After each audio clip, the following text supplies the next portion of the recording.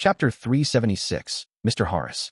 In a room filled with the ethereal fragrance of amantha extract and eye of the spirit medicine, Capim's henchman, who had been possessed by Klein, was made to chant the fool's honorific name. Amidst the monotonous yet rhythmic murmurs and the fragrance that made it difficult to focus, the man's spirit body gradually dissipated. He became muddle-headed but maintained a certain degree of unusual lucidity, as if he was hypnotizing himself. With Klein's help, in his spirit body form and the feedback from the chanting the fool's honorific name, he slowly entered an artificial sleepwalking state. His astral projection approached the infinitely high gray fog and the mysterious location above the gray fog. Klein seized the opportunity, ended the summoning, and returned to the towering ancient palace, where he sat at the seat belonging to the fool. He saw a bright light circle rippling around him, sketching out the illusory figure of Capim's henchman. The mysterious space was affected by the ritual as it trembled slightly. Some of the energy was being pried away and was slowly flowing. Klein picked up the Dark Emperor card, and a paper figurine flashed in his hand. With a flick of his wrist, the paper figurine flew out and absorbed the sliver of energy that had been pried out of the gray fog. It then transformed into a man wearing a black cap and a thick cotton jacket. He looked identical to Capim's henchman. Even his aura and feel was indistinguishable from the real person. This paper figurine overlapped with the target's illusory figure and helped him resist the mysterious and unknown restrictions placed within his spirit body. At the same time, Klein held the Dark Emperor card and spread his spirituality, touching the projection of Capim's henchman formed by the pure light. This was one of the applications of secret deeds, where a weak human and a great being were able to be a little in tune with each other, feeling the corresponding knowledge and gaining a wonderful spiritual experience. Unlike normal circumstances, Klein was playing the role of the great being in this instance. In this kind of close interactive state that belonged to a secret deed, humans could gain knowledge from great existences, and great existences could also naturally use questions to obtain the information they wanted. If it wasn't for Klein's inability to master the field of the mind, he would have been able to plant an inducing suggestion. What kind of powerful people are in Capim's villa? Klein asked through the interactive spirituality state. Without any resistance, the projection transmitted the memories to Klein, making him feel like he was watching a holographic film. The man in the cap stood respectfully and fearfully in the room. In front of him was a middle-aged gentleman in a black tailcoat and a white wig. This gentleman had a long, thin, and stern face, and his mouth was naturally pursed, giving off an exceptionally cold feeling. He followed the golden chain on his watch, took out a pocket watch of the same color, pressed it open to take a look, and then he said in a deep voice, "Look at me." The man in the cap didn't dare to disobey as he raised his head and looked in front of him. "Yes, Mr. Harras." Before he could finish his words, he saw a pair of eyes that flickered with a strange light, and he heard a command. "Maintain secrecy. You can't leak anything you see or hear in this villa to anyone else." The man in the cap trembled inexplicably, feeling that he had to do as the other party had ordered. He lowered his head again and said, "Yes, Mr. Harras." The man in the cap carried an unconscious girl along the stairs to the entrance of the basement. There was a small room that was separated from the others, and a bearded man with an unknown age was sitting inside it. This bearded man had a pair of frighteningly cold blue eyes. He held a thin piece of flannel in his hand and was carefully cleaning the grayish-white rifle on the table. The rifle was thick and long, connected through a pipe to a large mechanical box of the same color. It was a high-pressure steam rifle. That was a military-controlled item. "Mr. Belize," the man in the cap bowed his head in greeting. The man in the cap entered a neatly arranged underground structure which resembled a prison. He then locked the unconscious girl in one of the small rooms. He locked the door, returned to the corridor, and picked up the lantern he had been assigned. At that moment, he saw a figure slowly approaching from the other end of the corridor. The figure seemed to be able to see through the darkness without any lighting.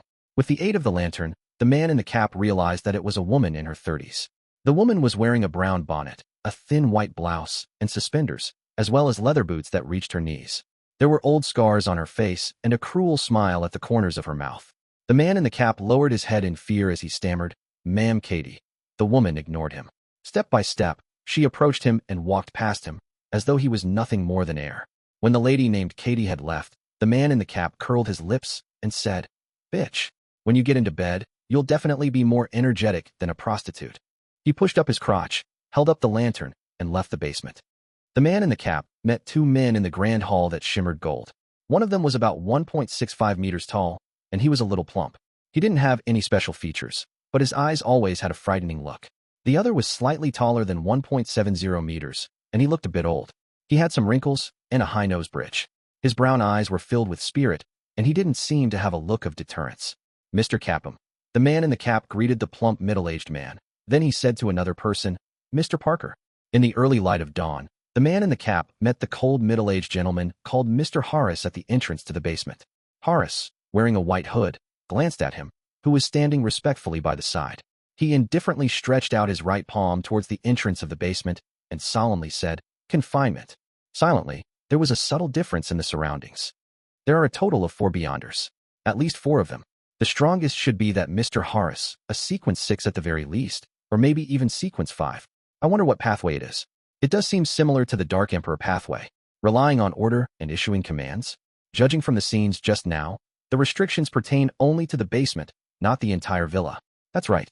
With so many people coming and going during the day, it would be too troublesome to enter and exit once the restrictions are in place. I wonder if it's the same at night. Klein analyzed the information he had just received and asked again, "What's the overall layout of the villa?" He quickly received feedback and saw a magnificent hall, a wide dining room, connected corridors, washrooms, and scenes of the basement. Through them, Klein pieced together in his mind the rough layout of Capim's villa. Feeling the drain on his spirituality, he asked a final question: who are the important figures whom Capim is closely related to? The scene in front of his eyes was the magnificent hall from before. Half-naked girls were prostrating themselves while serving the guests drinks, letting them abuse them or fool around with them. Otherwise, they were being dragged directly to a secluded spot to be ravaged. They were young, and their faces were bitter and numb. Any slight delay or lack of enthusiasm would result in them being whipped by Capim's attendants or maidservants. None of these servants showed a shred of sympathy despite seeing such evil scenes. They fought to be the first to showcase themselves in a bid to obtain rewards. Klein saw Capim among the guests, the cold Mr. Harras, and a member of parliament from the House of Commons who often appeared in the newspapers, Vardara, a fat man who was addressed as deputy chief. Is that one of the deputy chiefs of the Backlund Police Department? That's one of the higher-ups of the police department. To think that not a single one of those servants are good. That's understandable. The villa's hired personnel must have been screened before and would have to be sufficiently trustworthy. Klein rubbed his forehead, halting the secret deed ritual. The man in the cap was only an inconsequential leader, and that was all he could know or participate in. Even at this moment, the mysterious restriction on him was still unperturbed. Klein ended the ritual and allowed him to vanish from above the gray fog as he returned to the real world. He sat by the bed and looked at the man in the cap who was unconscious. According to the information he had just gathered, he analyzed the feasibility of a performance and considered one plan after another. In the end, Klein came up with a definite idea. He whispered to himself, "Perhaps I don't need a helper. A helper would drag me down instead, making it inconvenient for me to escape in times of danger. Picking the right time is very important." Nearly 50 minutes later, the man in the blackish-gray cap appeared in East Borough as he headed straight for the streets controlled by the Zmanger gang. As soon as he saw a few dark-skinned, lean people with ferocious looks, he immediately went close. Pretending to not watch where he was going, he bumped into one of them. "Damn it, you bunch of trash!" The man in the cap cursed loudly and punched at one of them. Highlanders, who loved to fight, didn't back down and entered a brawl with him. In the process, the man in the cap pulled out his dagger, and the other Highlanders also drew their weapons. Flash. During the battle, a dagger stabbed into the capped man's neck as he failed to dodge in time. It went right into his arteries. The man in the cap fell as red blood pooled around his head. He quickly lost his life, and the illusory, transparent figure within his body immediately vanished. Klein returned above the gray fog, and using it as a springboard, he re-entered his body. He then opened his eyes in the cheap hotel in Sherwood Borough. He cleaned up the rest of the evidence and went to the front desk to check out of the room. On his way back to Minsk Street, Klein once again went above the gray fog. He wanted to divine a simple but crucial piece of information. He picked up a fountain pen and wrote down a line of text. Capim's dinner time today. Chapter 377, Capim's dinner. Putting down his dark red fountain pen, Klein picked up the piece of paper with the divination statement and leaned back in his chair. His lips moved as he whispered, "Capim's dinner time today," over and over again. Klein's voice echoed above the empty gray fog as his eyes rapidly turned dark and his eyelids drooped. In a fragmented dreamscape, he saw the spacious, elegant dining room where there was gilded porcelain cutlery, caviar, roasted chicken, lamb stew, fried ribeye steak, deep-fried dragon-bone fish, thick creamy soup, and so on. The food was placed in a certain order according to specific requests in front of several diners. Among them was the slightly plump Capim, the middle-aged gentleman in a white hood, Harras, the thin-bloused Katie, and Parker, whose face was rather unintimidating due to his old age. Looking out from the end of the dining table, he could see a window decorated with gorgeous decorations. Outside the window, the clouds were sparse, and the crimson moon was faintly discernible in the air. Klein opened his eyes and marked the location of the moon in his dream. Using his knowledge in astromancy, he quickly calculated a rough corresponding time. It looks like it's from 7:30 to 7:45 in the evening. Considering those few scenes, Capim and the others have already finished more than half their meals, so I can push the time back by another 15 minutes. That way, 7:30 is the best choice. Klein muttered silently to himself as he interpreted the revelation from his dream divination. Eating at 7:30 was not a rare occurrence. This was even considered mainstream in the Lone Kingdom and even the Northern Continent because many middle-class people, either due to their personal situations or because of low rent, lived in the suburbs and had to commute to work by taking the short-distance steam locomotive. By the time they got home, it was usually after 7 in the evening, so it was normal for people to have dinner between 7:30 and 8 o'clock. Klein had had the same experience in Tingen City, but that was because he had no servants and no housewife. Once the three siblings returned home, they still needed to busy themselves for quite a while before they could enjoy any hot food. It wasn't because they lived far from work. This was why civilians and the poor often had dinner between 7:30 and 8 o'clock. As lunch and dinner were separated by quite some time, afternoon tea, which should have belonged to the upper-class citizens, became popular among the middle-class citizens and civilians. When he finished the interpretation, Klein recalled the revelation he had just received. Klein became acutely aware of a problem. Where were Capim's wife and children? They didn't appear in the dining room. Is Capim an extreme believer in the Lord of Storms, so his wife and children have to eat their meals in the activity room? Or is there another reason? Or could he be unmarried and childless? He's already a middle-aged man. Klein tried to divine the situation, but he failed to receive any effective revelations, so he gave up. 7:30. He repeated the time once more before returning to the real world. In the evening, even at home, Capim, who was wearing a formal bow tie, narrowed his eyes and looked at his subordinates before him. He asked in a slow but chilling voice, "Fabian is dead?" "Yes, boss." Even though he had been working with Capim for many years, his subordinate still felt fear and horror. "Odysseus, call me Mr. Mr. In a few years, you'll have to call me Sir Capim." Capim loosened his bow tie and casually handled a thick cigar. "When did Fabian die? How did he die?" "This afternoon, I sent him to East Borough to do something.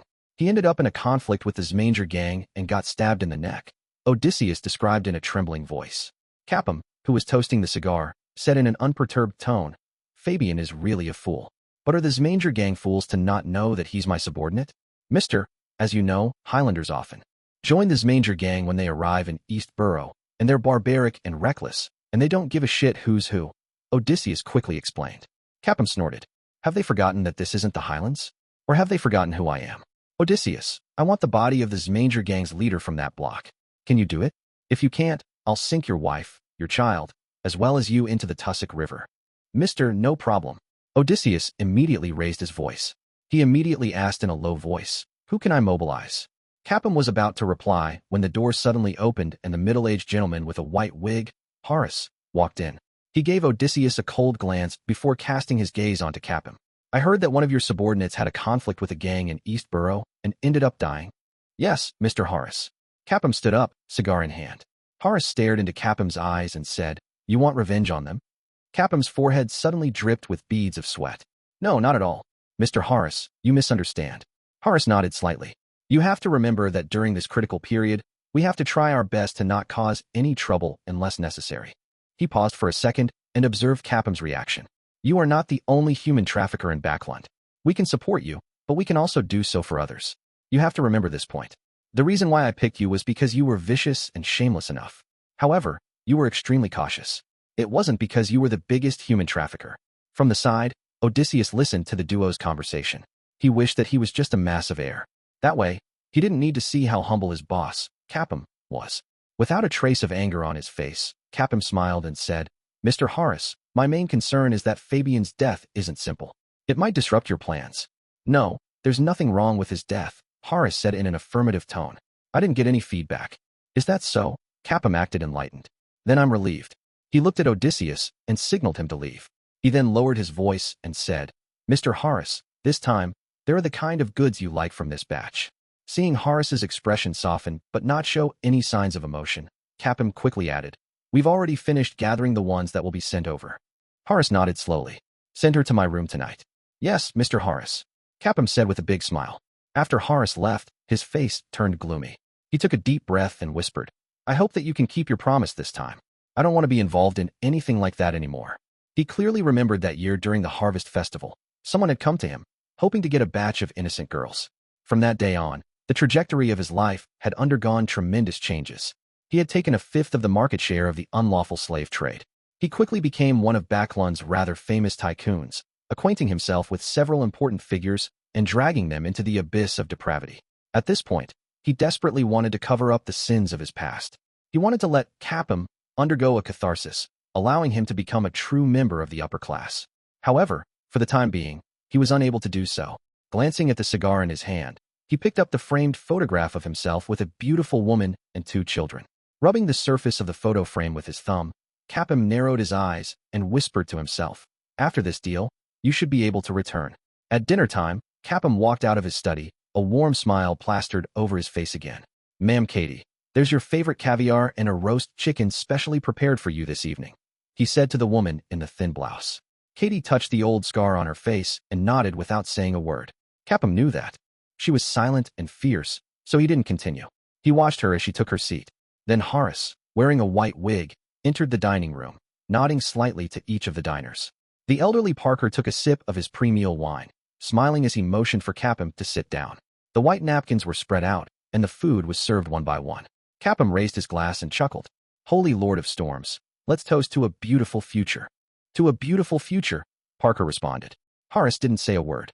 He merely held the wine glass in his hand and made a gesture. Katie completely ignored them. At this moment, the classical clock hanging in the hall read 7:23. In a cheap hotel in the Backlund Bridge area, the disguised Klein took out his golden pocket watch, looked at the exact time, then he took out holy night powder, and he sealed the room with a wall of spirituality. After doing that, he quickly set up an altar and conducted a ritual. I summon in my name the fool that doesn't belong to this era, the mysterious ruler above the gray fog, the king of yellow and black who wields good luck." When the ritual was over, Klein immediately took 4 steps counterclockwise and went above the gray fog, ready to respond to himself. Inside the towering and solemn palace, he saw the door of summoning condensed by rippling light. It was a pair of illusory doors that opened outwards, covered with mysterious symbols. Klein was in no hurry to be summoned. Instead, he took out the sun brooch and other mystical items, and he absorbed them into his spirit body according to his plan. Finally, he picked up the Dark Emperor card and let his spirit body envelop it. All of a sudden, Klein felt as if his spirit body had turned corporeal with flesh and blood. It was as if he could lift a gun and move a table and chair. A dark and ethereal mist rose up around him, and as the mist clung onto the surface of his body, it formed an imposing set of armor. He had a black crown on his head and a long cape of the same color on his back. At that moment, Klein was like an emperor about to embark on a journey. Dark Emperor. He examined the purifying bullets and revolver that he didn't bring with him before taking a step forward and entering the crack on the illusory door. Leaping out of the candlelight, he immediately flew under the cover of the night towards Capim's villa on Iris Street in Sherwood Borough. Not long after, he floated in front of the artificial fountain and approached the villa's entrance at a relaxed pace. The patrolling guards passed by him, but they didn't have any reaction. Since it wasn't really late into the night yet, there were no Beyonders on guard outside. In addition, Klein wasn't afraid that the powerful Beyonders inside would notice and have a premonition. It was because the Dark Emperor card possessed anti-divination and anti-prophecy characteristics. Chapter 378, the show begins. With a black crown and a solid suit of armor, Klein stood in the doorway, attuned himself for a few seconds, and took a step forward. His seemingly physical body silently passed through the door and entered Capim's villa. The first thing that met him was a spacious hall with lots of chairs and clothes racks, and behind it was a magnificent hall with gold as the main color theme. There was no ceiling, only a dome reaching 3 stories high. A giant crystal chandelier hung down, and on each petal was a pearly white candle. Through a thick, heavy door to the left of the hall was an elegant and exquisite dining room. The fragrance of roasted meat was the richest inside, concealing the smell of alcohol and other food. Klein was in no hurry to enter the dining room. He partially circled the exterior first, occasionally reaching out his hand to pull on the grayish-white gas pipes. It appeared as if he was experimenting with his physical strength after carrying the Dark Emperor card, to see how much of an impact he had on the real world. While he was a seer and clown, Klein's spirit body only had an intuition ability that was separate from divination. He possessed only 2 spell-like powers, which were to directly attack the soul and to freeze the target through contact. Once he advanced to the magician's sequence, even if Klein didn't rely on the beyonder powers of his physical body, he could still use paper figurine substitutes and air bullets in his spirit body state. In addition, he began to be able to possess others and gain basic control of the target. Augmented by the Dark Emperor card, the strength of his spirit body increased, and the number of items he could carry increased. His spell-like powers, which could directly attack souls, evolved into a specter's shriek. It produced sound waves that were inaudible to humans, but capable of damaging the souls of all living beings in the area. Similarly, the frozen effect derived from contact was clearly strengthened. After confirming everything, he found the corner of a wall and penetrated it to enter the dining hall. Then, suppressing all his emotions, he swept his eyes across the long table. The scene of Harras in his white wig, Katie in her thin blouse, Parker with his aged face drinking red wine, and the slightly plump Capim slicing his rib steak caught his eye. Klein retracted his gaze quickly, not daring to look too much, lest the few beyonders would discover him via their spiritual perception. With the help of the spiritual glows from the male and female servants standing around him, that is, the color of their auras, he carefully circled around the dining room and figured out the exact layout. For example, the size of the dining room was equivalent to the total area of his living room, dining room, and activity room. Another example was that there was a fireplace that burned with charcoal. It warmed the entire room via a pipe. There were 16 elegant gas lamps, and their lighting mixed together, making the room appear like it was daytime. Across from the fireplace was a wall which had hanging picture frames. There were sketches and oil paintings, all works of famous artists. That bearded Belize isn't here. He should be changing shifts at the basement. For a beyonder to be willing to do such menial work, Capim is definitely not involved in a simple matter of human trafficking. Klein thought for a few seconds. Then he leaned against an oil painting of the sunset. He reached his hand into his body and unscrewed a translucent brown bottle's cap. It was the biological poison bottle. The reason why he paid so much attention to the time and chose to arrive at dinner time was because, at this very moment, the main figures were gathered here in the most orderly manner. It was the most advantageous for him to use the biological poison bottle. And with the tightly shut doors and windows during early winter, it allowed the effects of biological poison bottle to be more effective and have faster effects. In addition, Klein didn't soak the biological poison bottle to concoct the prophylactic drug before he came. He was currently in his spirit body state, so he wasn't afraid of biological poisons. With his spirit body's concealment and containment, he stood there silently and patiently admiring each and every one of the elegant wall lamps which were connected to the grayish-white gas pipes. Quickly, the odorless poison swiftly emanated outwards. Harras, with his white wig, sliced up a deep-fried dragon-bone fish, dipped it in black pepper sauce, and stuffed it into his mouth. Chewing and swallowing, he picked up the faintly golden champagne that was bubbling like a string of beads and took a sip in a good mood. He couldn't help but think of the entertainment that he would be experiencing that evening. The joy of a stubborn girl being conquered by him. This affected his appetite and made him unable to concentrate. Katie didn't get the servant to help her slice the roasted chicken. She was burying her head, holding a knife and fork, and like doing a precise dissection, she quickly divided the chicken into several pieces. They were all almost the same size. As Parker sampled the red wine and ate the stewed lamb, he would occasionally chat with Capim, who was sitting at the head of the table and was considered as a guest that didn't sully the title. The dinner proceeded in an orderly manner, and finally, Capim put the last piece of beef into his mouth. He smiled at the three beyonders and said, "Mr. Harras, Ma'am Katie, and Mr. Parker, tonight's desserts are from La Borega's head chef. There are 3 kinds, fruit caramel pudding, cream shortcake, and a carrot cake." Harras, who had always been cold, nodded slightly. "We love desserts so much in this country." As soon as he finished his reflection, he saw Capim raise his hand and scratch his cheek before scratching again. "It's a little itchy." Capim smiled apologetically. Before he could finish his sentence, he couldn't help but scratch one more time, leaving a clear bloody mark on his face. The bloody mark quickly swelled up, and his skin turned translucent. One could even see yellowish pus inside. "It's really a bit itchy." Capim smiled again. He scratched the original spot again, but due to using excessive force, the swelling caused the translucent skin to split open, and pus with a nauseating smell sprayed out. Harras narrowed his eyes and shot to his feet, looking around warily. "Ha ha, ha ha, ha ha." At that moment, he heard exaggerated laughter, and his body suddenly tensed up. He saw a male and female servant holding onto their bellies, laughing out loud. They laughed so much that they couldn't even straighten their backs. Tears flowed out from their laughter. Their laughter caused the room to turn completely silent. Like a chain reaction, the rest of the servants fainted or vomited yellow-green liquid continuously, without end. None of them were spared. Bam! Katie flipped the dining table, letting the gold-plated cutlery and leftover food and wine to spill onto the floor. She had a revolver and a soft black whip in her hands. Parker stood up as well, but his mind appeared adrift. He looked at Capim crying miserably for help as he kept scratching and forcefully tore off a few pieces of flesh. For some baffling reason, he felt that the other party's ugly and disgusting appearance was quite the fine sight. At that moment, Harras realized that he was a little out of breath and realized that the room was probably filled with poison. He growled, "Hold your breath.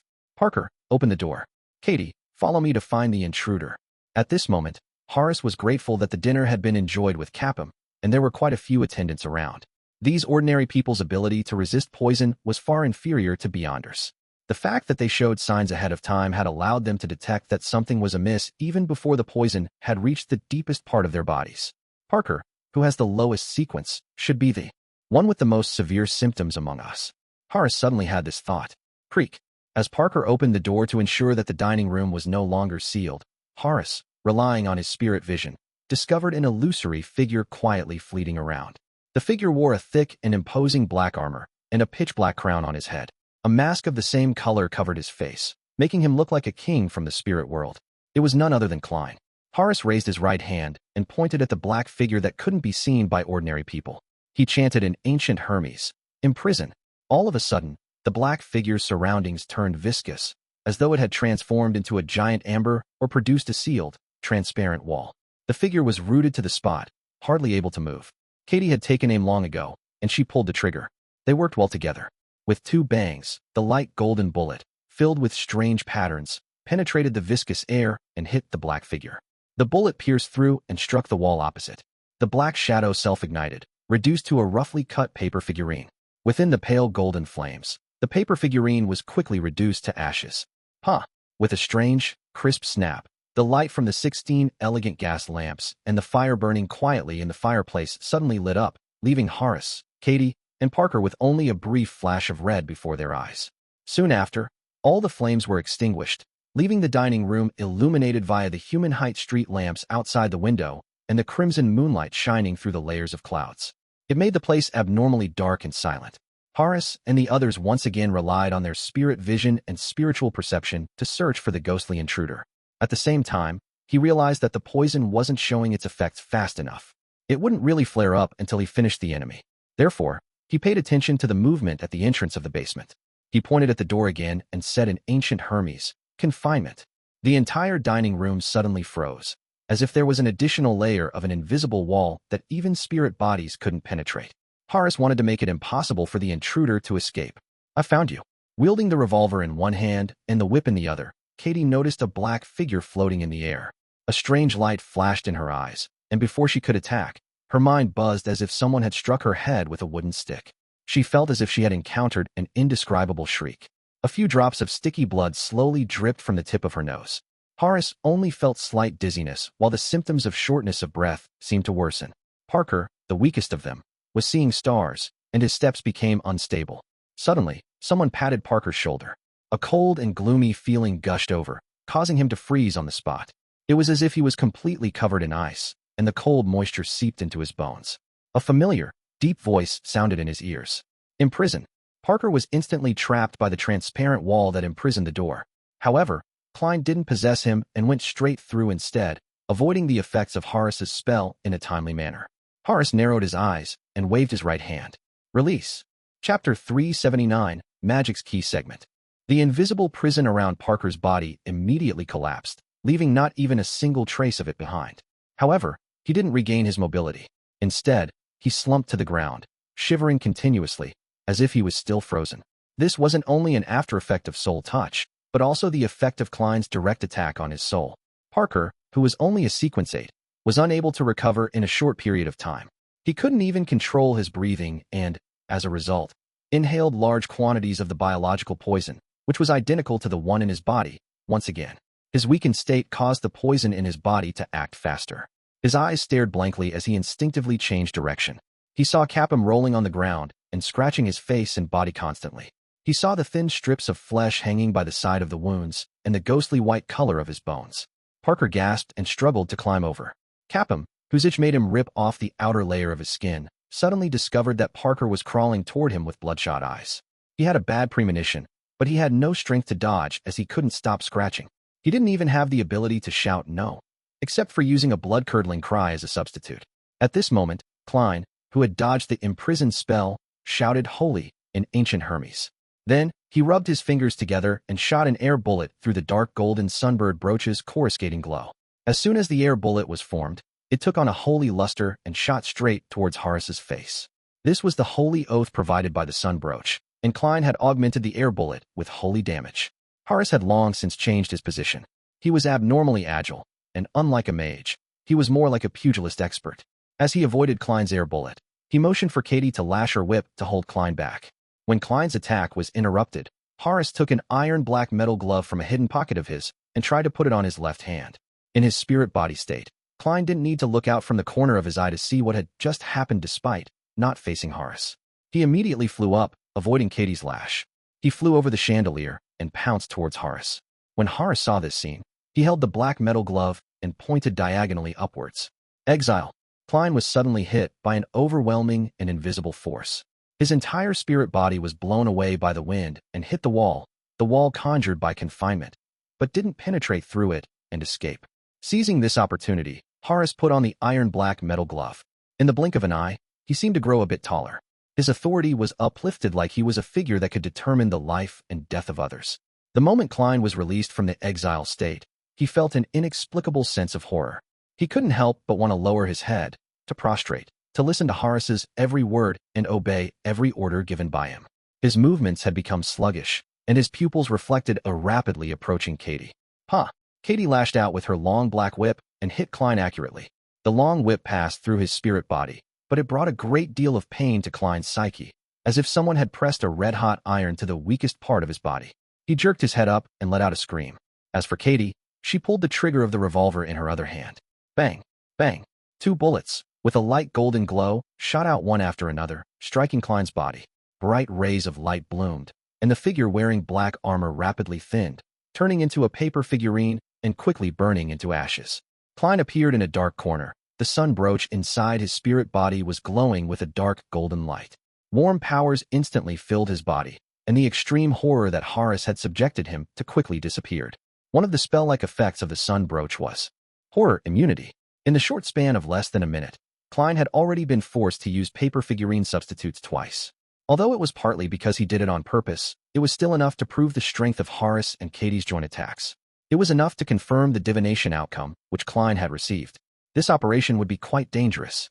If Parker hadn't been temporarily crippled by the effects of the biological poison bottle and his initial surprise attack, the situation would have been even more dangerous. His plan was to rationally give up if all 4 paper figurines were used up and his opportunity had yet to appear. It wasn't because Klein didn't wish to prepare more substitutes, but because his spirituality could only afford 4 times while in combat. As for the confinement effect that Harras had created, Klein wasn't worried at all. He was now a spirit body that had been summoned. As long as he ended the summoning, he would immediately return above the gray fog. Unless it was intercepted by powers at the level of deities or the special effects of sealed artifacts at Grade 0 or Grade 1, nothing could interrupt this process. Previously, when Klein went to the Royal Museum to steal the Dark Emperor card, the woman who was suspected of being a high-sequence beyonder was unable to stop him from leaving. This was the main reason why Klein dared to challenge the impossible, even though he knew that the danger was great. Seeing that the enemy was no longer horrified, Harras put on his black metal gloves and signaled Katie to hold Klein back. He then pointed forward and solemnly said, "Specters and wraiths are prohibited here." Klein's body that was covered in black armor immediately trembled as he was strongly repelled by a powerful, invisible force. However, the level of the Dark Emperor card was extremely high, causing the level of the spirit body to be relatively high as well. This kind of influence that was directly aimed at a particular existence was quickly suppressed. Harras narrowed his eyes, feeling that the intruding specter was very strange. He saw that Klein easily escaped Katie's intervention via flight, so he pushed his palm forward again and announced in ancient Hermes, "Flying and floating are prohibited here." All of a sudden, Klein felt his body become heavy, and he plummeted from midair to the ground. Katie quickly rushed over, and with a flick of her wrist, she lashed out with the whip that directed torture on the mind and soul. She still had many Beyonder bullets on her, but there were fewer than 3 that were targeted for specters and wraiths. Therefore, she temporarily gave up on using the revolver and only relied on her auxiliary weapon. Klein rolled on the ground, skillfully dodging Katie's whip. He heard the crack of the whip as it hit the ground. Katie was about to sweep the whip when she felt an itch at her throat. She coughed twice and missed the opportunity to continue her relentless attack. This was a sign of the poison acting up. Harras took a deep breath, held his breath once more.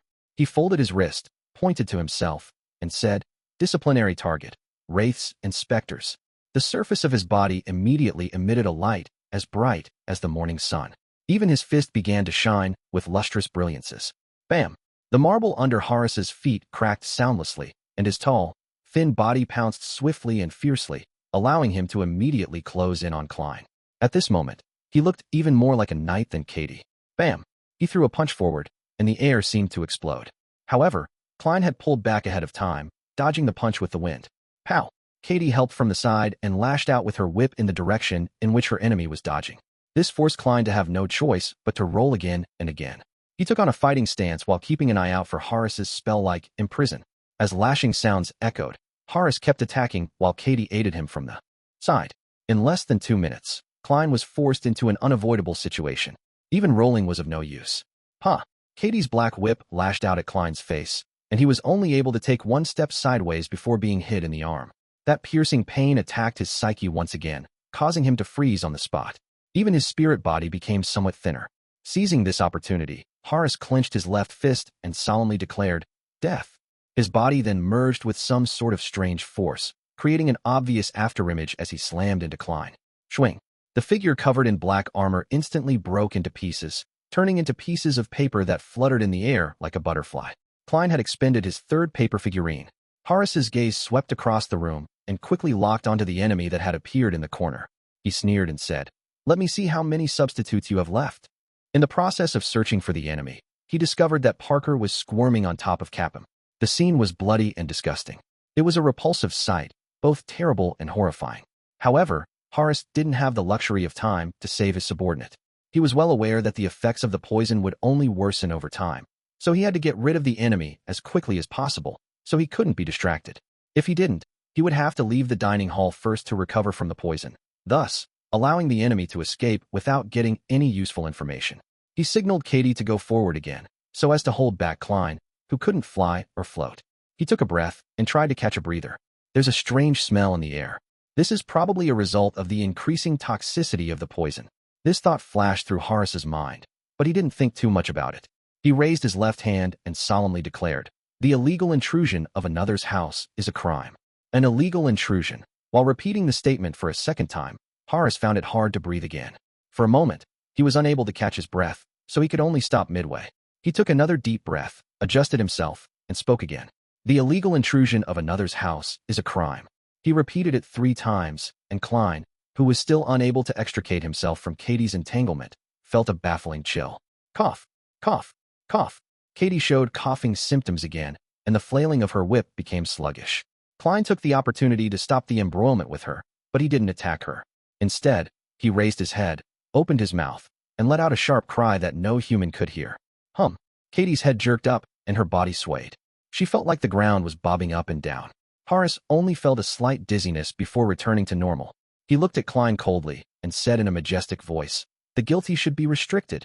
Klein, who was lunging at him, found to his surprise that his feet had seemed to be immobilized by invisible shackles. It made his movements suddenly turn rigid. Katie, who had recovered a little, swung open the revolver's cylinder and quickly removed the spent and unused rounds. Then, she took out a quick reloading device and stuffed 6 rounds of ammunition, including her remaining purifying bullets, into the cylinder. Harras clenched his left fist and prepared for an attack. He wanted to chain his attack with Katie's shooting, in a bid to completely finish the enemy or to expend his substitutes. At this moment, the black-armored Klein smiled. It was because the opportunity he had been waiting for had come. He knew that it would take time for the biological poison bottle to show any significant effects. And once Beyonders sensed that something was wrong, they would act accordingly, either to find the hidden enemy or to escape the toxic environment. It would be difficult to seriously damage them or even finish them. Therefore, he had 2 other reasons for using the biological poison bottle. The first reason was to weaken the enemy. The second reason was to mask some smells so that Harras and the others would attribute all the abnormal smells they detected to the poison in the air. It made them focus all their attention on this aspect. This was the most important segment of a magic show and also the key to success or failure. That abnormal smell was the smell of gas. The reason why Klein let the gas lamp and the fire in the fireplace suddenly brighten and extinguish wasn't solely to affect Harras and company's vision. It was mainly to attract their attention, so that he could destroy a few hidden gas pipes. In the beginning, he had intentionally put himself in danger in order to trick Katie into firing a bullet meant for wraiths and specters, so that she would no longer blindly fire at him and not trigger a corresponding explosion. He kept entangling himself with her and hadn't made any other attempts solely because he was waiting for the air to be filled with gas. Therefore, he kept holding back from using flaming jump or flame controlling. As for Harras's actions of using confinement on the room, he had expected it, but he didn't expect it to be this successful. Therefore, before he entered the dining room, he had kindly inspected the doors and windows to see if they were airtight. He had destroyed the hidden gas pipes in the hall, causing the area, both inside and outside, to become a huge bomb. Even without confinement, it would ultimately not affect anything. As a specter, Klein was undoubtedly unafraid of explosions. Lower-level ghosts might be annihilated by fire, but specters would at most suffer some damage. This was why Klein had to buy extra purifying bullets and the sun brooch despite the fact that he had flame controlling.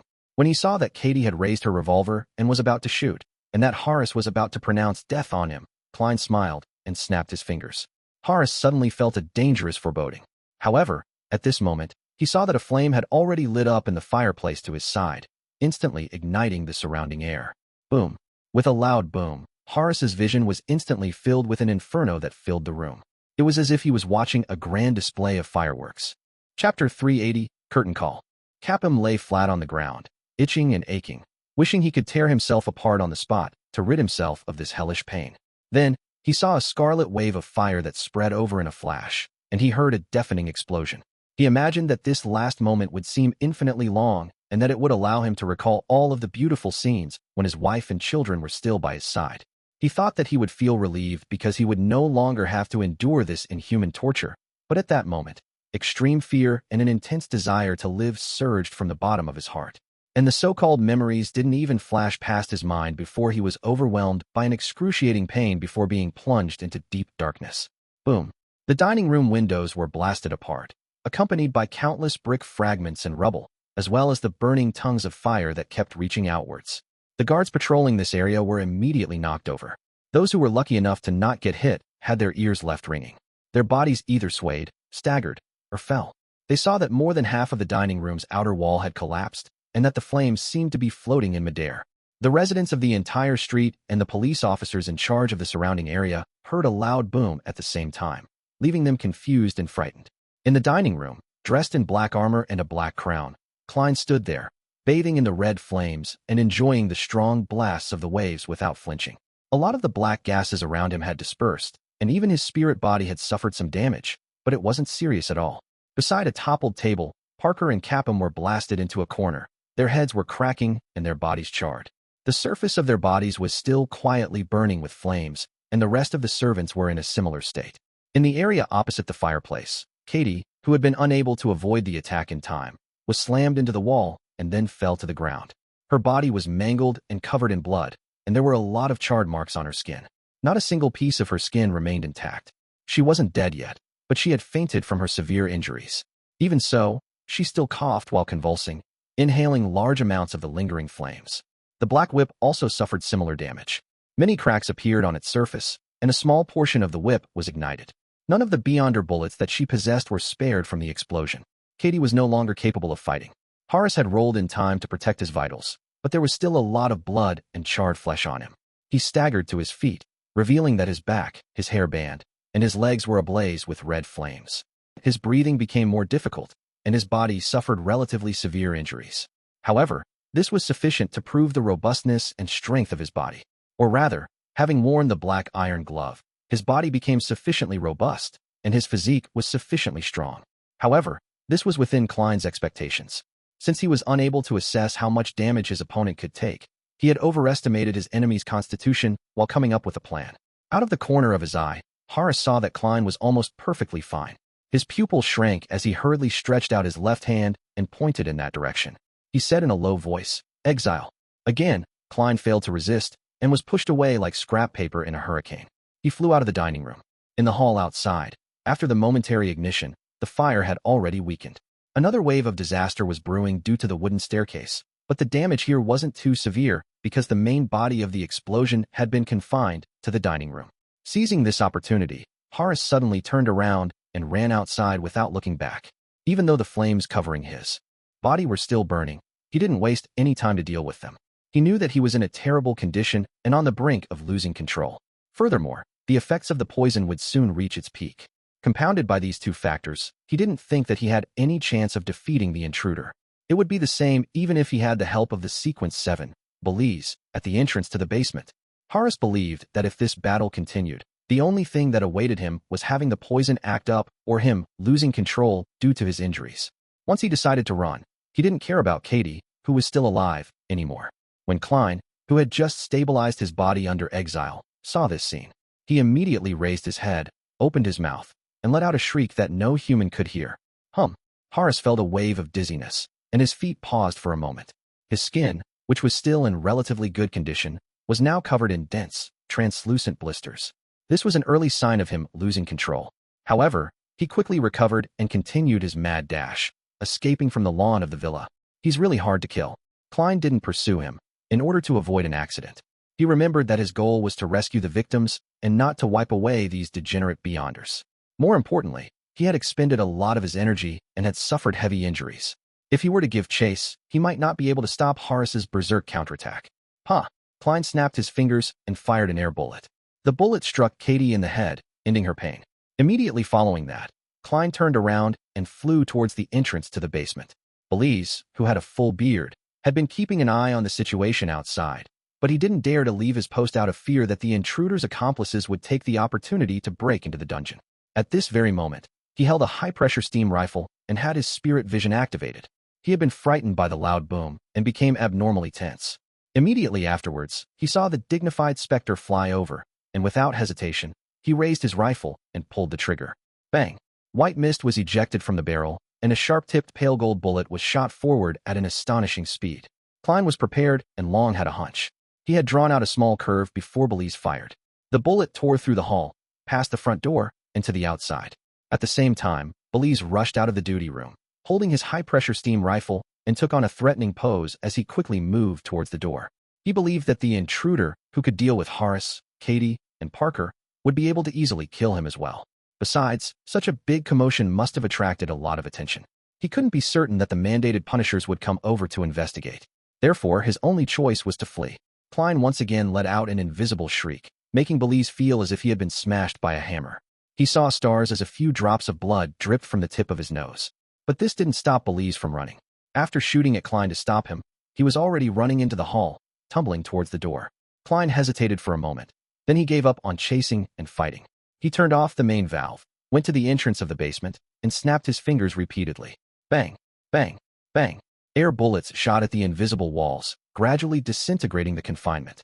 This was also one of the reasons why Klein dared to cause a gas explosion and use the biological poison bottle.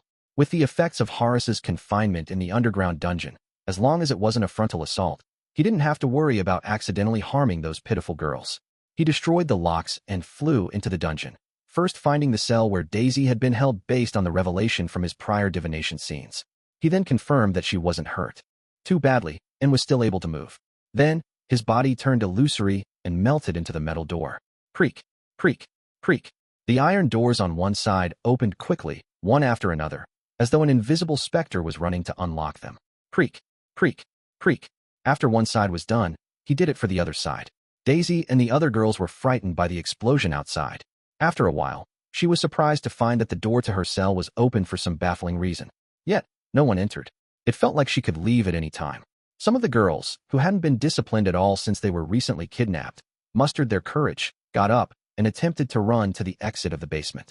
They passed through the hall, which was slightly damaged by the explosion, and they left the burning villa's worsening condition, running faster and faster in the direction of freedom.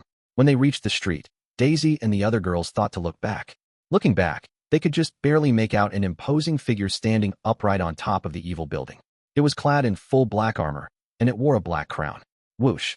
The cape behind the figure began to flutter silently.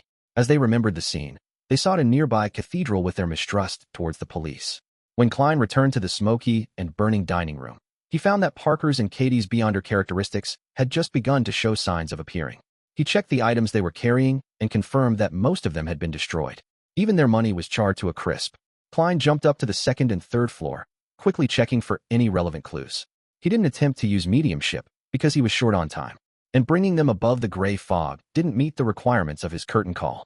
If even a minor leader was made to maintain secrecy, then these important figures would definitely have their own restrictions. They aren't good candidates for performing mediumship as I please. Furthermore, the previous series of required actions is too troublesome, complicated, and inappropriate for the current situation that I'm in. Klein ended his investigation with nothing to show for, but he picked up a deck of tarot cards. Returning to the destroyed, charred dining room, he took out all the major arcana cards from the tarot card deck and walked over to Capim's corpse. Then, he specially took 2 of them and scattered the rest over Capim's body. When this was done, he covered Capim's eyes with the 2 tarot cards he had specially drawn. They were face up with their main side. By this time, Parker's and Katie's Beyonder characteristics had appeared. Tens of seconds later, an illusory door covered with complicated symbols appeared in midair outside the villa. The door opened without a sound, and from it, a handsome man in a crisp suit walked out. He looked to be in his 40s, mature and elegant. He had a pair of golden eyes, and with just one sweep of his face, he locked onto the dining room in the midst of the fire.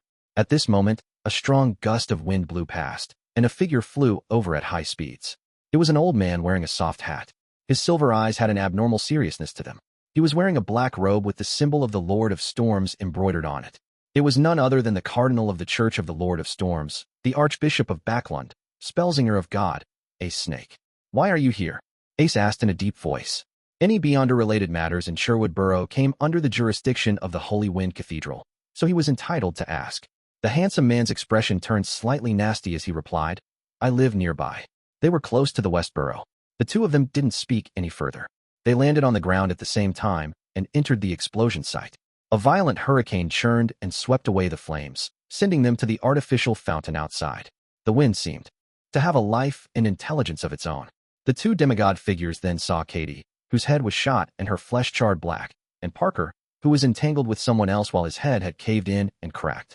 They also saw Capim, who was covered in tarot cards, as well as the 2 major arcana cards on the face of the human trafficker. These were the Judgment card, which depicted an angel blowing a great trumpet, and the Emperor card, which was decked out in armor and was crowned. Almost at the same time, Cardinal Snake and the handsome man sensed something and turned their heads to look outside. They discovered a majestic figure in black armor and a black crown located at the top of the house by the side of the villa. The figure nodded slightly, and his cape was lifted. Then, without any warning, he disappeared, right under the noses of the 2 high-sequence Beyonders. Chapter 381, Conjectures. With a crackle, branched lightning lit up the early winter night with a silvery white flash. It didn't smite the ground, but instead, it tore through the air, illuminating the spot where Klein stood, as if it was daytime, making him stand out. Spellsinger of God, Ace Snake, retracted his gaze. His face was gloomy as he whispered, "Rose School of Thought? It's not a wraith, nor is it an undead creature." The mature middle-aged man with a pair of golden eyes turned his head to the side to look at Capim's corpse and said, covering the target's corpse with tarot cards, "This is the second time something like this has happened in the past 2 months. When was the first instance?" Cardinal Snake asked in a deep voice. The mature middle-aged man in the well-ironed formal suit coughed lightly and said, "The time when the true creator attempted to descend into this world with the help of a swindler." "Then it's not the Rose School of Thought." Cardinal Snake made a definite judgment. Although those organizations that worshipped evil gods weren't fond of anyone, they wouldn't deliberately foil the plans of their counterparts. Instead, they wished to see their counterparts succeed, waiting for them to make a mess of the situation. I think so too. Perhaps it's the appearance of a new secret organization. Their characteristic feature is to scatter tarot cards all over the target's body. The middle-aged man smiled. And the different appearance of the tarot cards imply different meanings. This corpse has 2 cards over his face. One is Judgment, and the other is the Emperor. Judgment is the motive and goal, while the Emperor is the organization's code name. Of course, this might also be a type of ritual. Cardinal Snake didn't respond as he surveyed the area. Let's see what exactly happened here. It was only at this point in time that the first batch of mandated punishers arrived at Capim's villa. Above the gray fog, having only used paper figurine substitutes thrice and not being pushed to his limits, Klein was about to use divination to confirm Daisy's safety afterward. Daisy will successfully return home. Holding the spirit pendulum in his left hand, he closed his eyes and silently chanted the sentence. After repeating it 7 times, Klein opened his eyes and saw the topaz pendant turning counterclockwise, but it moved with a very slow frequency and a tiny amplitude. This means that Daisy's journey home will be quite a bumpy one, but almost negligible. After interpreting the revelation, Klein was relieved of his final concerns. He then looked at the two items in front of him, both of which were radiating with a strong spiritual luster. One of them was a light blue, translucent hexagonal pillar. There were traces of light flashing through it, as though it was lightning that came from the depths of one's consciousness. This was the Beyonder characteristic left behind by Ma'am Katie. The other belonged to Parker, who hadn't been able to play a role in the battle. His Beyonder characteristic had condensed into a ball, like a child's fist. This fist was made up of 3 colors, iron black and dark red colors intertwined with a large swath of silver. Klein didn't hesitate to conjure a pen and paper. He was ready to use these 2 Beyonder characteristics to divine the corresponding potion formulas. Before he advanced to sequence 7, because of the additional influences that had been left on the Beyonder characteristics he had, it was almost impossible to use divination to determine the formulas. Even if this mysterious space could help him eliminate the interference and increase his divination ability to a certain extent, it still wasn't enough. Therefore, the only method Klein could use, in the past, was mediumship. After he became a magician, he was preliminarily able to determine it using the Beyonder characteristic for a divination above the gray fog. However, there was a high probability of him failing. This time, without exception, Klein had shamelessly failed. However, he also had some gains, and that was to be able to find out the corresponding sequence names of the 2 Beyonder characteristics. Parker is a sequence 8 sheriff and Katie is a sequence 7 interrogator. Aren't these from the Arbiter pathway? This pathway is controlled by the royal family, the military, and a small number of ancient aristocratic families in Loan. Any leaks of formulas and Beyonder ingredients are dealt with harshly. Could a number of the girls abducted by Capim be sent to the estate of some aristocrat? But there's no need for them to send 4 Beyonders to help Capim just to enjoy themselves. It obviously doesn't make sense. Harras is much more powerful than Katie, so perhaps he's a sequence 6 of this pathway. After wearing that glove, he might even be as strong as a sequence 5. Could it be that they're involved in some bloody heretic sacrifice, and the target they seek cannot be exposed? Apart from those on the inside of the kingdom, Potter's Castilla family also possesses this Beyonder pathway, which is then transmitted to their army and intelligence system. Could this be another espionage case of some unknown nature? Klein tried to divine a few of his conjectures, but he failed again. He temporarily put this matter to the back of his mind and lightly tapped the edge of the long bronze table as he muttered to himself, "As long as I have the formula, with the corresponding supplementary ingredients, these 2 Beyonder characteristics will be able to turn a person into a sequence 8 sheriff and sequence 7 interrogator." Miss Magician's friend, who's called Zio, seems to be lacking the Beyonder ingredients for sheriff. I can sell Parker's Beyonder characteristic to Miss Magician through the world so that I can quickly amass the money needed for the ingredients of the faceless sequence potion. However, always doing it through the world doesn't seem rather appropriate. I deliberately left the tarot cards this time. If Miss Justice were to hear of this matter, then she would definitely believe that it was done by my adorer. I'll let Mr. Fool do the selling on his behalf. Klein quickly finalized a plan and made the sheriff and interrogator Beyonder characteristics fly to the corner and hid it among the junk pile. I wonder what the names are for the Arbiter pathways sequence 6 and 5. It seems like something that uses order and laws. Judge? Klein put away those thoughts and closed his eyes midway to carefully observe his current state. Once again, he felt his spirituality become lively as the potion stirred. He felt that his digestion of the potion had sped up. This time, he had confidence, based on his intuition, that he had concluded most of the magician rules. The remaining minutiae were good to have, but it didn't really matter if he lacked them. It didn't significantly affect his digestion process. Conjuring a fountain pen and goatskin, Klein enhanced his memory by writing the magician's rules. 1. Never perform unprepared. 2. Challenge the impossible, even if the final outcome is nothing but an illusion. Klein believed that these were the 2 core tenets of the magician's rules.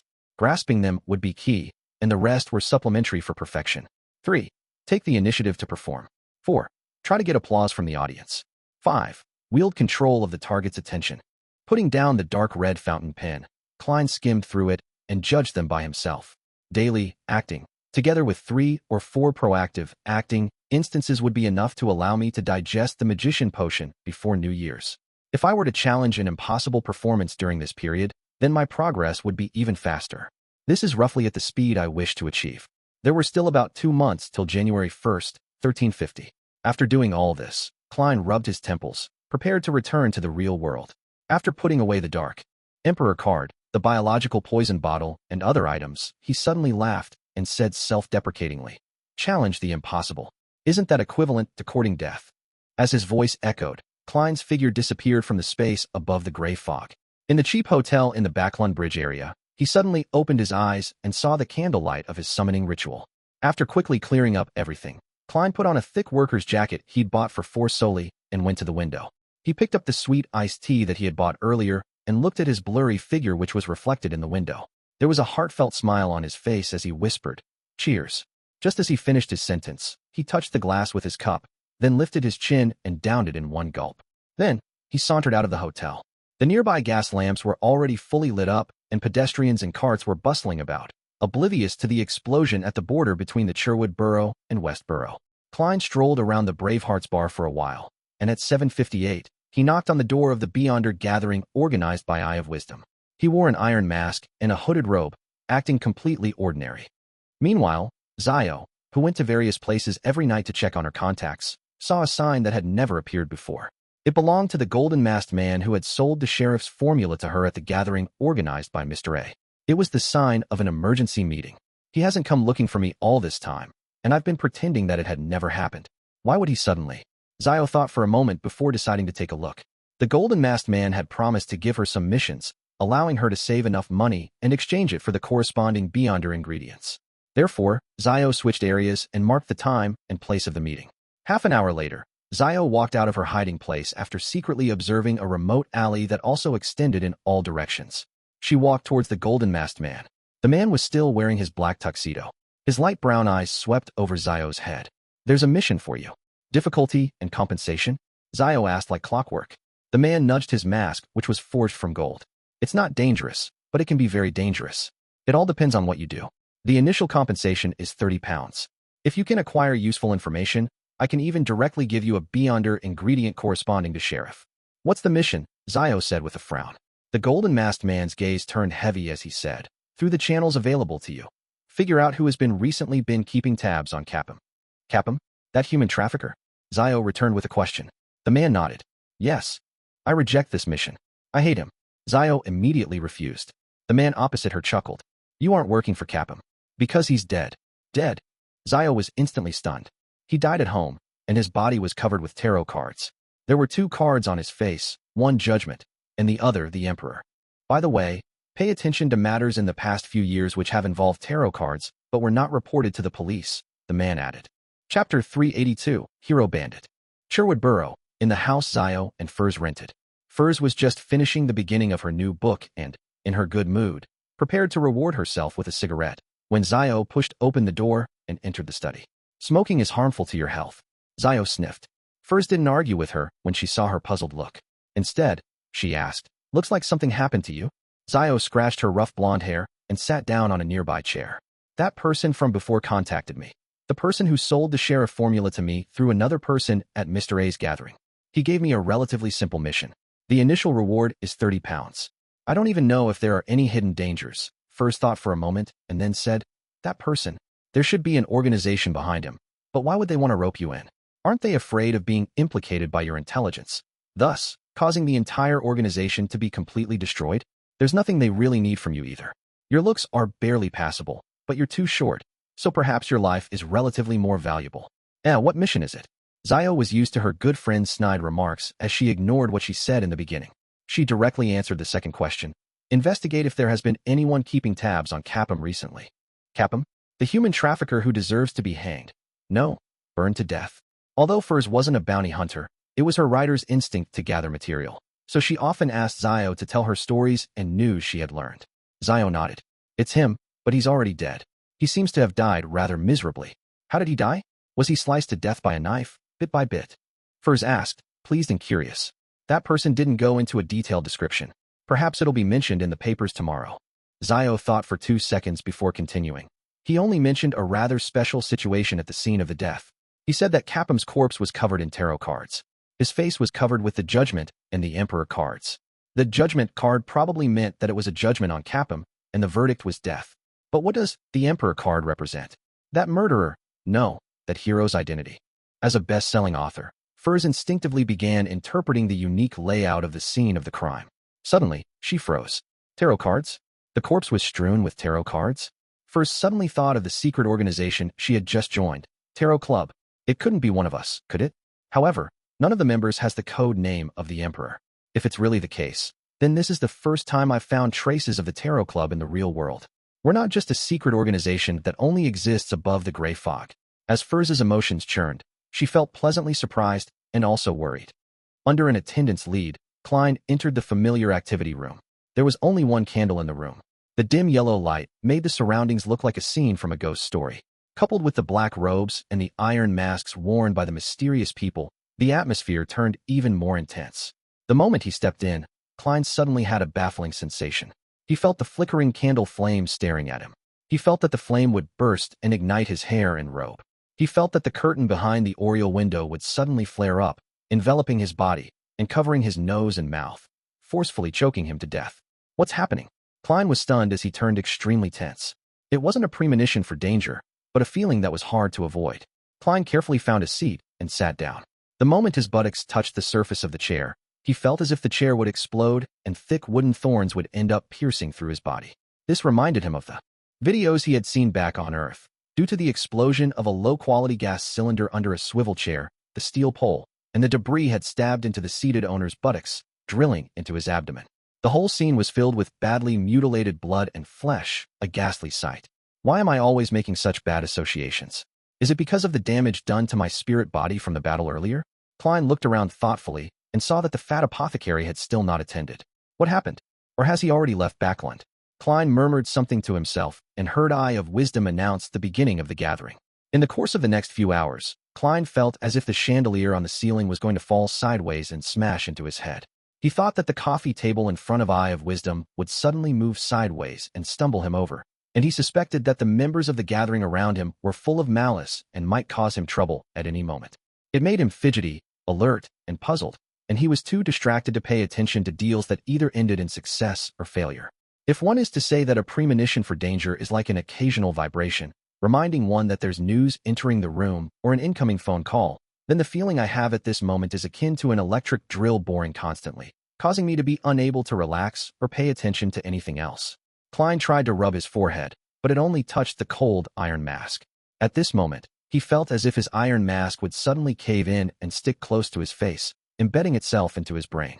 Is it really because my spirit body was damaged, so it's making me hallucinate? Klein frowned. He originally wanted to make a request to buy the thousand-faced hunter's blood and mutated pituitary gland at this meeting, but in such a situation, he could only give up out of caution.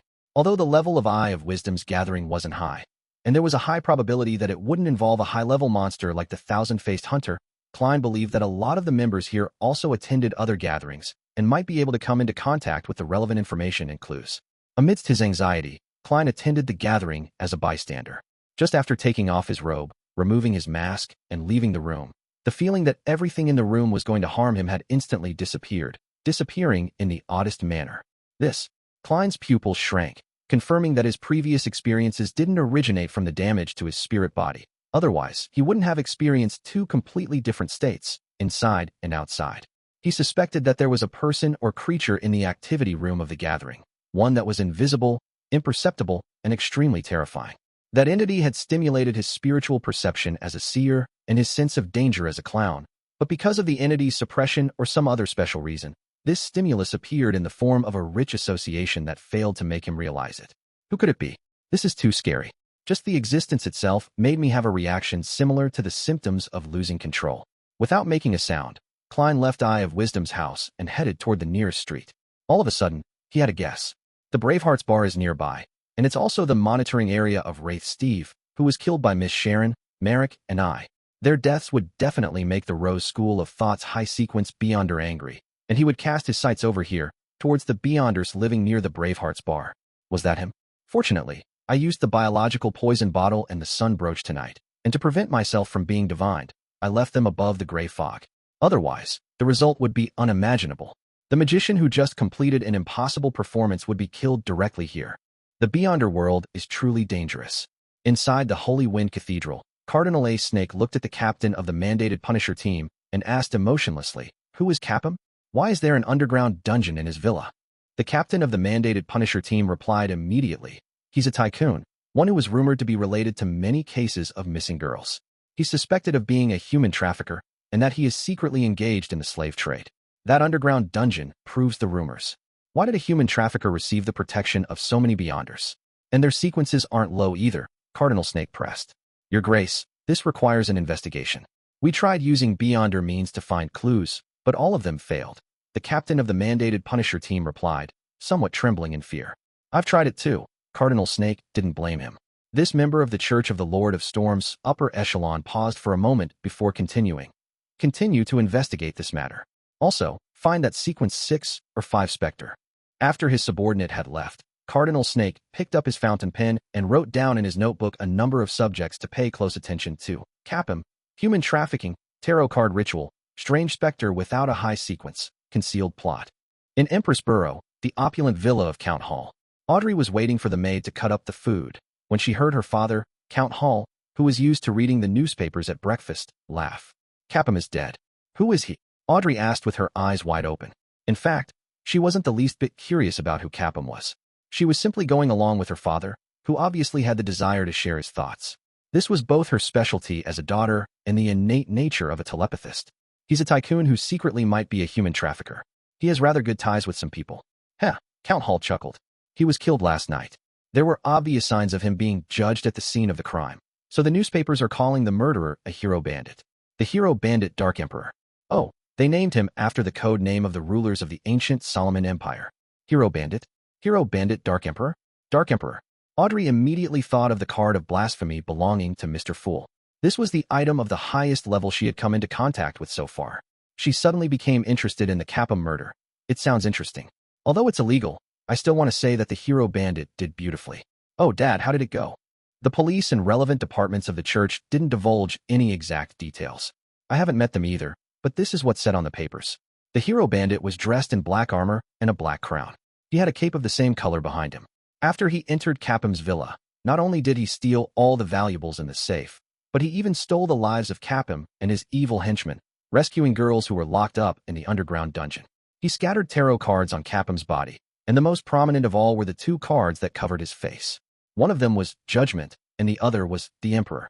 Count Hall held the newspaper as he described it with a smile. Tarot cards, Judgment card, and the Emperor card. Audrey's eyes suddenly lit up. Chapter 383, Returning Home. Audrey could almost be certain that it had been done by Mr. Fool's adorer when she heard the description of the familiar scene. She suddenly felt a strong sense of immersion, participation, and pride. That was a human trafficker whose hands were stained with blood and evil. The Judgment card is the retribution enacted against him in the name of justice. Was the verdict hanging, beheading, or burning at the stake? The Emperor should be a symbol of his identity. Was this the adorer who sneaked into the Royal Museum and stole the Dark Emperor card? Audrey let her imagination run wild for a moment. She had intended to press for more information and finer details, but from the look on her father's face, the tone of his voice, and the color of his emotions, she could tell that he still didn't know what was going on. Therefore, she could only suppress her curiosity and planned on asking her good friend, Kance Learson, from MI9.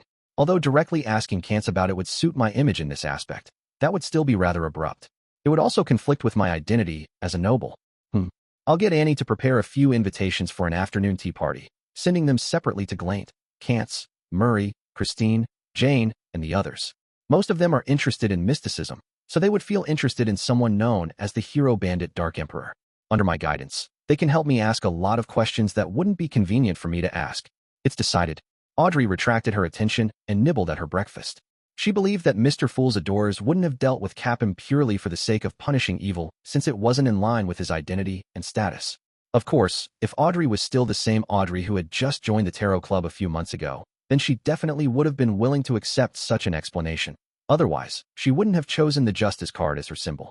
After experiencing so many gatherings and so many matters, she felt that she had matured a lot and was no longer as innocent.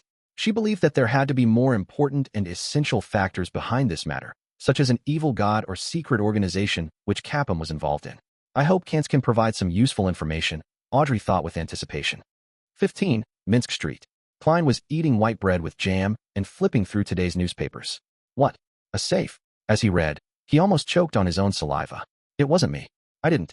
Don't spout nonsense. In his mind, Klein immediately rejected the description of his theft of everything in the safe thrice. The situation had been pressing, and in order to gain clues, all he did was burrow into the safe to see if there were any important documents or evidence despite having found the safe. He didn't take anything, and he quickly left the safe and went to another room. Of course, Klein, in his spirit body state, had also suffered some damage from the gas explosion, and the total weight of the items he could carry had been greatly reduced. There were only gold bars, jewelry, land deeds, house deeds, antiques, and other items in the safe, which were either not convenient for him to take, or there was no way he could launder them. Perhaps he has a place reserved especially for cash, but unfortunately, I didn't find it, nor did I have the time to look for it. Klein muttered silently to himself, confirming that it was the subsequent investigators who had divided up all the contents in the safe. He looked at the newspaper, took a sip of Psy black tea, and slowly exhaled. He smiled inwardly. Hero Bandit Dark Emperor. I like that name. After breakfast, Klein put on his thick double-breasted frock coat and half-top hat, and he held a solid black cane. Opening the door, he left Minsk Street for Broken Axe Lane on the boundary of the East Borough. That was where Daisy had disappeared. After finalizing his plans yesterday, and before he committed to his operation, he had deliberately made a trip to Broken Axe Lane to seriously look for clues. He knocked on the doors of the nearby houses and asked if they had seen any girls like Daisy. Although Klein didn't believe that the official Beyonders would think that a poor family would be able to afford a hero bandit who had at least the strength of a Sequence 6, and he believed that there was a higher probability that the investigation would be directed towards the secrets Capim was involved in, supplemented by who had been keeping tabs on Capim recently, and other peripheral investigations. He still cautiously decided to put on a show and try his best to play out the entire act. What if one of the Beyonder enforcers lost their mind and planned to make a preliminary investigation in this aspect? Some families might have some savings and would be able to hire other detectives. The chances of being suspected as a kind-hearted person like me who just took on the case yesterday are extremely low. As long as I'm not suspected, they wouldn't compare my performance from the previous Lenivas case. Besides, the Nighthawks were the ones who took action previously and were assisted by the military special department. Capim's case happened in Sherwood Borough, so the ones taking on the case would likely be the mandated punishers. The communication between the two groups wouldn't be that smooth. Katie and Parker belong to the Arbiter pathway. I wonder if the military will intervene. As a former Nighthawk, Klein had a sufficient understanding of the modus operandi of the various official organizations, their work styles, and their investigation habits. Simply put, I have excellent anti-detective abilities. Klein gave a self-deprecating laugh as he boarded a carriage. He was going to continue his investigation into Daisy's disappearance. After all, he was an ordinary private detective who hadn't been able to confirm that Daisy's disappearance had anything to do with Capim. At 9 o'clock in the morning, Daisy returned to the shabby rented apartment under the escort of the police officer in charge of the neighborhood. Along with a few pitiful girls like her, she had been settled into the various cathedrals in Sherwood Borough last night and had been questioned accordingly. It included what they saw when they escaped, what they saw when they looked back, where they lived, what their family situation was, if they knew any friends who were out of the ordinary, and so on and so forth. Daisy, who was still in a state of panic and lingering fear, answered the questions truthfully. After that, no one came to her again. She slept through the night and was sent back to East Borough early in the morning, where she was handed over to the fierce police officer she always saw. Along the way, Daisy didn't dare to say anything. She trembled in fear, and only when she entered the apartment where she lived did she feel a little more at ease. As soon as she stepped through the door, and before she could find her mother and sister through the hanging wet clothes, she heard a scream. Daisy! Freja stopped whatever she was doing and, like a nimble fawn, darted through the clothes hanging in the air and the random things on the ground. She ran to the door and hugged her sister tightly. Then she let go of her hand, and with tears streaming down her cheeks, she sized Daisy up with pleasant surprise and in concern. Are you all right? It's so wonderful that you're finally back. Liv also stood up from behind the wash basin. She wiped her hands on her clothes and asked, rubbing her eyes, Daisy, where have you been these past few days? At that moment, the police officer interrupted. She was kidnapped. We rescued her. Thank you, thank you. You guys are T2 great. Liv shed tears and randomly used an adjective. The policeman coughed lightly and said, That's our duty. Have you met anyone strange in the past few days? Liv was stunned for a second. Hoping to not be involved in too many matters or get into any trouble, she said, No, I really haven't. The policeman waved his hand and said, Be more careful in the future. Don't take deserted shortcuts again. He couldn't stand the humidity and the motley of smells, so he turned and left. Liv looked at her daughter again. She took wide strides over to her side and wiped her hands on the side of her clothes before hugging Daisy. It's good that you're back. It's good that you're back, she murmured through her tears, not asking if Daisy had been hurt. Daisy relaxed and sobbed. Beside her, Freja was also crying. She stretched out her arms and hugged her mother and sister respectively. The three of them cried for a while before letting go. Liv wiped her eyes again and said, "Wash the clothes first. There are still a lot of them." Daisy, who had just been rescued, nodded and quickly threw herself into her busy work. It wasn't until noon, while they were nibbling on their black bread and drinking plain water that could hardly even be considered tea, that Liv finally had time to ask, "Daisy, were you hurt?" Daisy shook her head. "They just hit me a few times." "That's great. The police rescued you? A kind detective was willing to help search for you for free yesterday, and you ended up returning today." "Ah, he still has your vocabulary book," Freja mentioned in passing. "Already prepared," Liv mentioned. "I'll get old Kohler to get it back and tell the detective you're home so that he won't have to busy himself over this matter. Regardless, we have to thank him again." Daisy felt relieved as she replied to her sister's question. "No, it wasn't the police. There was a sudden explosion, and the doors that kept us locked up were strangely opened, and we just ran out.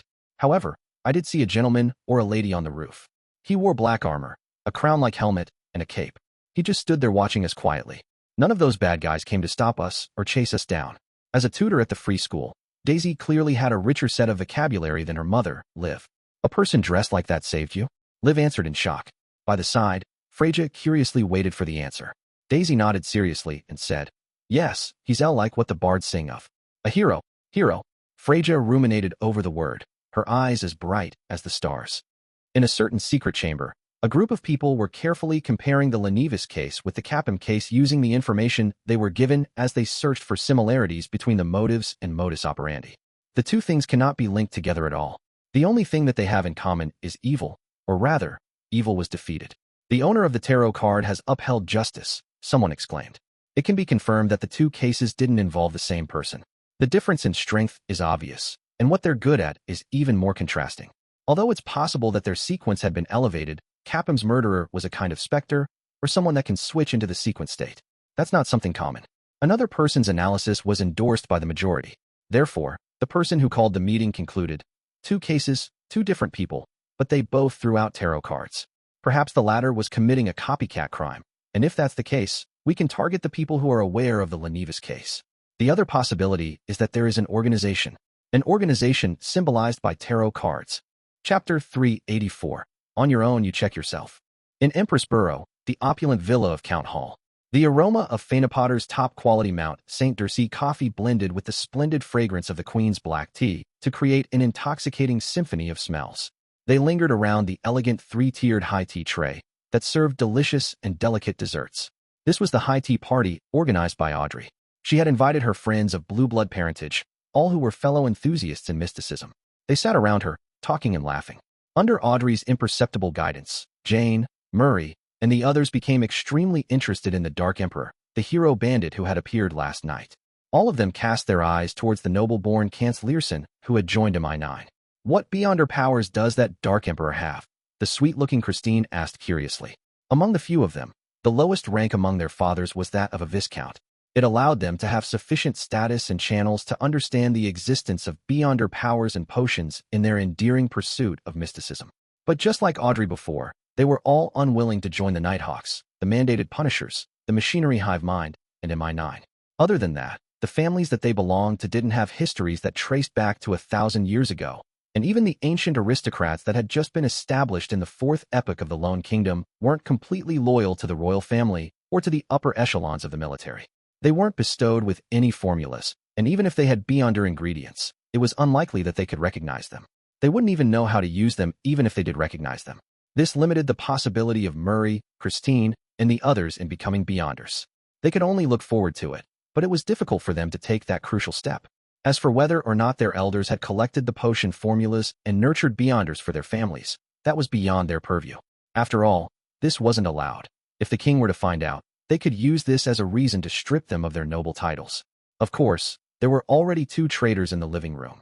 Audrey, who had advanced to Sequence 8 telepathist, and Viscount Glaint, who had gathered one portion of beyonder ingredients. It wouldn't be long before he became an apothecary. The tall, thin, young gentleman, Kantz, took a sip of his coffee and said, "I won't give you a direct answer. I'll just tell you some facts. Other than traces of a gas explosion in the dining room where the battle happened, various means were used to detect poison, substitutes, Spectre's shriek, bullets condensed with holy powers, and other elements. By the way, that Dark Emperor, no, Hero Bandit was in a Spectre state. It doesn't look like the person who had killed Rear Admiral Hurricane Kalangos, nor does it look like the person who had dealt with Lenevis in the sewers. Is the person involved in Capim's case Mr. Fool's third adorer who stole the Dark Emperor's card? There are at least 3 adorers in Backland alone. How many adorers does he have in total? Audrey's heart skipped a beat as she deliberately asked. Was there an intense Beyonder battle? Murray, under her lead, asked one step further. There were Beyonders at Capim's place? Relatively powerful Beyonders. And there was more than one. He's just a trafficker. Viscount Glaint unconsciously expressed his doubt. Audrey maintained her faint smile and curious gaze, patiently waiting for Kant's reply. Kant laughed and said, Murray's guess is correct. I can only say this much. Do you want me to be locked up by Captain? Capim's place had more than one relatively powerful Beyonder. Indeed, he's not an ordinary human trafficker. He might be involved in many matters regarding mysticism. Human trafficker. Could he be involved in some cult's sacrificial rite? Mr. Fool's adorer attacked because of this. It was roughly the same with Lenevis.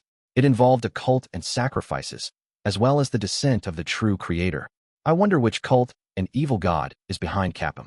Mr. Fool's goal seems to have always been targeting these evil gods. Is it really strife between the gods? Who knows how many grand schemes of those evil gods he has foiled? Audrey made many connections as her heart surged with emotions. Our tarot club's enemies are the evil gods. The rest aren't qualified. Does Mr. Fool wish to get the title of the nemesis of evil gods? Audrey pursed her lips and chuckled softly in her heart. Then, she suppressed her emotions and secretly made a confession. Audrey, how can you do this? How can you use Mr. Fool as a joke? At noon, when Klein returned to Minsk Street, he found, as he had expected, a letter from old Kohler who had paid a carriage driver to deliver to his mailbox. This was their agreed-upon contact method during an emergency.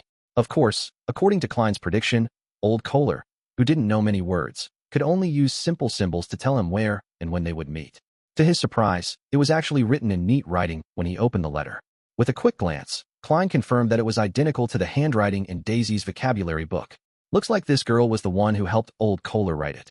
This piece of paper doesn't seem to be exposed to moisture. Perhaps old Kohler had bought some in the event he needs to contact me urgently. Klein opened the door to the living room and read the letter.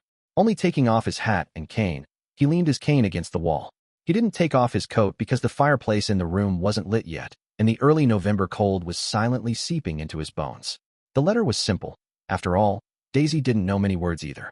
She thanked the detective for his kindness and good intentions before telling him that she safely returned home, and she finally said, in a tactful way, that she hoped he would bring her vocabulary book with him the next time he came to Eastborough. What a polite girl. Klein chuckled. He snapped his fingers and burned the letter, leaving no clues behind.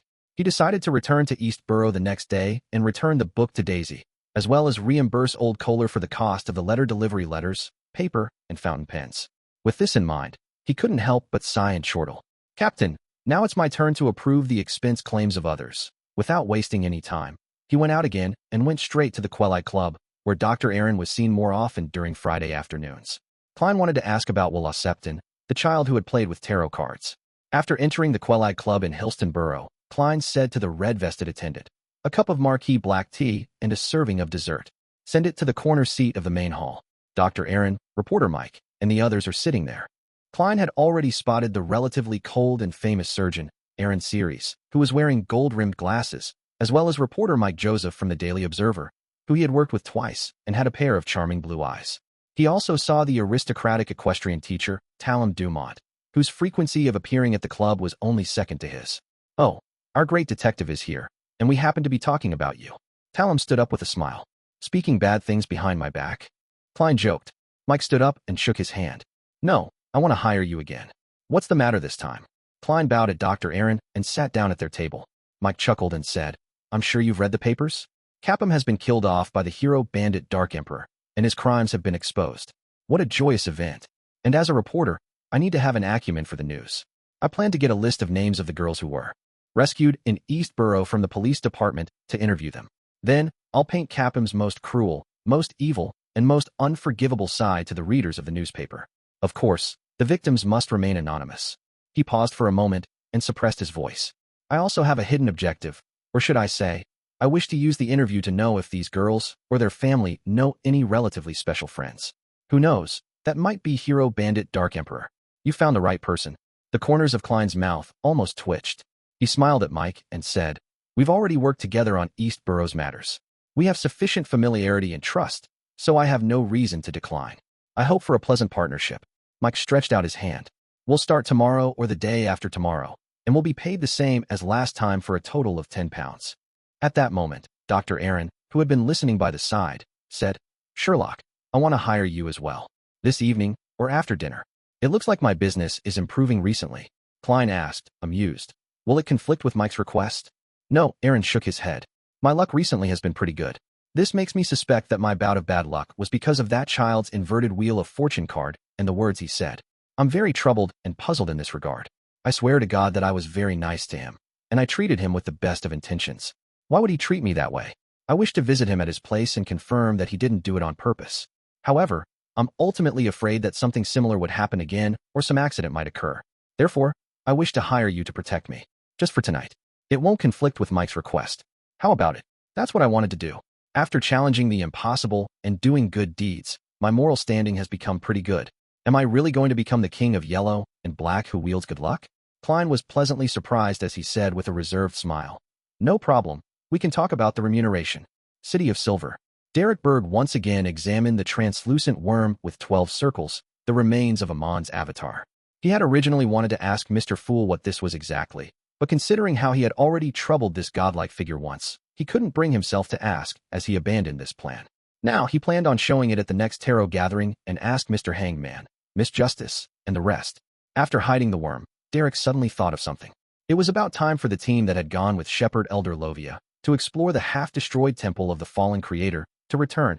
It wasn't too far from the City of Silver, and it was in a direction that they hadn't set foot in before. He decided to take a look. There were quite a few people he knew among the expedition team. Chapter 385, A Story About Love. Looking at the dark sky being lit up by streaks of lightning, Derek didn't knock on the doors of the few acquaintances he knew. Instead, he walked along the broadest road and walked all the way to the training field at the edge of the City of Silver. After each exploration team returned, they were forced to stay here for a certain period of time.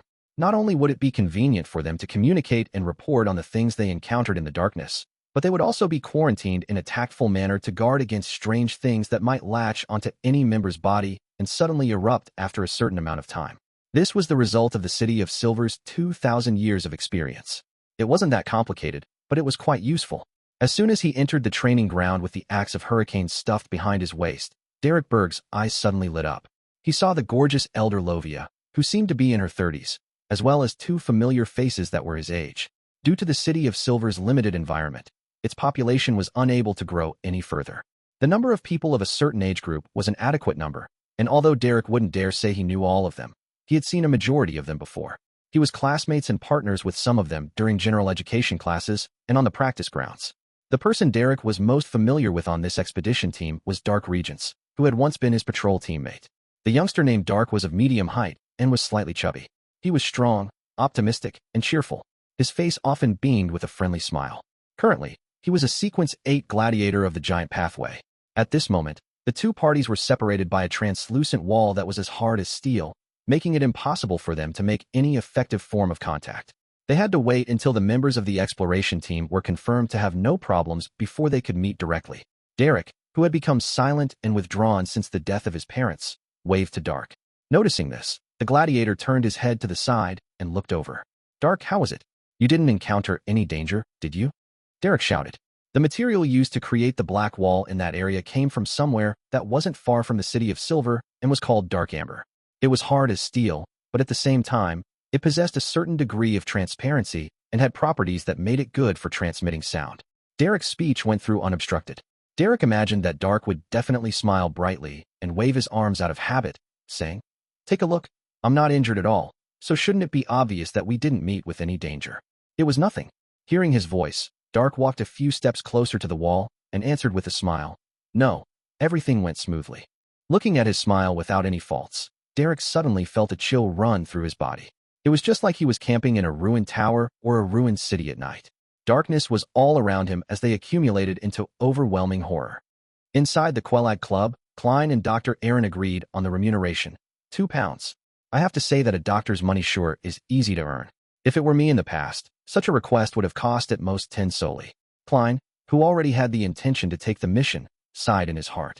He remembered that during his time with the Nighthawks, he had heard corpse collector Fry mention that famous doctors had very high incomes. At the time, In a response that was unlike the poet, Leonard Mitchell, he said that as far as he knew, if a house was bought in a busy borough in Backland for a storefront, the quickest option would be to turn it into a clinic. They agreed to call on Will Septon's place after dinner. It wasn't 3 o'clock in the afternoon, so the equestrian teacher, Talum, gathered the 3 of them together at a table, and they began playing a game of Upgrade, the game which was invented by Emperor Roselle. What I expected was to play tennis, practice shooting, flip through the books in the library, and live a healthy life. But why did it become like this? Klein spontaneously thought in between the card game. Frankly, with his current accomplishments in magic, he could have easily cleared out all the money Dr. Aaron, reporter Mike, and Talum had on them. But I'm an honest man, and I believe more in my skills and luck. As the red-vested attendant shuffled the cards, Klein picked up a cream cracker and took a savory bite. He couldn't help but marvel from the bottom of his heart. This is life. During the game, Klein noticed one thing. The equestrian teacher, Talum, was no longer in a daze or as upset as he was before. Has the matter of his friend falling in love with someone he shouldn't have been resolved? Klein thought curiously as he sipped the marquis black tea. As a detective, he knew that this wasn't something he should ask in front of others, so he restrained himself and concentrated on his card game. By 5 o'clock, Mike Joseph had to go back to his company, so the game was suspended and Klein won 5 solely. My luck has been quite good recently. While Klein sighed with relief, he saw Dr. Aaron leave the table for the washroom. He controlled his voice and said with a low laugh, "Talum, has your friend's problem been settled?" Talum, who was throwing the cards in his hands onto the table, paused for a second before sighing with a smile. "You could say so," he added with a certain desire to continue. "Actually, it wasn't too serious. It was because I was thinking too much at the time. Simply put, it was an illustrious young gentleman who fell in love with a commoner. You should know that a man of such status has to marry a noble lady. Heh, to him, not even the daughter of a rich man can do. So that's how it is. To think that I made up all sorts of contrived and bizarre stories, such as falling in love with a man, a monster, or a person that isn't permitted because of moral principles." Klein was disappointed and said with a laugh, "As far as I know, gentlemen of high society don't mind having a mistress." "No, Sherlock, you don't understand. Love, do you get it? Love. That young gentleman only wants to marry that commoner woman." Talum exclaimed with a sigh. "No, I don't understand. I'm just a bachelor dog one." Klein opened his mouth, unable to respond. Talum sighed to himself. "For the sake of that young gentleman's future, I once thought of asking you to find people with some miraculous abilities to covertly. Huh? Anyways, I'm a law-abiding citizen, so it was just an idea. How was the matter resolved afterward?" Klein asked with interest. Talum picked up his Highlander coffee and took a sip. "The solution was much simpler than I thought. I went straight to the lady and told her of the dilemma. She sensibly expressed her willingness to leave the gentleman and asked for my help. I must say that she's truly a considerate, kind, refined, and beautiful girl. If it wasn't for the consideration of my identity, perhaps I would have knelt in front of her and kissed the back of her hand. Well, it seems like I couldn't have helped." Klein picked up the golden-rimmed white porcelain cup of black tea. As a visitor from Earth, he was completely uninterested in the task of breaking up couples. However, listening to gossip was another matter altogether. After having dinner at the Quelag Club and tasting the limited supply of Sonia lobsters, Klein and Dr. Aaron took the latter's carriage to Will Septon's house at 66 Dalton Street in Northborough. This was the address that Dr. Aaron had long since memorized. He didn't return to the hospital to look up the appropriate medical records, and according to Klein's conjecture, any relevant information pertaining to Will Septon would likely have been taken away by the Nighthawks. As a former Nighthawk, I know exactly how they do things. Klein smiled bitterly and sighed. Pulling the doorbell, the two waited for a while before they saw the door open. A maid in a black and white dress puzzledly asked, "Gentlemen, who are you looking for?" Seeing that Aaron was still as cold as usual, Klein took the initiative to speak up. "We're looking for Will Septon. This is his attending physician. He came back to check on his health." "I don't know him. I've only been here for a few days. I'll get my master." "Please wait a moment," the maid answered blankly. While they were waiting, Aaron suddenly said, "I almost believe the reason you came up with just now. This is a basic quality of being a detective." Klein chuckled.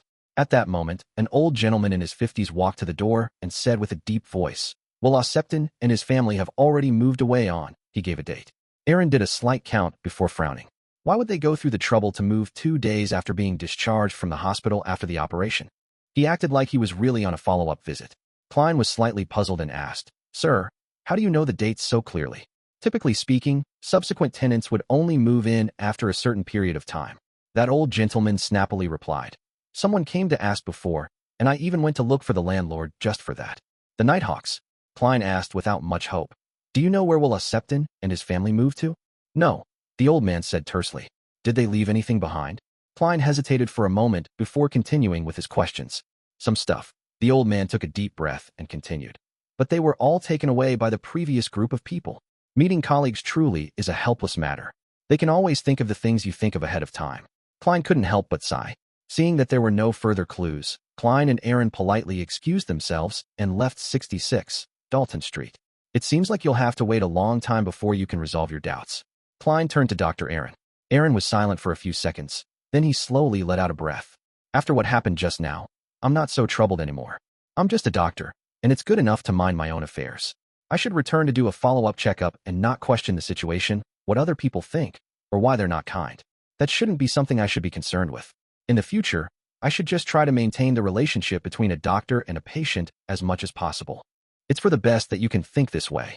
Klein agreed from the bottom of his heart. Then he casually asked, at the time, what was wrong with Will Septon's left leg? His left calf grew a strange tumor that coincidentally formed a ring that pressed down heavily onto his blood vessels. Dr. Aaron recalled as he said, but the kid didn't look too upset, just a little scared, and we wanted to preserve the leg at first, but it was getting worse. Chapter 386, A Nightmare. City of Silver.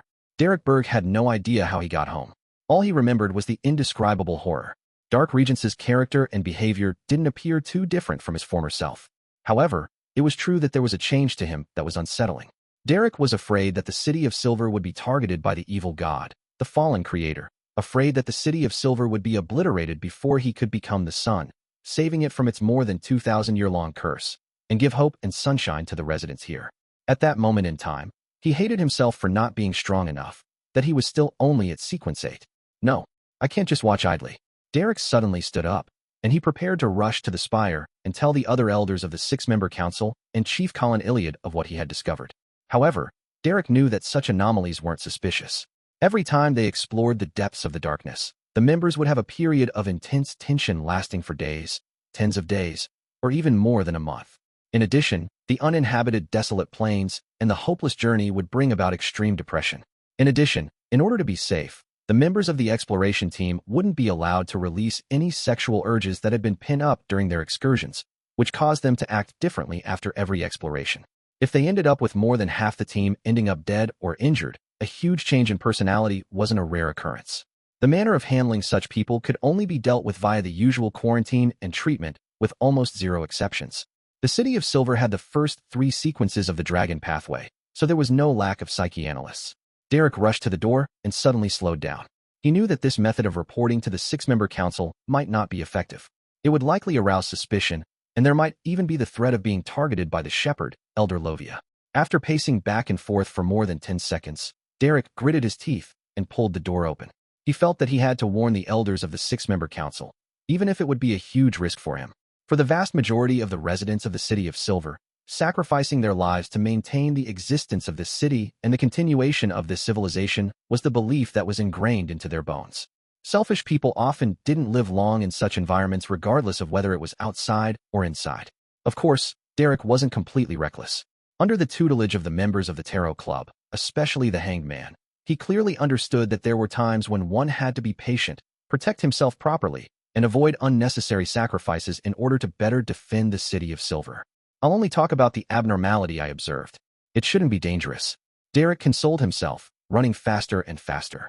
Finally, he saw the spire that represented the highest authority in the City of Silver. He found a Beyonder on duty and made a request to meet with the chief.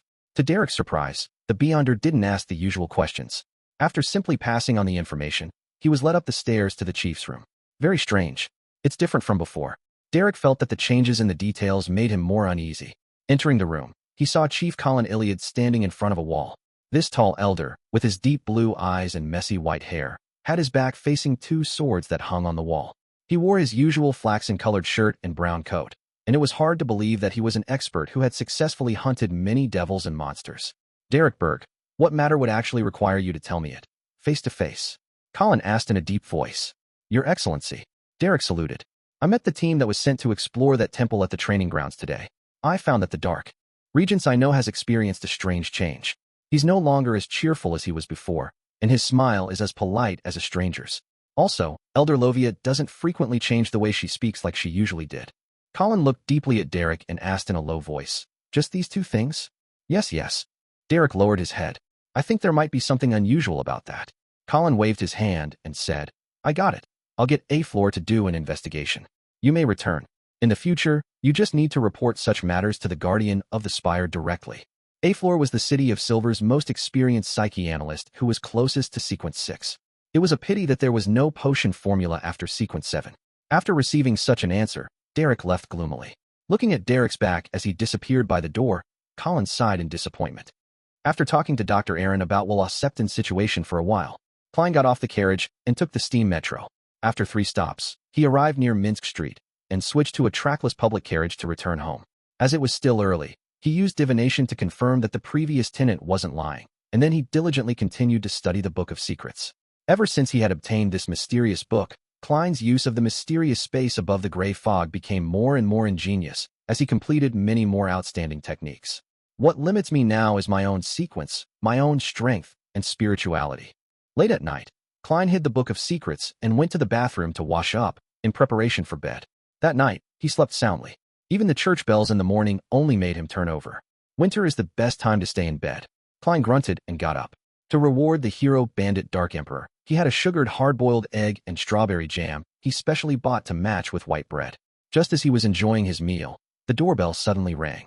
Didn't I tell Mike to come after breakfast? He took a sip of the sweet soup and wiped his mouth with a napkin. According to his agreement with reporter Mike, he would only arrive half an hour after breakfast before they began interviewing the rescued girls of Eastborough. If Mike didn't appear after half an hour, then it meant that the matter would be delayed by a day. Klein walked to the door, but before he could reach out his hand, the outline of a visitor appeared in his mind. He wasn't reporter Mike Joseph, but Dr. Aaron Series. Good morning, Aaron. Did you sleep late last night? Klein noticed that Aaron's face was pale, so he quietly activated his spirit vision to take a look. Aaron took off his hat and cane and started to take off his coat, but the cold air in the room stopped him. Klein laughed dryly and said, As you know, I'll be going out today. Mike might come looking for me, so I didn't light up the fireplace. Aaron nodded and didn't say anything else. He followed Klein into the living room, found a seat, and sat down. Sherlock, I had a nightmare last night. I dreamed about that child, Willis Septon. Nightmare? This is within the limits of my knowledge. I'm a professional when it comes to interpreting dreams, far more professional than deduction. Klein leaned forward, clasped his hands, and said, What kind of nightmare? Aaron recalled and said, There are some details and processes that I can't remember.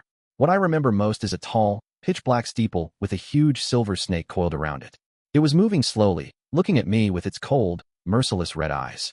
I don't know why, but I entered the steeple, and I would go up the stairs and, at other times, down the stairs, going through walls after walls, and one locked door after another. Finally, I found the child called Willis Septon in a dark corner. He hopped a few steps on one leg and curled up against the wall, with tarot cards scattered everywhere beside him. When he saw me, he was scared and happy. He called out, Dr. Aaron. The whole dream was roughly like that before I woke up. Klein listened attentively and thought for a while before asking, Did Willis Septon say anything else? Aaron frowned in thought before suddenly saying, Yes, he said, Dr. Aaron, a snake wants to eat me. Following that, a giant silver snake hung down from the ceiling, its head facing me.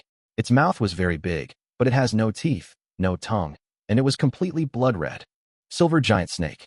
A pitch-black steeple. Willis Septon protected under layers of protection. Klein said to Dr. Aaron in a measured voice, It's not a very strange dream. It likely has you subconsciously sensing some kind of predicament he was in while you were talking to Willis Septon, that he was being threatened by something. That's why you dreamed of something like this. A child hiding in the depths of a tall steeple, behind countless walls and doors, huge silver snakes coiling around the top of the steeple. Haha. As a detective, we know a little bit of psychology. It's also often talked about in the newspapers. What I don't understand is why you didn't have such a dream until today. Klein didn't lie about his interpretation, but he didn't reveal the possible true reasons behind it. Aaron opened his mouth and said, I was in too much of a hurry just now and forgot to mention something. As he spoke, he took out a leather wallet and took out a fairly exquisitely folded paper crane. After realizing that Willis Septon and his family had moved away, I remembered that he had given me this before he left the hospital, saying, Doctor, this will bring you good luck.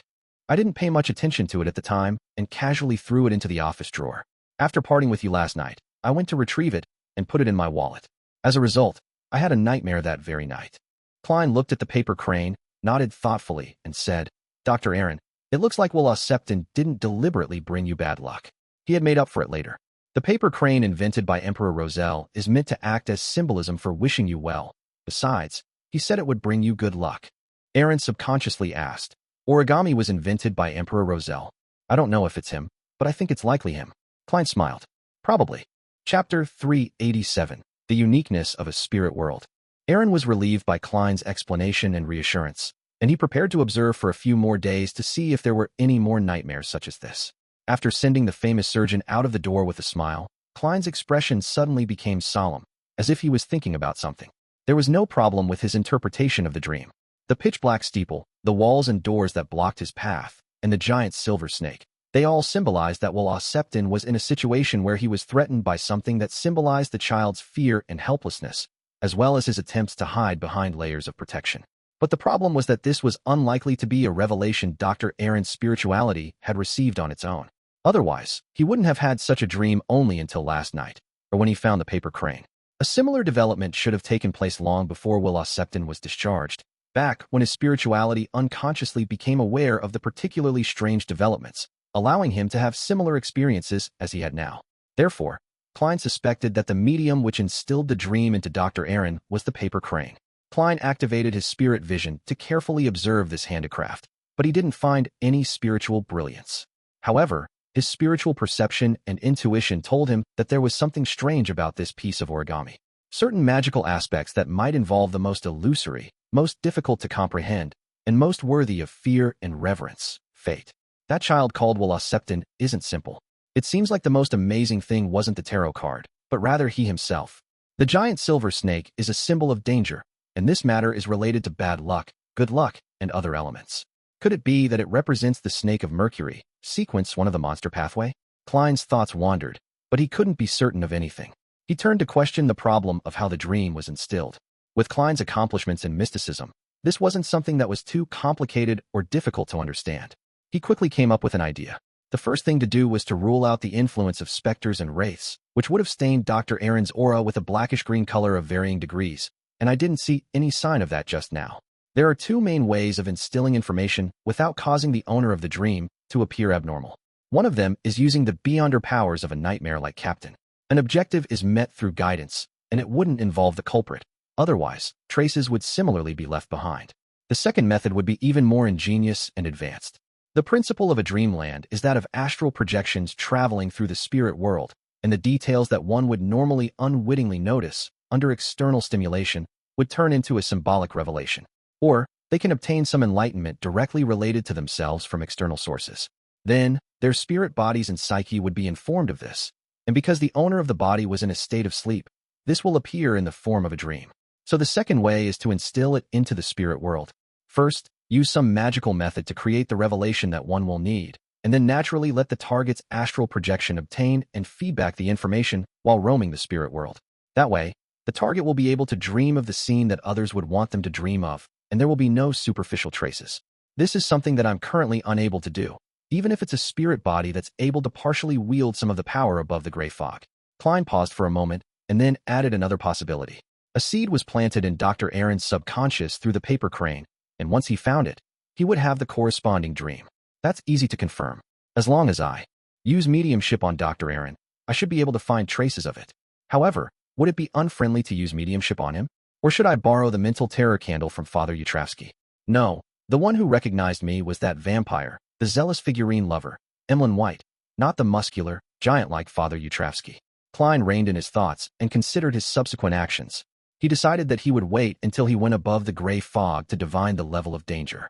If it was an acceptable level, he would sneak into Dr. Aaron's house tonight, use the dream charm and other methods to secretly observe him, and see if the source of the dreamland was a result of direct guidance or an indirect fabrication. However, with Klein's strength and level, it would be difficult to find traces of the latter. Even he himself didn't have much confidence. This didn't mean that his astral projection could travel the same spirit world as Dr. Aaron's astral projection by sitting next to him and entering cogitation. This required a sufficient amount of locking on to do so. According to the descriptions in the Book of Secrets, the existence of the spirit world was quite magical.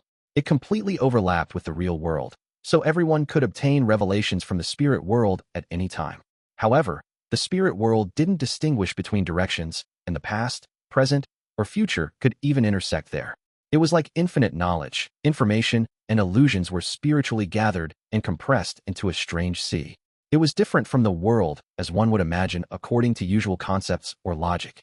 As a result of this, the revelations that one received from the spirit world could only be a variety of symbols, not direct answers. And precisely because of this, every astral projection's experience of traveling in the spirit world was not only related to their physical location and time, but it was also dependent on the current state of their body and the mind. Without locking on to the corresponding location, it made it impossible to lock onto and find a person's astral projection in the spirit world, even if one was physically next to them. This was also the reason why the astral projection's movement in the spirit world was limited, and one doesn't dare to venture too deep. Once it got lost and was unable to return to its body, its owner would become a retard and, even more seriously, a vegetable.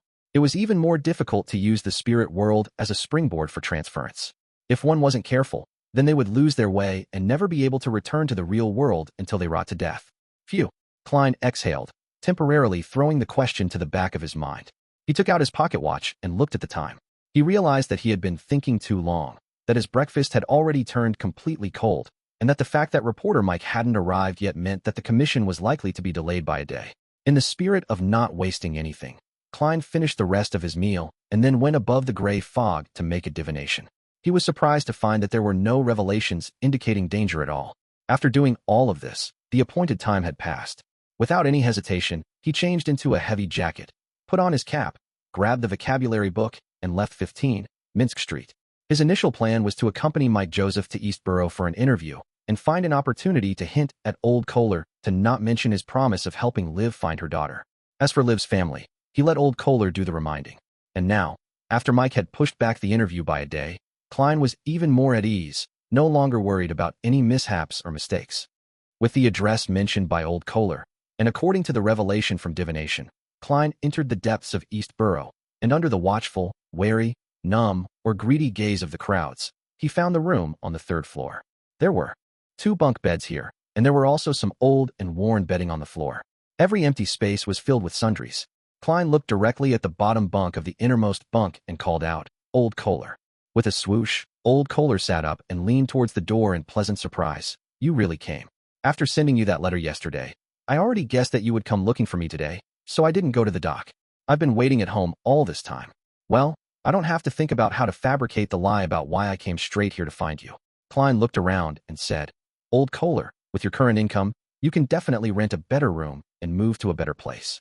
Why did you only change your bed from the floor to a bunk bed? Most of the money is for gathering information for you." Old Kohler laughed. "And I'm no longer young.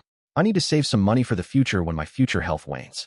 Klein was silent for 2 seconds before saying, "You can consider buying some insurance, such as a single elder aid policy. They can give you the money that can at least fill your stomach and a room for you to sleep in every week when you're really old." The insurance industry of this world had sprouted in the 4th epoch. After being promoted by Emperor Roselle, it had matured quite a bit. There were various kinds of insurance, such as the various insurances for maritime trade, fire insurance, injury insurance, long-term care insurance in different names, and so on. They were mostly targeted at the rich and the middle class. I know. When I was a worker, I paid a premium of 3 pence a week, but after I lost my income, Old Kohler sighed. His biggest problem now was that his income was unstable, and he wondered when the money he received from the detective would be cut off. Klein couldn't promise anything either. He pointed outside and said, "Let's go to Liv's house and return the vocabulary book to the girl." After leaving the room, Klein casually mentioned, "What a joke. I was talking about doing volunteer work the day before yesterday and volunteered to help find Daisy, but she ended up being sent back by the police yesterday. Please don't mention it again. I don't want to be laughed at." "All right." Old Kohler agreed first. Then he said, "No one will laugh at your kindness." After walking through the dirty streets, they arrived at Liv's house. Klein saw that the girl who had just been rescued had started ironing again, and he saw that the clothes here were hanging down and dripping with water. It was just as it was before. He was momentarily at a loss as to what to say. "Daisy." After a while, he said, "Your vocabulary book." Daisy's eyes lit up, but she was too busy to leave. After busying herself for quite a while, she stopped working and went to the door, thanking him profusely. After Liv and Freja had also put down their work and come over to express their gratitude, Klein repeated what he had just said to Old Kohler. After receiving positive responses, he took out the 2 pounds worth of change that he had prepared and handed it to Liv. "There will be a reporter coming to interview Daisy tomorrow. This is the advance of the payment he's giving, but don't mention it in front of him. Otherwise, things will become complicated."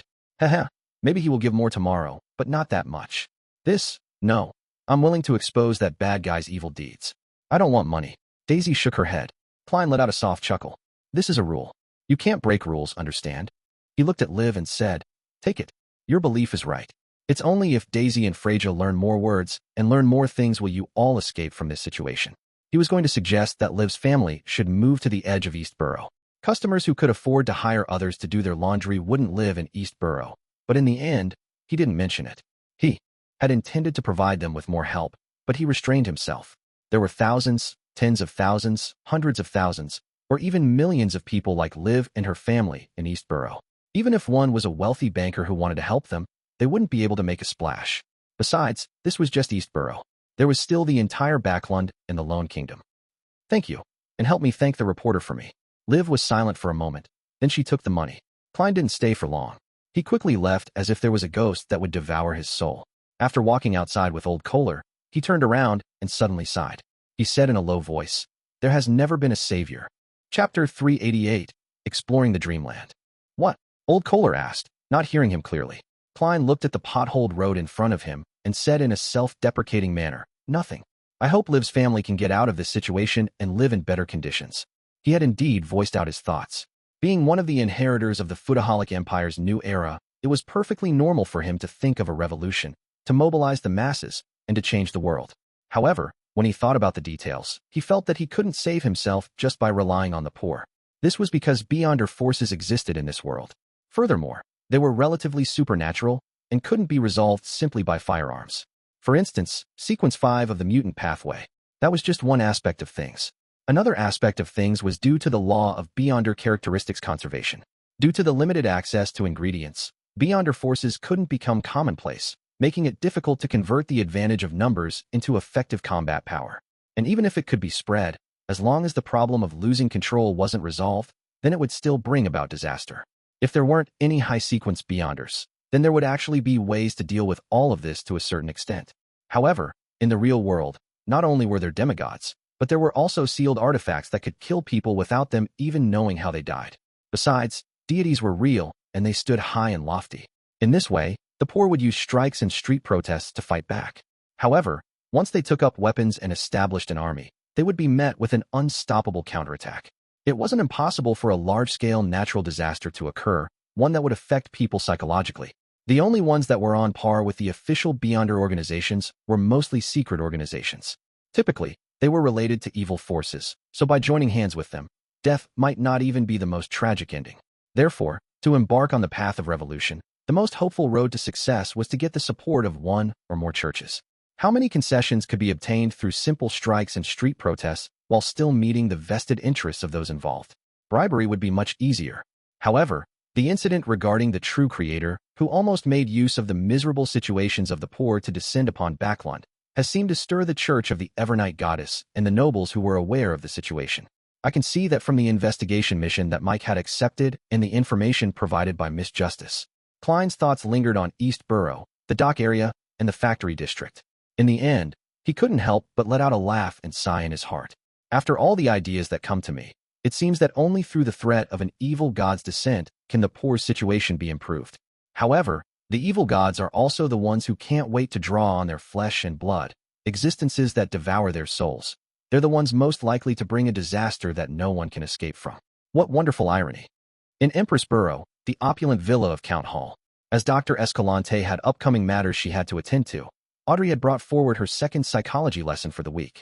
Susie, more excited than she was, had long rushed into the study, even leaving the ball game she usually loved the most aside. Audrey purposely displayed her curiosity during this lesson, occasionally asking Escalante about psychology related to mysticism. At the end of the lesson, Escalante finally spoke after some deliberation. Miss Audrey, we've organized a seminar on this subject. Many members have specialized in the intersecting field of psychology and mysticism. Are you interested in joining? Of course, Audrey nodded and answered without the slightest sign of hesitation. It perfectly matched her predetermined, innocent and curious personality that she had set for herself. Escalante smiled. Remember to keep this a secret. You know that your elders have a strong prejudice against the study of mysticism.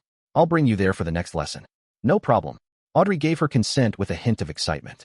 After sending off Escalante, whose hair reached her waist, out the study, She closed the door behind her, faced the mirror by the bookcase, and remained silent for 2 seconds. Following that, she lifted up her skirt and took a step and did a swirl from a court dance. Then, looking at herself in the mirror, she sweetly smiled and said, "Audrey, you're great." Audrey knew that she had taken the first step in entering the Psychology Alchemists. Although the seminar was most likely an outer circle, and there would definitely be a lot of tests to follow, this really made her open the door to the Psychology Alchemists. In the process, she didn't borrow strength from the outside world, but instead, she relied solely on her observation and performance to perfectly hide it from psychiatrist Dr. Escalante. Therefore, she was very proud of herself. That seminar sounds interesting. Susie leaned over and wagged her tail. "Audrey, can I join?" "Join."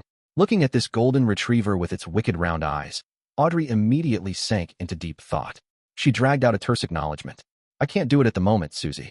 "Why, you're too conspicuous." At this point, she changed the topic of their conversation and said with a slight smile, "But I can bring you along."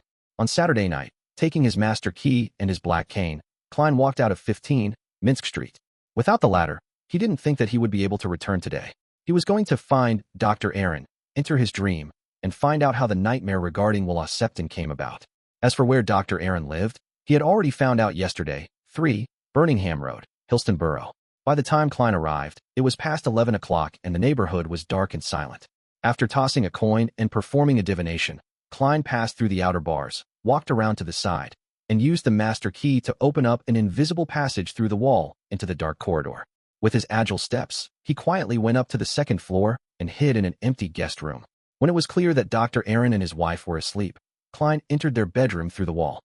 The first thing he did was take out a slumber charm and mutter the incantation, making Dr. Aaron's wife really fall asleep, preventing her from suddenly waking up and disturb what he would subsequently do to her husband. Then, Klein sat down on a chair in front of the dresser, held the dream charm in his hand, and whispered a word in ancient Hermes, "Crimson."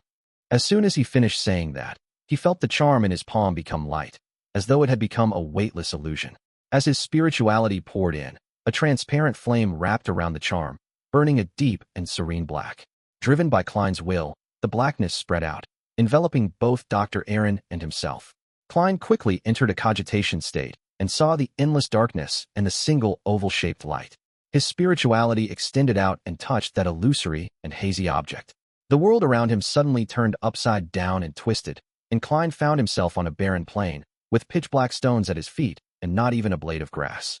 In the center of the plain stood a black steeple with a huge silver snake coiled around it. It had its head reared up, and its red eyes stared coldly in their direction. Unlike what Dr. Aaron had described, the silver serpent had no physical scales, and its body was covered in dense patterns and symbols. They were all connected to each other into what seemed like wheels, and there were different symbols around each wheel. The giant snake's tail and head's wheels were each halved, looking incongruous, as though they could kill a person with obsessive-compulsive disorder. But Klein imagined that if the giant silver snake could bite its own tail with its mouth, the wheel would be complete. It wouldn't be disconnected, and there wouldn't be any more changes. Next to Klein, Dr. Aaron stared blankly ahead, moving closer and closer to the dark steeple. "I can now confirm that no one is guiding Dr. Aaron. That excludes nightmare beyond her powers." Klein quickly made a judgment. He didn't stop Dr. Aaron, but he followed him towards the black steeple and the silver snake. The two of them had only taken a few steps when their target had already appeared before them. The giant silver snake had its upper body bent down, as though it was considering how to enjoy the dessert that was delivered to its mouth. Its mouth opened wide, but there was no putrid smell coming from it. Its red eyes were cold and merciless, looking at everything like they were nothing more than prey. Yet, it didn't have the slightest hint of bloodlust or cruelty. In front of it, everything seemed puny and equal because of their insignificance. In the end, the serpent didn't launch an attack. Klein followed Dr. Aaron through an old, rotting wooden door and into the darkness of the tower. As Aaron had told him, the layout was abnormally confusing and chaotic. The stairs spiraled up and down, and the halls, libraries, and rooms were normal, inverted, and some were embedded in other parts. It was a building that couldn't possibly exist in the real world. After passing through the doors and walls, Klein had no idea where he was in the Black Tower. Perhaps he had reached the top, or perhaps the basement. In the rich darkness, he suddenly noticed a figure curled up in the corner in front of him. The figure, sensing Dr. Aaron's approach, scrambled to its feet, hopping over on one leg. It was only when the figure was very close did Klein clearly see him. He looked dignified and strong, in his early teens, and had an expression of obvious fear. The figure was about 1.4 meters tall, and his left calf was missing. It was obvious that he was the child who had undergone surgery, Will. In his hand was a deck of tarot cards. His pitch-black eyes were filled with surprise and joy, as well as fear and horror. Dr. Aaron, a snake wants to eat me. Suddenly, he let out a blood-curdling scream as the image of a huge, mysterious silver snake was reflected in his eyes. Whoosh! The tarot cards in his hand fell to the ground, leaving only one card tightly gripped in his palm. Klein focused his gaze over it and saw that there was, similarly, a wheel on the card. It was the Wheel of Fortune card. Whoosh! The dream shattered instantly, and Klein found himself still sitting in a chair in front of the dresser. Chapter 389 Nighthawk. The crimson moon outside the window was obscured by the clouds. Its moonlight that penetrated through the curtain barely outlined the large objects in the bedroom. The darkness and intensity became the main theme of the room. Klein sat in such an environment and was in no hurry to leave. He looked at the sleeping Dr. Aaron and began to analyze the images he had seen in the dream. Will eventually held the Wheel of Fortune card in his hand. And in such a dream, everything symbolizes something. It's a revelation obtained by one's astral projection. In other words, Will matter is related to fate. Furthermore, that giant silver snake might very well represent the snake of Mercury. This child might actually be related to a high-sequence beyonder, be of the monster pathway, or some strange sealed artifact. Does his danger stem from the snake of Mercury or the result of greed due to the strange sealed artifact? But the snake of Mercury is sequence 1. It's an existence closest to that of a god. Just its name on its own is an embodiment of his high level. It's impossible that he can't do anything to a child like Will. That a mon who is of an unknown sequence number, perhaps sequence 1, 2, or 3, could even invade the space above the gray fog with just an avatar. This matter doesn't seem to be that simple. There must be a huge secret behind his matter. At this thought, Klein had already decided to pull back completely. It's obviously a very dangerous matter. Furthermore, that tarot card might not be a mystical item. What's special might very well be Will himself. Yes, apart from having nightmares, Dr. Aaron's troubles are already settled. There's no reason for me to get involved in it. To proactively act on this and challenge the impossible is nearly identical to suicide. Yes, I must follow what my heart tells me. Klein pushed the surface of the dressing table with his black-gloved right hand and slowly stood up. Having just entered the dream, he was completely convinced that Dr. Aaron's nightmare came from a revelation that his astral projection had received in the spirit world, and that revelation had been deliberately created and provided by a high-level existence. The paper crane was just a tool for locating him. According to a chapter in the Book of Secrets, Klein could also try to use the paper crane to find Dr. Aaron's astral projection in the spirit world and observe the source of the revelation, but he had already decided to not get involved. Stretching his body, Klein flipped through Dr. Aaron's leather wallet with the last of his curiosity, and he took out the paper crane. He placed the paper crane on the tip of his cane, and he held them simultaneously. Then, his eyes turned deep as he softly muttered to himself, Will current location. After the divination sentence was repeated 7 times, a breeze suddenly blew in the room, bringing with it a cool feeling as if it were blowing on one's soul. Klein let go of his right palm, and the cane stood firm before falling down with the paper cranes, pointing diagonally at the bed. There. Klein frowned and moved to another position. He repeated the divination and successfully received his feedback. And the intersection point of the 2 divinations was Dr. Aaron. Will position overlaps with that of Dr. Aaron. That's interesting, Klein said to himself, amused and amazed. His curiosity was piqued to the extreme. Although he didn't intend to get involved in this matter, he wanted to know why there was an overlapping situation such as this. Why don't I bring the paper crane above the gray fog for divination? With the gray fog's obstruction, there won't be any accidents. Klein quickly came up with a new idea. Since it wasn't convenient for him to summon himself in Dr. Aaron's bedroom, he decided to take the paper crane home first. He had actually long prepared for this. Before coming, Klein couldn't confirm the seriousness of the matter, and he had hoped to find Will, seeing if he had the opportunity to obtain the tarot card. Therefore, he had prepared another paper crane to replace the real one. It made it easier for him to do all sorts of divination, and he could switch it back once the problem was resolved. As soon as he thought of it, Klein took out the paper crane he had prepared. He had deliberately folded it above the gray fog, just in case Dr. Aaron had suddenly decided to hand over anything related to Will to the Church of the Evernight Goddess, allowing his counterfeit to be divined. Taking into account the overall picture and the details would make things much easier. Klein praised himself. With the help of the faint moonlight, he carefully compared Will paper crane and his, to see if there were any clear differences. Upon comparing them, Klein immediately fell silent. His handicraft skills weren't even comparable to a child's. In fact, They're all paper cranes, so there isn't much of a difference. Mine is only a little cruder.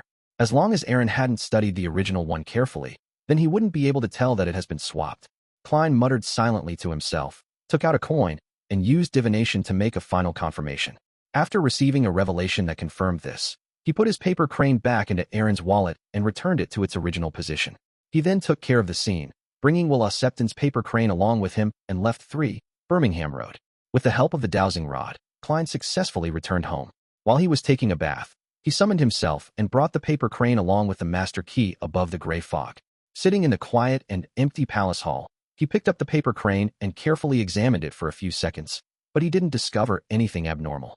Then, with a pen and paper, Klein wrote the same divination sentence as before, Will Septon's current location. This time, he switched to using dream divination, and he was pleasantly surprised to see an image appear in the world of the gray fog. It was a dark room. A strong and dignified Will Septon leaned against the desk with the help of a chair by the window, and he looked out at the scenery with his pitch-black eyes. He held a stack of tarot cards in each hand, and beside them, there was a pile of wooden blocks. The wooden blocks formed a ring-shaped snake that connected itself from head to tail. The scene outside the window was just as dark, and there was the faint sound of flowing water. The dream ended here without a sound. Klein opened his eyes, tapped the edge of the long bronze table with his finger, and he said to himself, that Ouroboros-like snake is indeed the snake of Mercury? That means it's the snake of Mercury, which represents fate. There was the sound of running water outside the window. Does that mean that Will Septon's current position is close to the Tussock River? Previously, when I divined his position, was the overlap with Dr. Aaron caused due to interference by fate?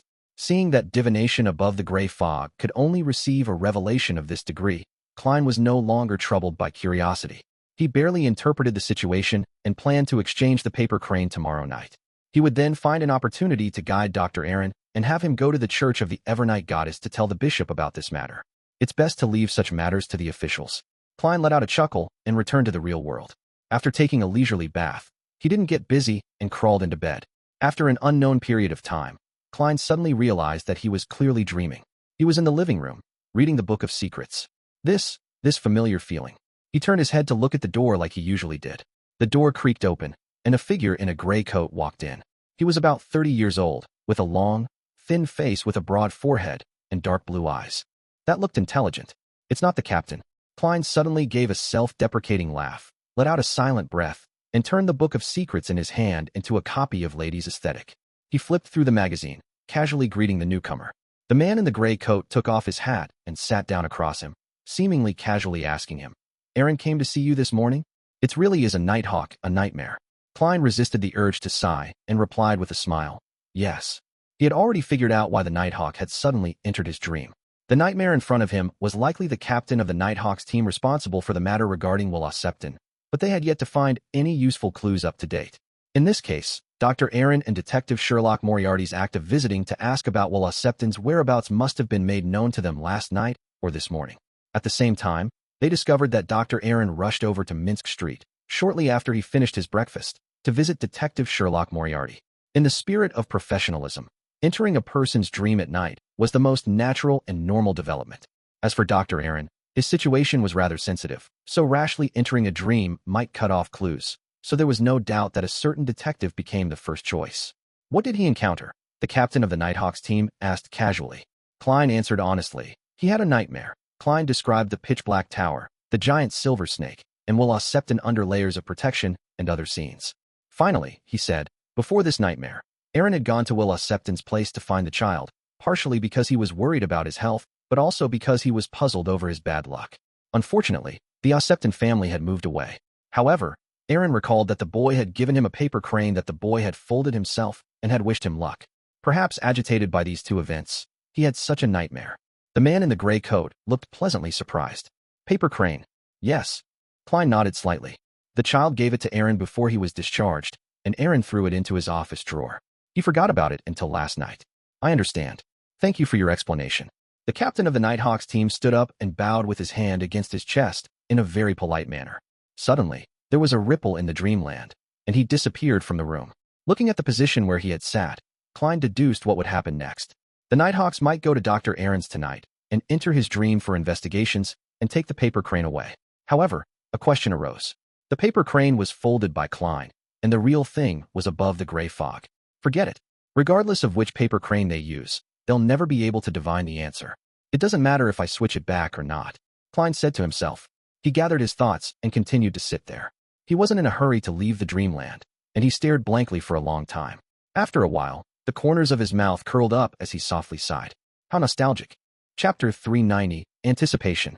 On Sunday morning, shortly after Klein finished his breakfast, he heard the doorbell ring as he had expected. But to his surprise, it wasn't just reporter Mike Joseph. Dr. Aaron was with him as well. Sherlock, I had that nightmare again last night. I don't think it's normal. Aaron didn't keep matters a secret even with Mike around, revealing it the moment he entered the living room. Without waiting for Klein's reply, he took out his wallet and took out a paper crane. Do you think this is the problem? Ever since I found it and started to carry it with me, I've been having nightmares. Klein nonchalantly glanced at it when his expression froze suddenly. If he hadn't been a clown in the past and had great control over his facial muscles, then he might have revealed an undisguised smile in front of the reporter and doctor. Yes, the smile. This paper crane is even uglier than the one I made. This was the first thought that came to Klein's mind. At that moment, he had the urge to cover his face and sigh. Could having poor handicraft skills be a tradition of the Nighthawks? There was no doubt that the paper crane in front of him was the result of another switch. After receiving accurate information from Klein, the Nighthawks had seemingly sneaked into Dr. Aaron's bedroom without any delay and switched their folded paper crane for the one in his wallet. But what they didn't expect was that the one in the wallet was also a fake. It was folded by Klein above the gray fog and appeared rather crude. I feel an inexplicable sense of joy. Klein glanced at Dr. Aaron, who didn't notice it, cleared his throat, and said, Perhaps. I suggest that you go to the cathedral again and talk to the bishop you previously talked to. We need to believe that the gods that we believe in are always watching over us. As he spoke, he drew a triangular sacred emblem on his chest. After the nightmare had left last night, Klein had specifically gone above the gray fog to divine if it was dangerous having switched the paper crane. The result was that it was very safe. Thus, he was now able to make this suggestion with great interest in an attempt to tease his former colleagues. I wonder how they would feel seeing the paper crane that they didn't fold very well return to them. Klein placated Dr. Aaron in all seriousness and turned to the reporter and said with a smile, Mike, to tell the truth, what I really want to advise Aaron to do is to go see a psychiatrist, but faith can certainly soothe his soul. You're not being frank at all. Mike laughed. All right, let's go.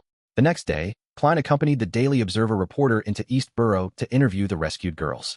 With a full pound as payment for the interview, no one refused it, not even some of the abused girls.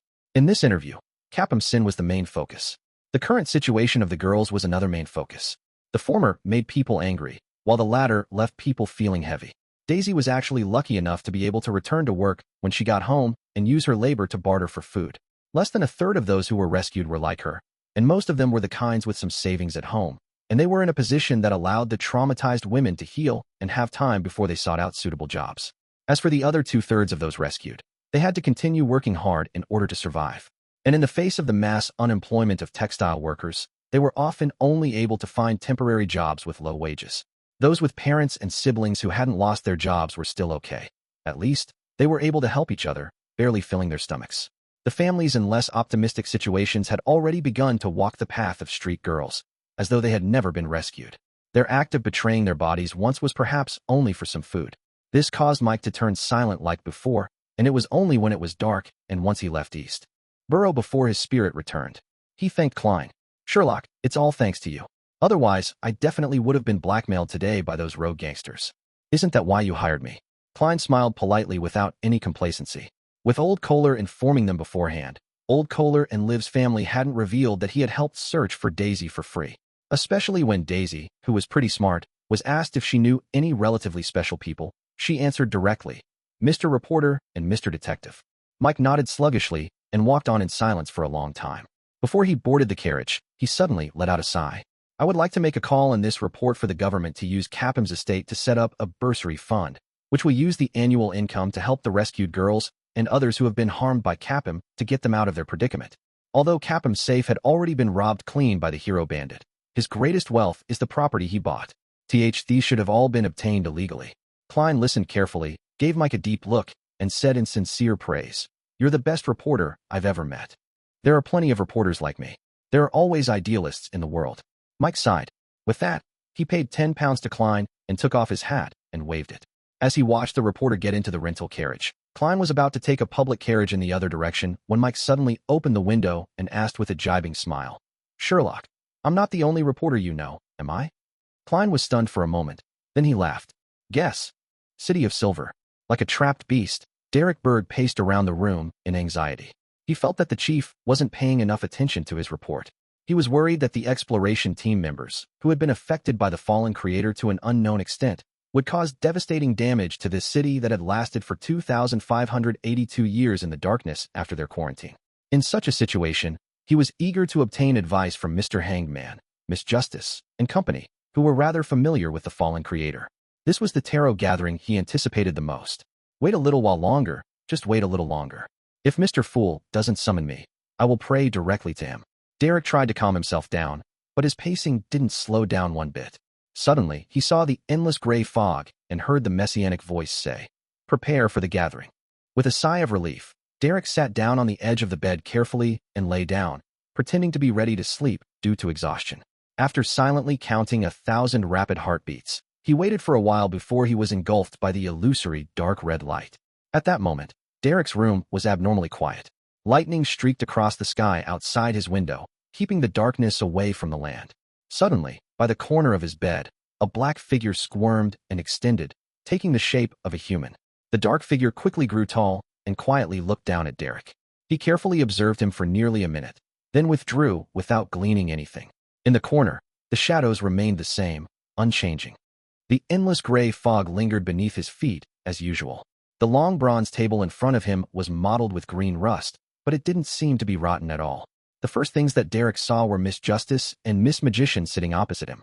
The familiar, jovial greeting sounded in his ear.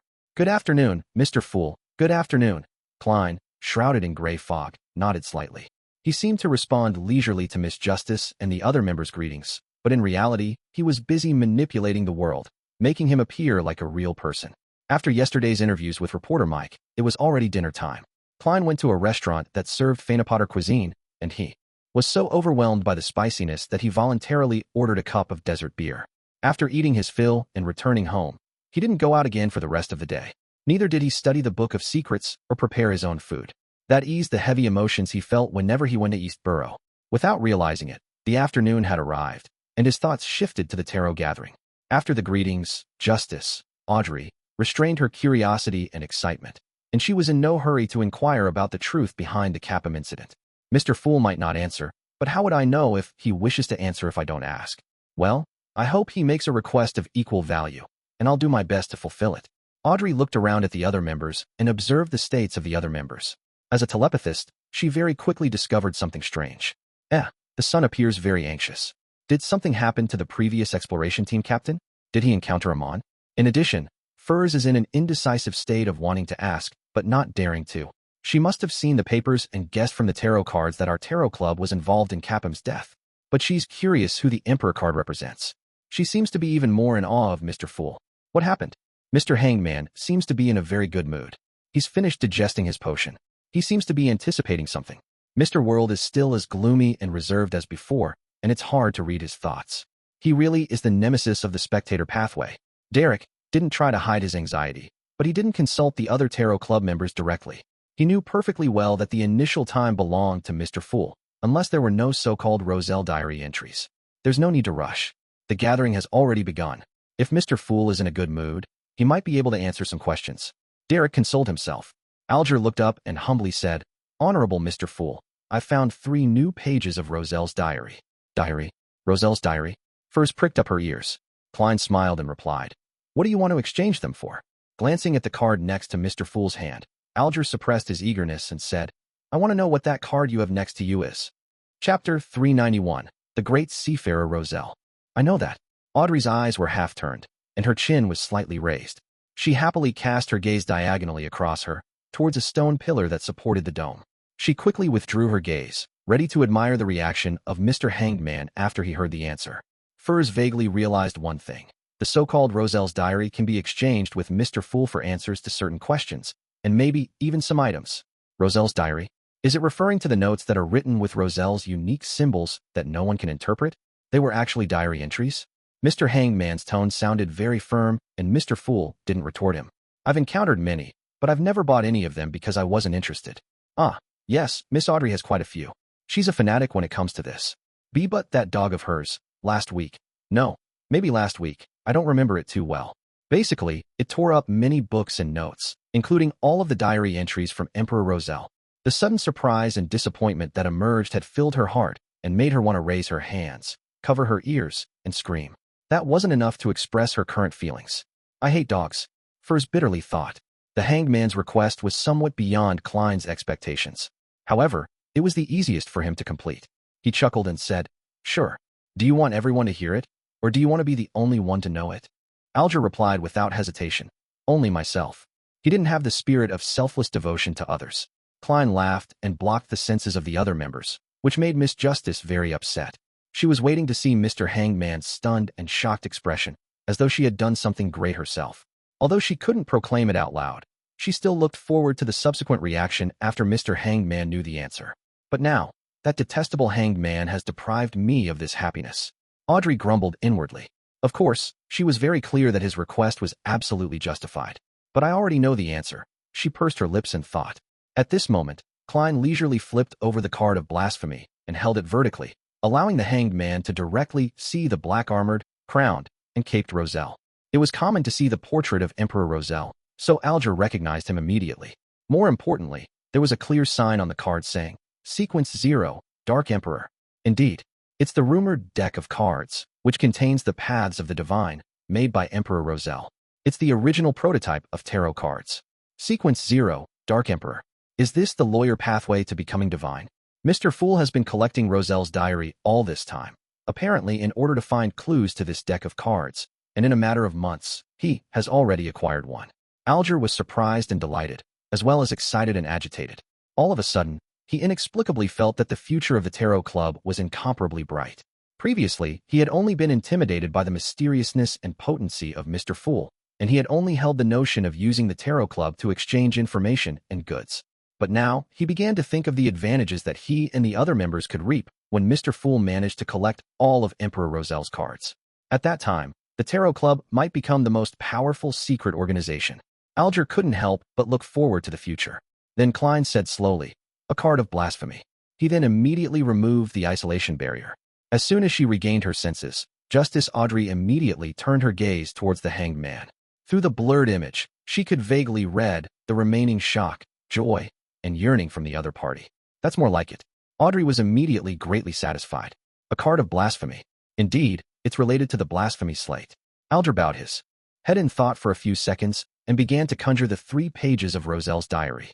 Soon, the 3 yellowish-brown goatskin parchments were in Klein's hands. He casually lowered his gaze and started reading at a moderate pace. March 15th.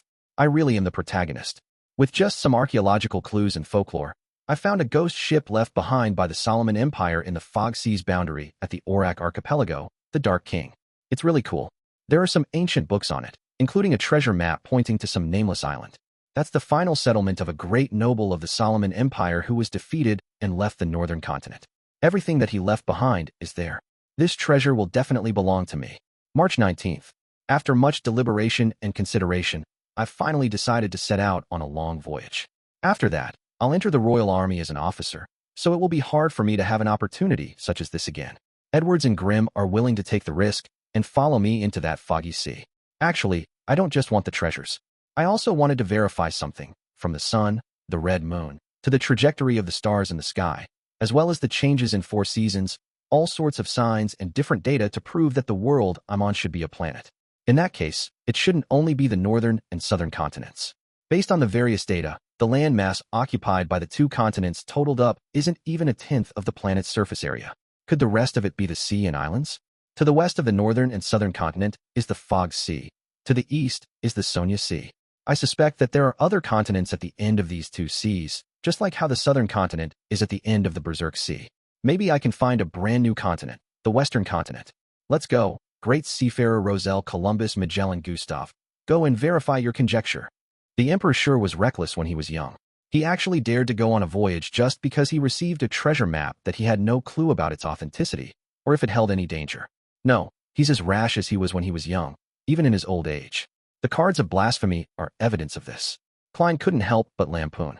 The diary entry seems to be linked to a page or 2 that he had seen before, separated by at most 1 or 2 other diary entries. So Klein was almost certain that Roselle had lost his way in this voyage and ended up finding a primitive island just outside of the safe sea routes.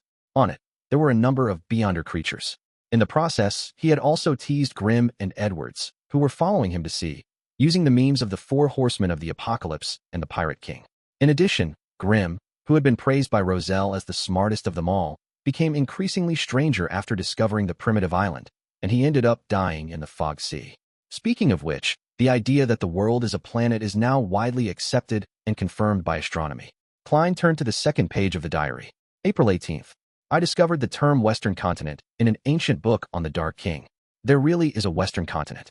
However, even during the Fourth Epoch, in the Solomon Empire, when the gods were still walking the lands, the Western continent was only a rumor.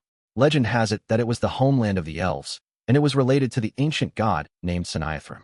The problem with that is that the elves ended up on Sonia Island and later scattered themselves over the mountains and the numerous islands in the seas, and there is no legend that they have ever tried to return to their homeland.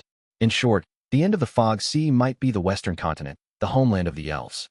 Then, what's at the end of the Sonia Sea? Is there really an Eastern continent? Where is it hidden in the books of myths? Could it be the ethereal forsaken land of the gods? Proceed onward, Roselle. You're about to reach your destination. The Western continent, the Eastern continent. Roselle guessed that the latter might be the forsaken land of the gods. Yes, Mr. Hangman once said that many members of the Aurora Order were searching the Sonia Sea for the true Creator's holy residence. And he suspects that the holy residence is the forsaken land of the gods. This is in line with Emperor Roselle's thoughts. This world has many secrets. Klein lowered his gaze towards the last few paragraphs of the page. April 20th. All signs indicate that we're about to reach a continent, not the land from an island. There's actually a benefit to being lost. Could it be that I've discovered the so-called Western continent? April 21st. I saw the abyss. Abyss? Did Roselle see the abyss? The abyss in the sense of mysticism? Klein's pupils shrank as he quickly turned the page. But the third page of his diary made him doubt his life and his many years of Chinese education. It was filled with the following sentences. K hungry please people in manner. This. Klein realized that this was probably a subsequent forgery of Roselle's diary entries. They had randomly pieced together a bunch of sentences based on the original symbols. At this moment, Klein felt like he was seeing intelligible characters and had the urge to curse those forgers. He wanted to know if the abyss mentioned in Roselle's diary was the abyss to which the terms source of evil, land of corruption, and home of devils referred to. The true abyss is the dark side of the universe where even gods can be corroded. It should be independent from the real world, just like the spirit world. At the very least, this is what the Book of Secrets and the books which I came into contact with during my time with the Nighthawk say. If it's not the true abyss, then what did the Emperor mean by abyss? Klein thought about it, over and over again, but was unable to come up with an explanation. He felt extremely dissatisfied, just like when a novel was dropped by the author at the most critical moment. With a single glance, he calmed down and let the diary entries disappear from his hands. You can begin. Sitting at the head of the long bronze table, he chuckled. Alger turned his head immediately towards the sun, asking indifferently, "Have you gotten anything from the former captain of that exploration team?" Chapter 392. Listening to Little Sun's Story. Derek was originally anxious to ask about the fallen creator, but when he heard the hangman's question, he answered honestly, "He's dead. He's dead." Justice, the hangman, and the magician expressed their surprise at the same time. They really didn't expect this turn of events. After all, the former captain of the exploration team had been locked up for decades without any problems. Who would have thought that he would die right after they discussed about him? At this moment, aside from Mr. Fool, only the gloomy and reserved the world maintained his original state. Derek nodded and said, "Yes.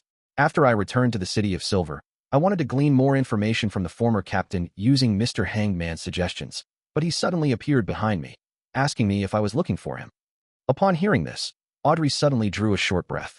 Although the son obviously lacked the ability to tell a good story, his simple descriptions still gave her the feeling of reading horror novels late into the night. It was as if someone was standing behind her, also asking, "Are you looking for me?" Furs was as frightened as she was excited, having found the feeling she had as a child listening to her mother's recount of a ghost story. Despite covering her ears in fear, it felt like someone had possessed her, and pride opened the gaps between her fingers, allowing the voice to be transmitted into her brain. This passage can be written into a novel. As a best-selling writer, she had outstanding professional instincts. Alger, being experienced and knowledgeable, subconsciously asked, "Doesn't your City of Silver's dungeon have seals targeting rampagers? Is there no barrier between them?" I remember that last time you said that there was a very powerful and mysterious item at the core. Yes, but I don't know how or why he came to my room. He had completely lost control of himself.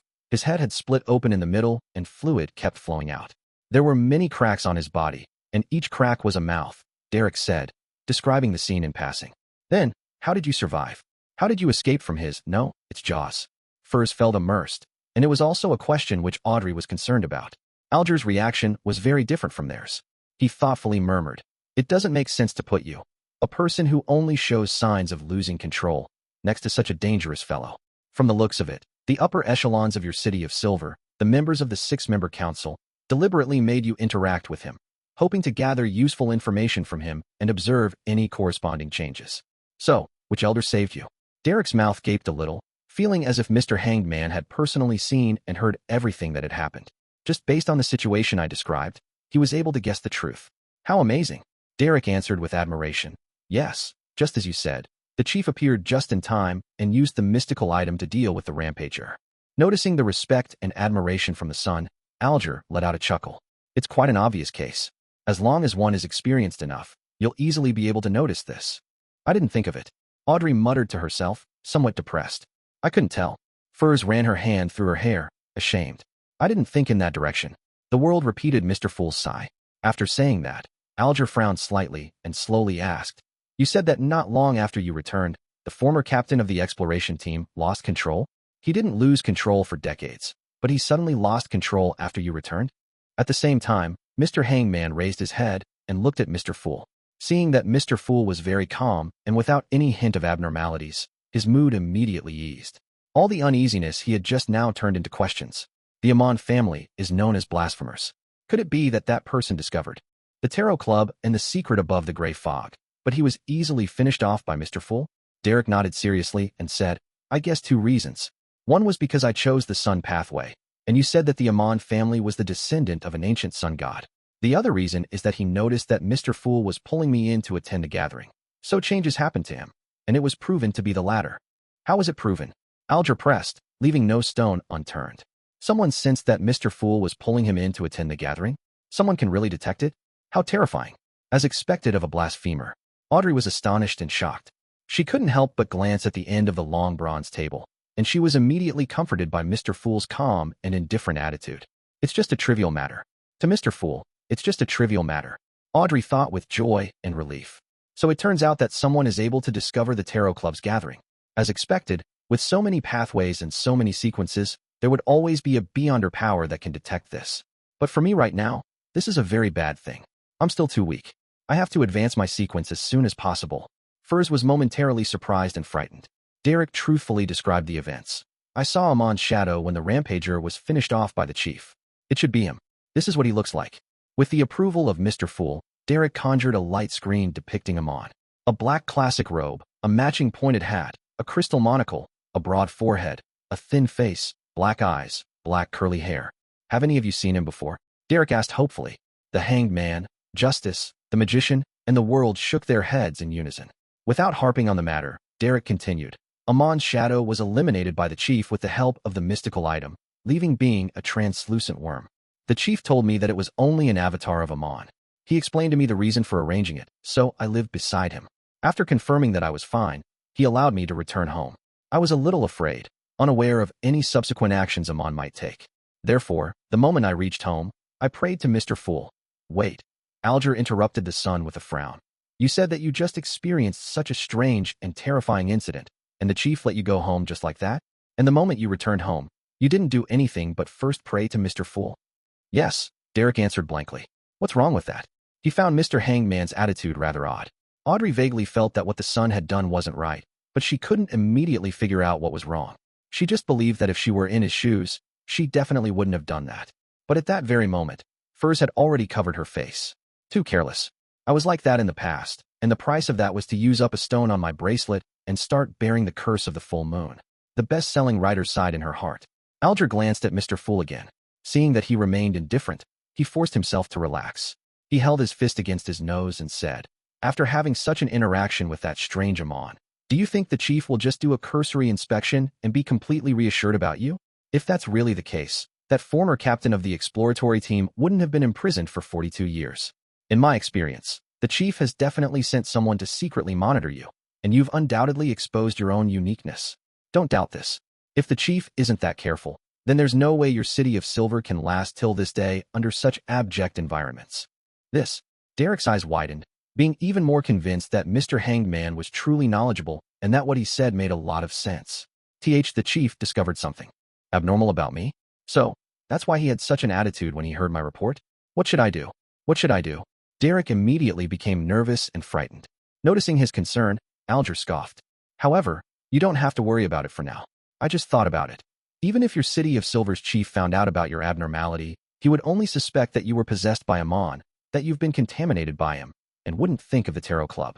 You still have time, so you can slowly think of a way to resolve this problem. Derek calmed down a little and honestly said, back then, I really was possessed by Amon. What? Alger blurted out. He nearly left his seat, taking on a combat stance to fend off any accidents. Audrey and Furs immediately tensed up. Only the gloomy world showed mere surprise. Startled by the reaction of Mr. Hangman, Derek quickly added, Mr. Fool discovered it while I was praying. As he spoke, he conjured the scene which Mr. Fool had sent to him back then. Dressed in a pointed hat and a crystal monocle, Amon's illusory figure was coiled around his spirit body like the ghost of a python. Seeing Justice and Magician trembling from the bottom of their hearts, the Hanged Man immediately pressed on. What happened next? Later, Mr. Fool taught me a ritual. Through the ritual, he sent his angel to purify Amon's avatar. Derek replied without embellishing or simplifying anything. Angel? The Hanged Man looked in shock at the end of the bronze table. He hurriedly lowered his head when he realized that his actions were impulsive and impolite. Angel? Audrey was momentarily left dazed. Chapter 393, The Worm of Time. After a brief moment of blankness, Audrey quickly understood what the son was saying. He was saying that Mr. Fool had sent his angel to purify Amon's avatar. Angel. Mr. Fool sent an angel. Mr. Fool really has an angel as an attendant. Every angel has at least the power of a sequence too. Although that's expected, and I've already expected it, it's still amazing because it has finally been verified. And only deities can control angels. Audrey's eyes shone with excitement. She couldn't help but wonder what Mr. Fool's angel looked like. I wonder if I'll be lucky enough to see that. She looked towards the end of the long bronze table with admiration and zeal. At the same time, her spiritual perception told her that Mr. World, who was always gloomy, had also sat up straight in shock, which pleased her inexplicably. Furs recalled what had happened to her previously. She had only asked Mr. Fool to interfere with any divinations, and she ended up seeing a 12-winged archangel descend, enveloping her spirit body with its wings. It really was an angel. Black wings, an archangel with 12 pairs of wings. And this really is just a routine procedure for Mr. Fool. He would send an angel to help members of the gathering get out of trouble. Furs suddenly didn't dare to look up at the gentleman who was sitting leisurely at the end of the long bronze table. Although she was still only sequence 9, and she hadn't received a complete education in the field of mysticism, she had been involved with different Beyonder circles for 3 years. She would have learned of certain things even if she didn't deliberately find out about them. In the midst of all of this, there was a very important clause. You may not look directly at God. In the past, this sentence didn't leave much of an impression on Furs, but now she suddenly felt that it was the truth derived from countless bloody lessons. Angel? Mr. Fool really does have an angel by his side. The Hanged Man felt a wave of fear and baffling excitement hit him, causing his body to tremble slightly. Previously, when he told us his honorific name and responded to prayers and rituals, this had indirectly expressed the notion that Mr. Fool was equivalent to a god. However, direct evidence was still lacking. But now, an angel has appeared. The existence of that alone is enough to explain many things. Amongst them, the most important thing is that angels represent the most direct form of deterrence. Mr. Fool is not without influence in the real world. Even if he doesn't go through his adorers, he can still project his majesty onto a certain region. Alger immediately thought of many things. He broke into a cold sweat for his shallow actions in the past, while feeling filled with hope for the future. Immediately following that, he started to think about the details of what the son had said. Mr. Fool didn't let the angel descend directly. Instead, he taught the son a ritual. Through that ritual, he sent the angel to purify Amon's avatar. That's quite a roundabout way of doing things. Does this mean that in order to influence the real world, Mr. Fool must break through many obstacles? This is consistent with my earlier judgment that he is in a sealed and confined state. Or perhaps there's something special about the forsaken land of the gods. The reason why Mr. Fool didn't act like this before was because he has escaped a little. He is gradually freeing himself. Sitting at Mr. Fool's seat, Klein slowly looked around. He was obviously aware of Miss Justice's reverence and zeal, as well as the fear and excitement of the hanged man. Weren't you always treating me like a god in the past? Why are you acting like this after hearing about the angel? It seems like indirect evidence ultimately cannot be compared to the shock and awe delivered by direct evidence. If a new member were to question me in the future, I would make preparations in advance for the world to step forward and say something. Then, I would casually point my finger and kill him as an example to others. Once things calmed down, I would make anew the world. Klein's thoughts gradually wandered. Derek didn't quite understand the reactions of Mr. Hangman and Miss Justice. From his point of view, wasn't it normal that an angel served a god or a mighty existence? After pondering for a few seconds, he said, after Amon's avatar was purified, I coughed out a worm that was exactly identical to the one in the dungeon. Do you know what it is? With the help of Klein's help, the son successfully conjured a projection of a translucent worm with 12 transparent rings. Audrey and Furs looked over curiously. At the same time, they shook their heads, indicating that they had never seen or heard of this kind of worm. 12 rings. In the Book of Secrets, all similar symbols have something to do with time. The Amon family was descended from an ancient sun god, and in ancient times, people believed that the sun and time were related. This can barely be considered an explanation and can be verified from two angles. However, why is it that the current eternal blazing sun is the inextinguishable light, embodiment of order, god of deeds, and guardian of businesses, but he doesn't seem to be involved in the domain that deals with time? In order to maintain his image as the fool, Klein was in no hurry to answer. He smiled, his gaze warm. Alger thought for a moment before saying, it should be the vessel that Amon created for his avatar. In legends, there is a type of worm that looks similar appearance-wise. They have 12 transparent rings and are called worms of time. However, no one has ever seen them before. Many people suspect that it's actually the name of a sequence potion, Worm of Time, so it's very close to my guess. Although this is just a legend spread among beyonders at the middle echelons of particular churches and above, the information itself is of great value. Is Mr. Hangman saying this out loud to let others know this because he has been rewarded, having learned a lot of important information from the sun? Klein felt wistful and amused at the same time. Worm of Time, the vessel that Amon created for his avatar, Derek whispered to himself, as though he had resolved many of his doubts. He curiously asked, what can it be used for? I mean, when it's dead. I don't know. Faced with the son's trust and respectful gaze, Alger suddenly felt a little ashamed. At that moment, the fool, who was sitting at the very end of the long bronze table, spoke calmly. The main material of certain rituals. This was what Klein had surmised from the contents of the Book of Secrets. However, he wasn't worried that he would say anything wrong, because it was almost impossible to prove it. Failing to find the ritual that requires a worm of time just serves to prove that you're not knowledgeable enough.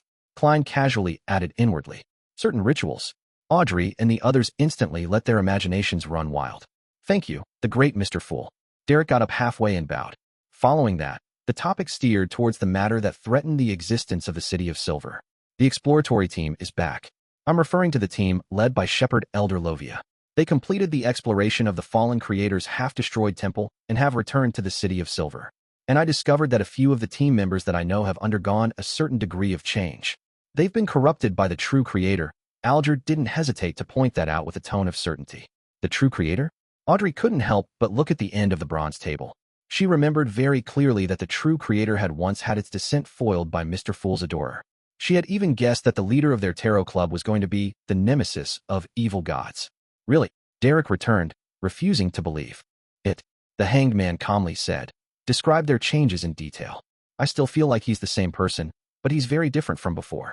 His original optimism has now turned heavy. There's only a polite smile left from his former bright smile. Derek shared everything abnormal that he had discovered, including the sudden improvement in Shepherd Elder Lovia's state.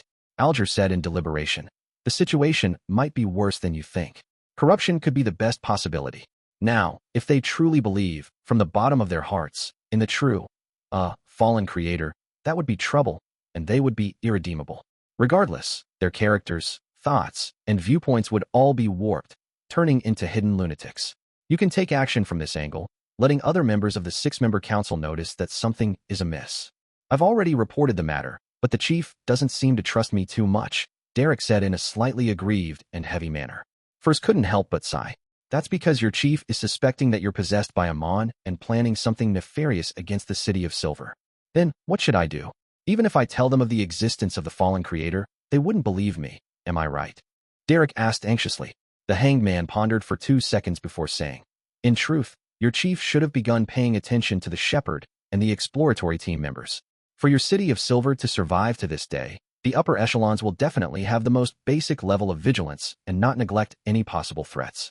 The only problem is that the importance they place on this matter is definitely insufficient. At the very least, it's not as important as their attention on you and Amon. Without waiting for the son to speak, he added after some deliberation, perhaps you can use this incident to wipe away the suspicion on you. Find an opportunity to make a particular exploratory team member to show the most thorough extent of an abnormality and enter into a conflict with him. That way, the other members of the six-member council will notice that something isn't right and raise the priority on this matter. At the same time, hand over the suspected worm of time and say that you suddenly felt your mind be adrift while the conflict was happening and that you had no idea what happened. You only vaguely heard someone shouting, "True Creator," before you woke up, and by then, you had already coughed out that worm. When an evil god is involved, there are many means and abilities that one wouldn't dare use without thought. Your chief would adhere to logic and guess that Amon's avatar and the mental corruption left behind by the True Creator had entered into conflict, eventually being destroyed and reduced to a dead worm. The surveillance on you would definitely decline significantly. If you act normally for an additional period of time, then the suspicion placed on you would be completely gone. Why does Mr. Hangman seem so well-versed in this aspect? Audrey thought with her mouth slightly open.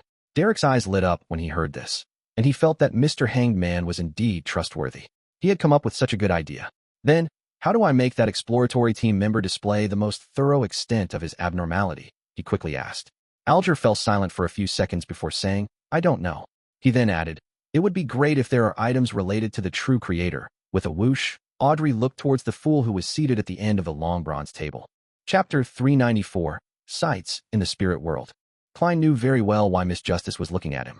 Being aware of the Lenivus incident, she was certain that he had many conflicts, both in the open and in the shadows, between himself and the True Creator, and that it was normal for him to have the corresponding items, perhaps even quite a few of them, in his possession. Logically speaking, there's nothing wrong with her thinking. In fact, I have crossed the True Creator several times, and I do have an item that fits those descriptions. Klein sighed inwardly. There was no question about helping Little Sunday. There were many monsters in the forsaken land of the gods where the City of Silver was located, allowing the collection of several materials which were rare in the northern and southern continents. In addition, they had a contiguous history that wasn't distorted by any of the deities or churches. They gave the most objective stories and secrets prior to the cataclysm, and the knowledge involved was extremely valuable. Whether it was from the perspective of the Tarot Club's leader, or simply considering his own interests, Klein had no intention of giving up Little Sun or the City of Silver unless it was hopeless. However, there were certain things which weren't suitable for Mr. Fool to voice out. Just as Audrey was looking expectantly at Mr. Fool who was shrouded in a thick gray fog, the world, who had been silent all this time, finally opened his mouth. I have an item that contains the mental corruption of the True Creator. He was referring to the all-black eye that Nimblewright Master Rosego had left behind. An item containing the mental corruption of the True Creator? Alger thought as he organized his words. This might be able to help the son. Once those exploratory team members, whose thoughts and viewpoints have been warped, sense the mental imprint of the True Creator, there's a high possibility that they will mutate right on the spot. The world looked at the son and laughed hoarsely. Kid, I can lend you that item, but what will you be using to pay for it? Having seen hope, Derek's mind raced, suddenly remembering what had happened during previous gatherings, and quickly said, I can help you find the characteristics of the human skin shadow, the mutated pituitary gland and blood of a thousand-faced hunter. I can also attempt to obtain the method to removing the mental corruption on an item left behind by a rampager. Whichever I get first will be used as payment. Out of all of the options, the human skin shadow was relatively easy to encounter. It was one of the scarier monsters in the depths of the darkness. At this moment, Derek wasn't considering whether the exchange was of equal value or not. Even though a one-time loan of an item contaminated by the True Creator was obviously not worth as much as the conditions he put forward, under the current circumstances, he could grit his teeth and accept whatever high price the world offered. Thus, he might as well proactively show his sincerity. The world nodded slightly. Very good, I will ask for Mr. Fool's help to lend it to you.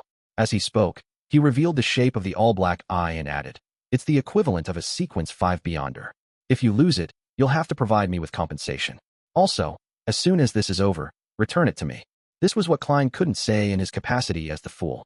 If a god-level existence like him kept harping about compensation and remember to return it to me, then the status he had built up for himself would have collapsed. In addition, Klein took into account the hidden dangers that lay in the future.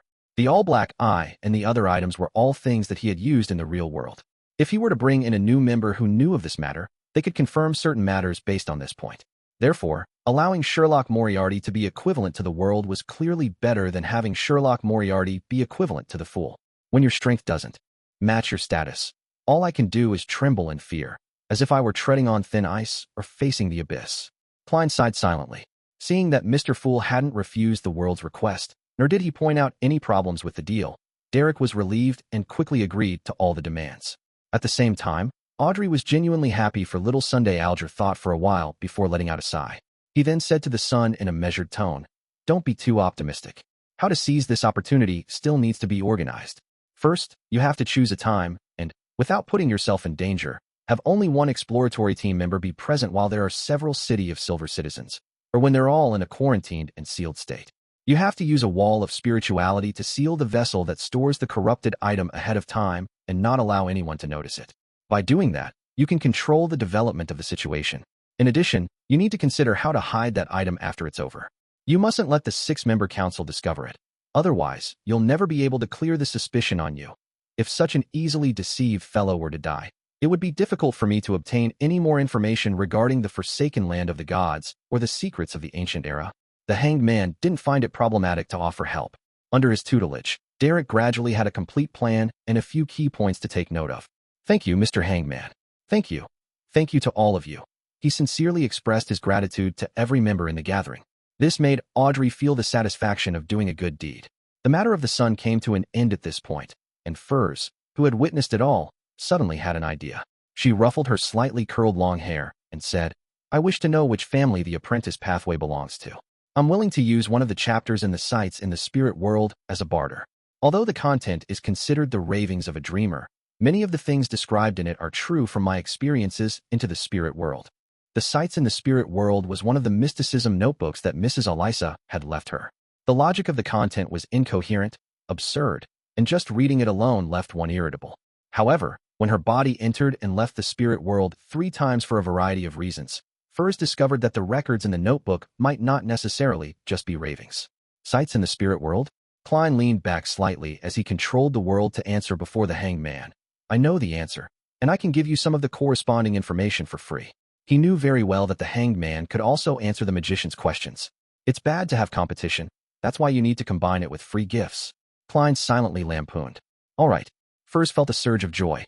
She discovered that the Tarot Club really was much more high-end than the other Beyonder circles that she had participated in before. Many difficult questions could be answered here.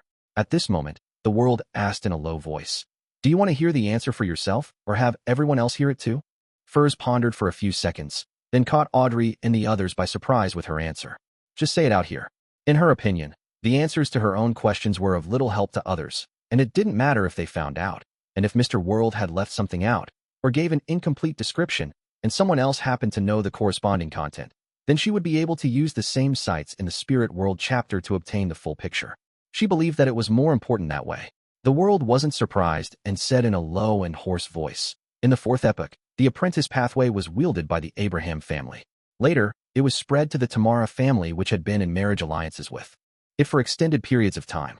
In the 5th epoch, which is the present epoch, the Theosophy order also has the apprentice and trickmaster potion formulas. They're widely believed to be related to the Abraham and Tamara families. Of course, there are also people who suspect that the Theosophy order is actually a guise of the demonist sect." Considering that Miss Magician had already met with members of the Abraham family, Klein added via the world, "It is said that the Abraham family has suffered a bloodline curse all this time. They have no choice but to take up residence separately from each other in order to avoid danger." Bloodline curse? Furs's eyes widened as she thought of her encounters. Mrs. Elisa's husband belonged to the Abraham family, and that Mr. Lawrence is also a part of the Abraham family? Is that why she said that as long as one isn't a member of the family clan, they wouldn't suffer the curse? However, I used the bracelet, and it belongs to the Abraham family? Once again, regret gnawed at her soul. This was the first time that Alger and Audrey was hearing about the bloodline curse of the Abraham family. Both of them had their own thoughts, so no one spoke up for a short period of time. After a while, Furs took a deep breath and said, "Thank you, Mr. World. You have answered the biggest question I have. I will copy the first chapter of the sites in the spirit world after the end of this gathering and sacrifice it to Mr. Fool. Is that okay, Mr. Fool? The magician is a descendant of the Abraham family?" It's no wonder her body can enter and exit the spirit world. She likely possesses a corresponding mystical item. The hanged man suddenly looked at her. Furs is a member of the Abraham family? She was born in an ancient family dating back to the 4th epoch? Audrey nodded as if she was thinking about something. After receiving a positive reply from Mr. Fool, Furs relaxed and began mentioning her desire to buy the beyonder ingredients, stomach pouch of a spirit eater and the blood of a deep-sea marlin. Unfortunately, the sun wasn't going out during this period of time, so there was nothing. As for the hanged man, he merely mentioned that he had clues to the deep-sea marlin's blood. No one had obtained the formula for the wind-blessed potion yet. On the other hand, Audrey wasn't in a hurry to purchase the psychiatrist formula because she was about to join the psychology alchemists. Klein originally wanted to sell either the werewolf beyonder characteristic or biological poison bottle, but after considering the latter's compatibility with his spirit body state and the current financial situation of the members, he temporarily gave up on that idea. The transaction segment quickly ended, and the gathering reached the stage where each of them could share information they had heard about. Audrey slowly looked around and said with a slight smile, "Last week, an interesting case happened in Backland. The protagonist is called the hero Bandit Dark Emperor. Chapter 395, The Sheriff Beyonder Characteristics. Dark Emperor?" The hanged man, who was casually listening to Miss Justice, suddenly raised his head. His gaze suddenly became sharp and piercing. He had just learned that the card in Mr. Fool's hand was one of the cards of blasphemy created by Emperor Roselle. The name of the card was Dark Emperor. Does this have to do with Mr. Fool? Alger quickly glanced at the end of the long bronze table before immediately lowering his head. If it was really done by Mr. Fool's adorer, this definitely isn't a simple matter. Alger listened attentively to Miss Justice's subsequent descriptions. Furs, who had long since learned of this from Zio and had some predictions about it, also gave the fool a glance. She wanted to see the truth from the concealed entity's reaction, but the fool remained as calm as ever in the thick gray fog.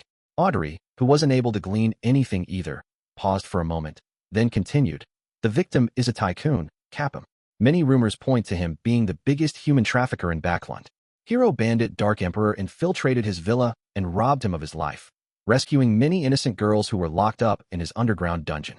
When Capim's corpse was discovered, it was covered with a deck of tarot cards. His face was covered with the cards, Judgment, and the Emperor. She didn't mention the safe as she found it unimportant. Covered with tarot cards? Is that the symbol for when our tarot club takes action? Wait a minute, a human trafficker? Alger sharply noticed a phrase.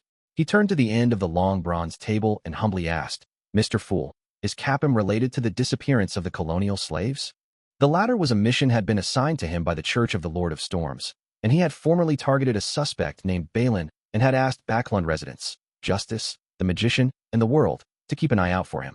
As a result, upon hearing the word human trafficker, Alger intuitively believed that it had something to do with the disappearance of many tribes on the southern continent and the flight of many slaves from many islands in the Sonia Sea. He felt that only a matter such as this, which seemed to hold some secrets, could interest Mr. Fool. Of course, it cannot be ruled out that it was an independent act by Mr. Fool's adorer. He couldn't possibly be waiting for everything to be arranged like a manipulated puppet. Alger thought, Capim has something to do with the recent disappearance of the colonial slaves? On second thought, that's not a possibility that can be eliminated. There were 4 beyonders in his villa, and that in itself isn't normal in the first place.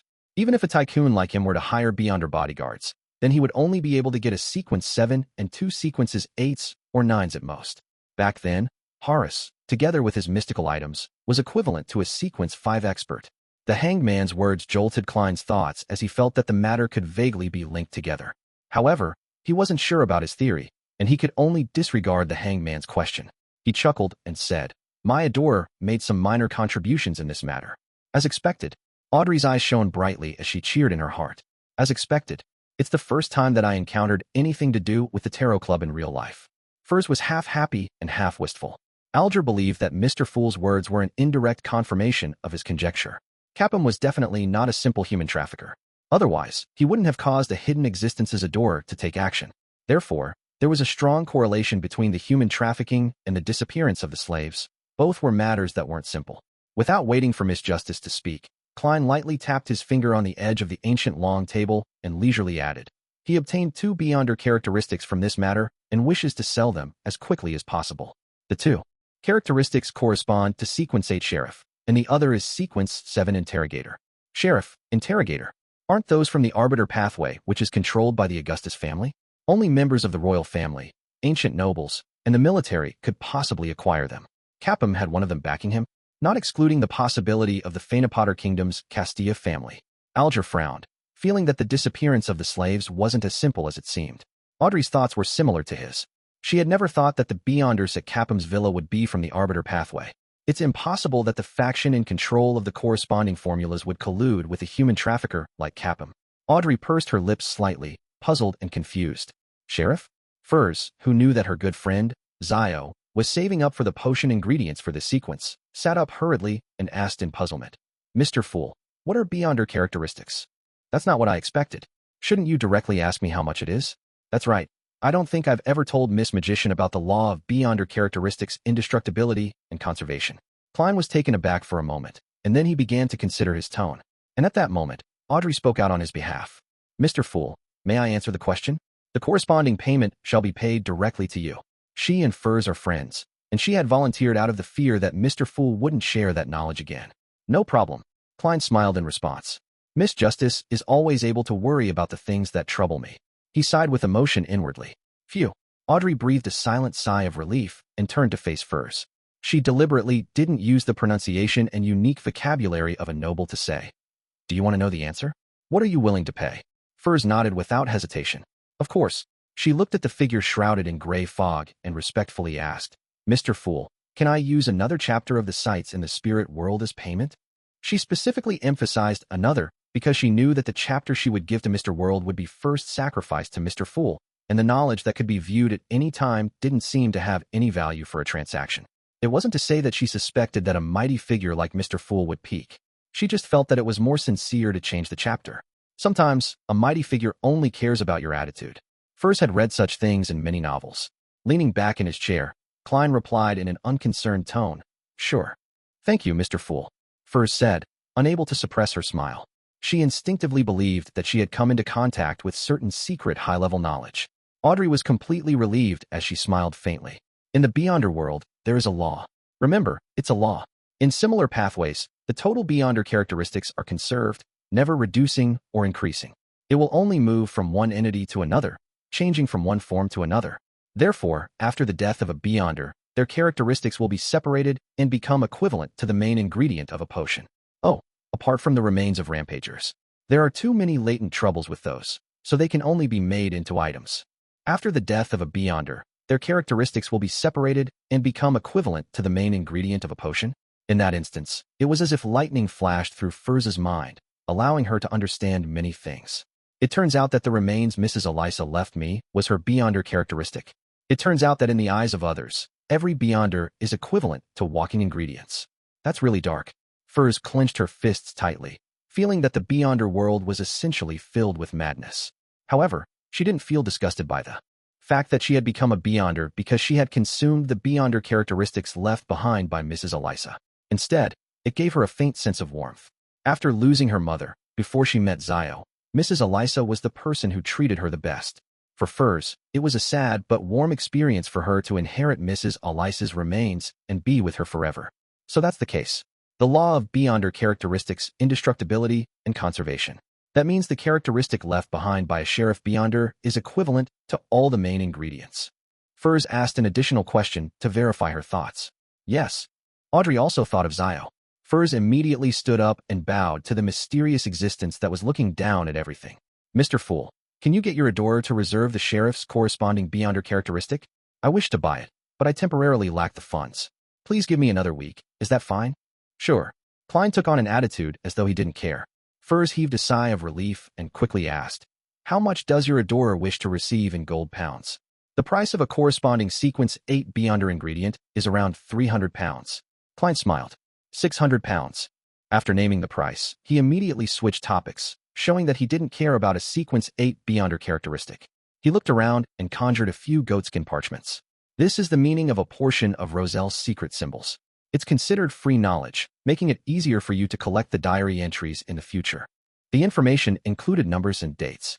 The reason why Klein had taught the members of the Tarot Club this information was that he was afraid that they would later end up buying counterfeits. With the knowledge of dates, they'll be able to eliminate most counterfeits. Klein chuckled inwardly. Audrey and the others were pleasantly surprised, never expecting to gain such knowledge. Although they had already discovered that the secret symbols on the goatskin were the simplest ones, they all believed that this was a good start. With the first time, There would be a second time and a third time. After a short exchange, Klein said in a gentle tone, "Let us end today's gathering here." "By your will." Audrey, Alger, and the others stood up at the same time and bowed. The crimson rays of light dissipated, and the ancient palace above the gray fog returned to its former tranquility. Only Klein was left sitting alone on the high-back chair belonging to the Fool. Chapter 396, Pure Light Brotherhood. After returning to the real world, Fur sat at her desk and lost herself in thought about the Abraham family for a while. She had a whole new understanding of the few words mentioned in the mysticism notebook she had. So that's how it is. It's no wonder Mrs. Elisa didn't wish to inform Mr. Lawrence of her and her husband's death. Now that I think about it, the Abraham family is really pitiful and sad. Furs muttered a few sentences to herself before rummaging and taking out sites in the spirit world from a pile of ordinary books, in preparation to copy the first and second chapters. For this, she entered cogitation and adjusted her breathing in order to be in her optimal condition. Otherwise, just copying the contents of sites in the spirit world would bring her mania and confusion. The words clearly didn't have any spirituality, but once they were combined together to describe those ridiculous scenes, it was as if they had the ability to affect her emotions. I need to take a 5-minute break after every 5 minutes of copying it. I don't want to lose control because of this. First took out her small, intrinsic pocket watch and placed it diagonally in front of her desk. In the Berg household in the City of Silver, Derek woke up as a flash of lightning which illuminated everything flashed in his eyes. He looked around, but he didn't feel like he was being monitored. But the hanged man's precise description of the prior events, through reasoning and his deep confidence, convinced him that his conjecture was correct and that there had to be one or more beyonders with particular powers that were secretly monitoring him at that very moment. Besides, Mr. Fool didn't deny it. Derek got out of bed and stretched his body like he usually did. During this process, the analysis and suggestions that the hanged man had given him rapidly surfaced in his mind. Up till now, no one has come looking for you or has chosen to throw you into the dungeons. That's enough to tell us that your chief and the other elders of the 6-member council are still leaning towards observing. They wish to find a way of evacuating the entire City of Silver out of the Forsaken Land through Amon, the first person they've encountered in more than 2,000 years. So, if you don't do anything out of line, they definitely wouldn't rouse you so that Amon wouldn't notice anything amiss. As such, their surveillance wouldn't be too close, physically, at least not when you're awake. And because of this, they probably didn't discover that you've already coughed out that worm of time. Their subsequent reactions are enough to indirectly prove this. Similarly, they should only be able to observe what kind of ritual you held, but they won't be able to figure out who you're praying to. If it were me, I would definitely suspect that it was related to Amon. Due to the above reasons, you can openly hold the bestowment ritual. After all of this, you can push the blame onto Amon. Of course, you have to pretend to be sufficiently cautious and careful. You have to be prepared to undergo the examination of a psyche analyst and other beyonders of other sequences when everything is over. Regarding this matter, you can seek Mr. Fool for help. With the hanged man's suggestion, Derek walked around the table twice, carefully closed the window, lit a candle, and set up a bestowment ritual. Above the gray fog, within the towering, ancient palace, Klein was staring idly at the stone pillars that supported the dome, feeling that the building he had willed resembled an Athens temple. Is it because of my own subconscious? His thoughts wandered. At that moment, the dark red star corresponding to the sun began to emit light, and it quickly dispersed the ripples to form an illusory and mysterious door. Above the gray fog, a small amount of power was stirred up as it flowed like water. Upon hearing the stacked pleas, Klein lowered his head and looked at the all-black I placed in front of him. Let's hope little son doesn't lose this. Otherwise, Mr. World would have to be gloriously sacrificed. It was precisely because he had the all-black eye that Klein, who wasn't a Nimblewright master, could secretly control the world as a fake person, allowing him to act as if he was made of flesh and blood. Once the item was lost, he would have to let the world die to prevent the magic from getting exposed. While sighing, Klein emanated his spirituality, stirring the power of the fog into flowing towards the illusory door, forcefully pushing it open slightly and stabilizing the transmission channel. Soon after, he placed the all-black eye into an iron box and threw it into the gap of the mysterious door. He casually said, "Do not touch the item inside."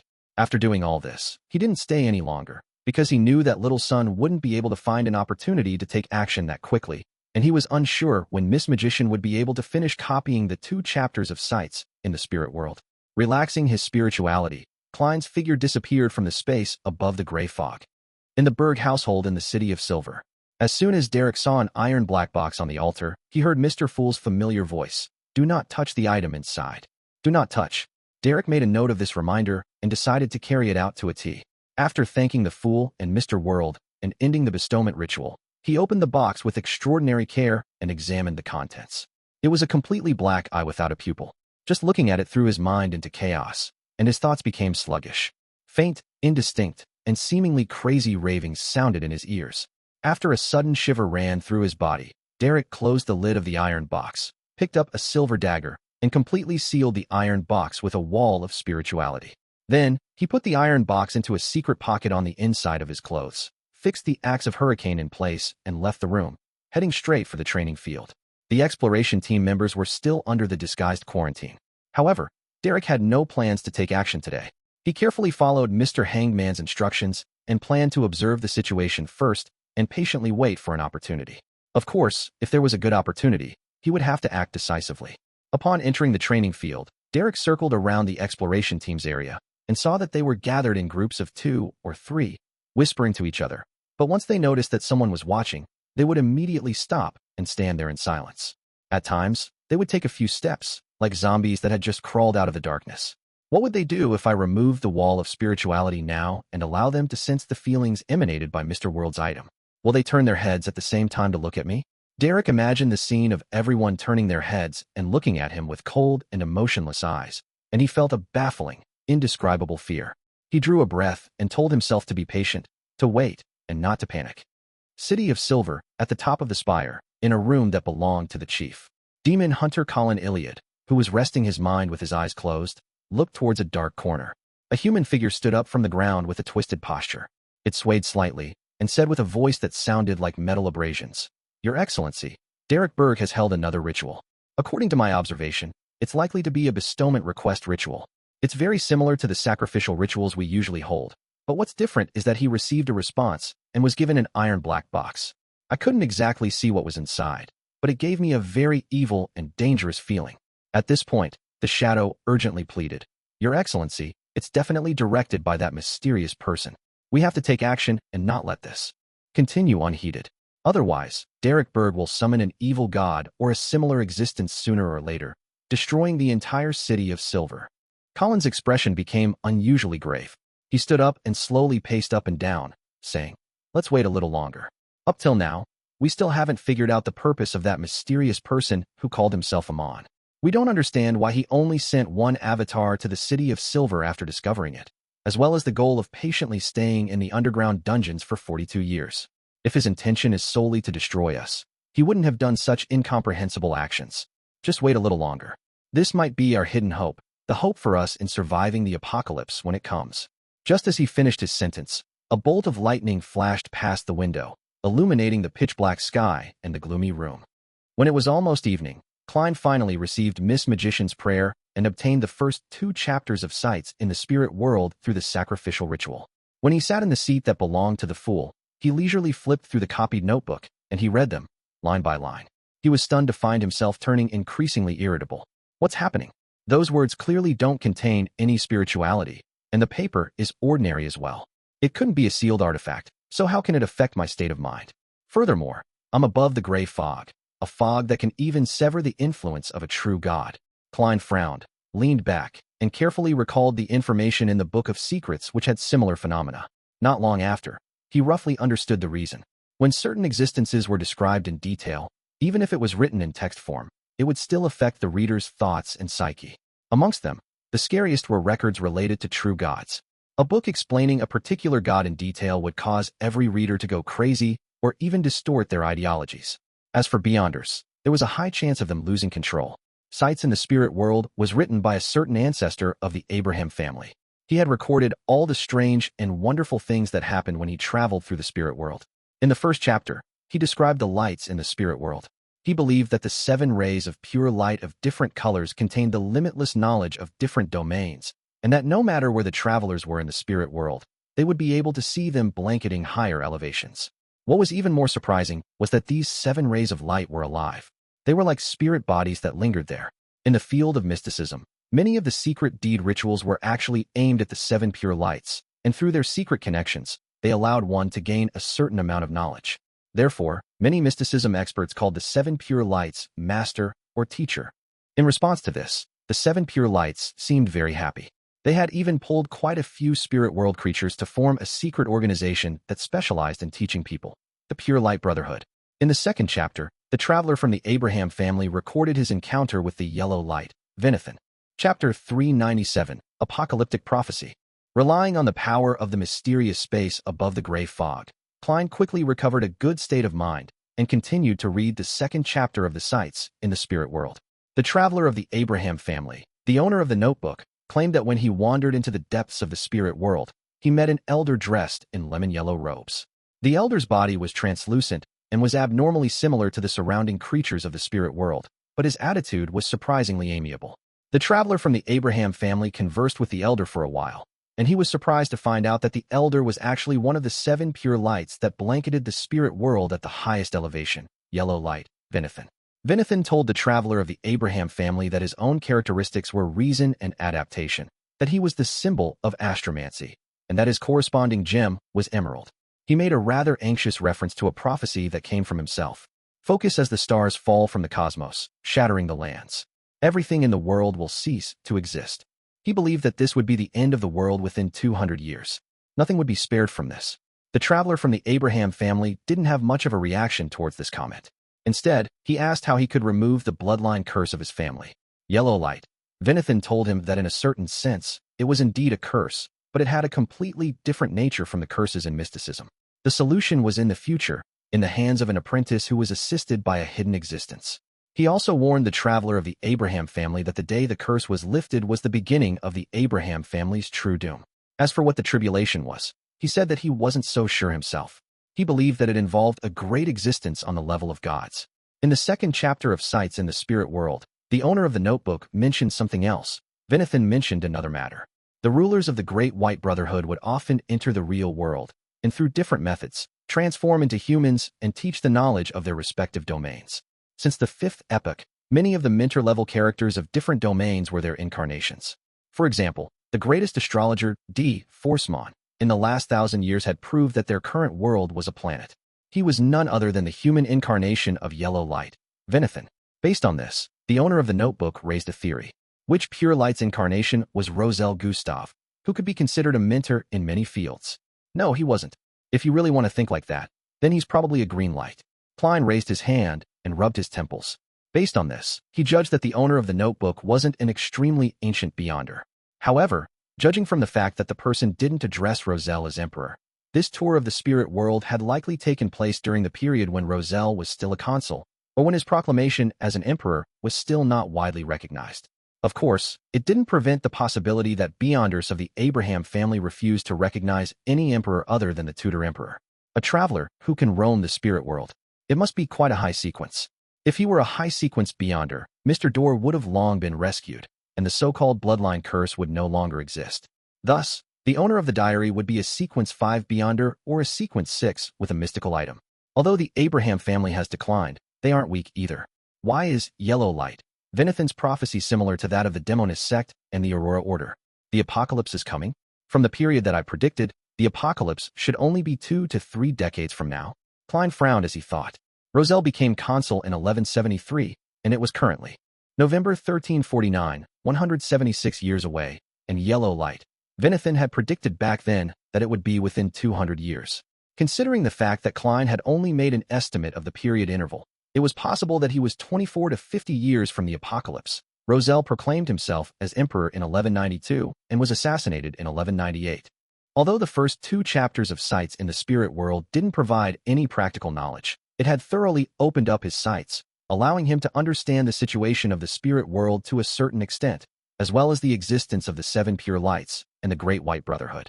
So, when advancing, the pure light seen at extremely high elevations after transforming into a spirit body state and holding the corresponding ritual are the pure lights of the spirit world. Furthermore, they are alive with their own thoughts. How miraculous! The first 2 chapters of Sights in the Spirit World aren't completely lacking practical knowledge. At the very least, I know that yellow light's real name is Venethan and that his corresponding gem is emerald. I got to learn a lot of detailed information, and I can use this to design secret deed rituals that point towards him. But for the time being, it wouldn't be of much use. Klein thought for a moment. Then he closed the copied notebook and returned to the real world. He had more important things to do instead of communicating with yellow light, Venethan.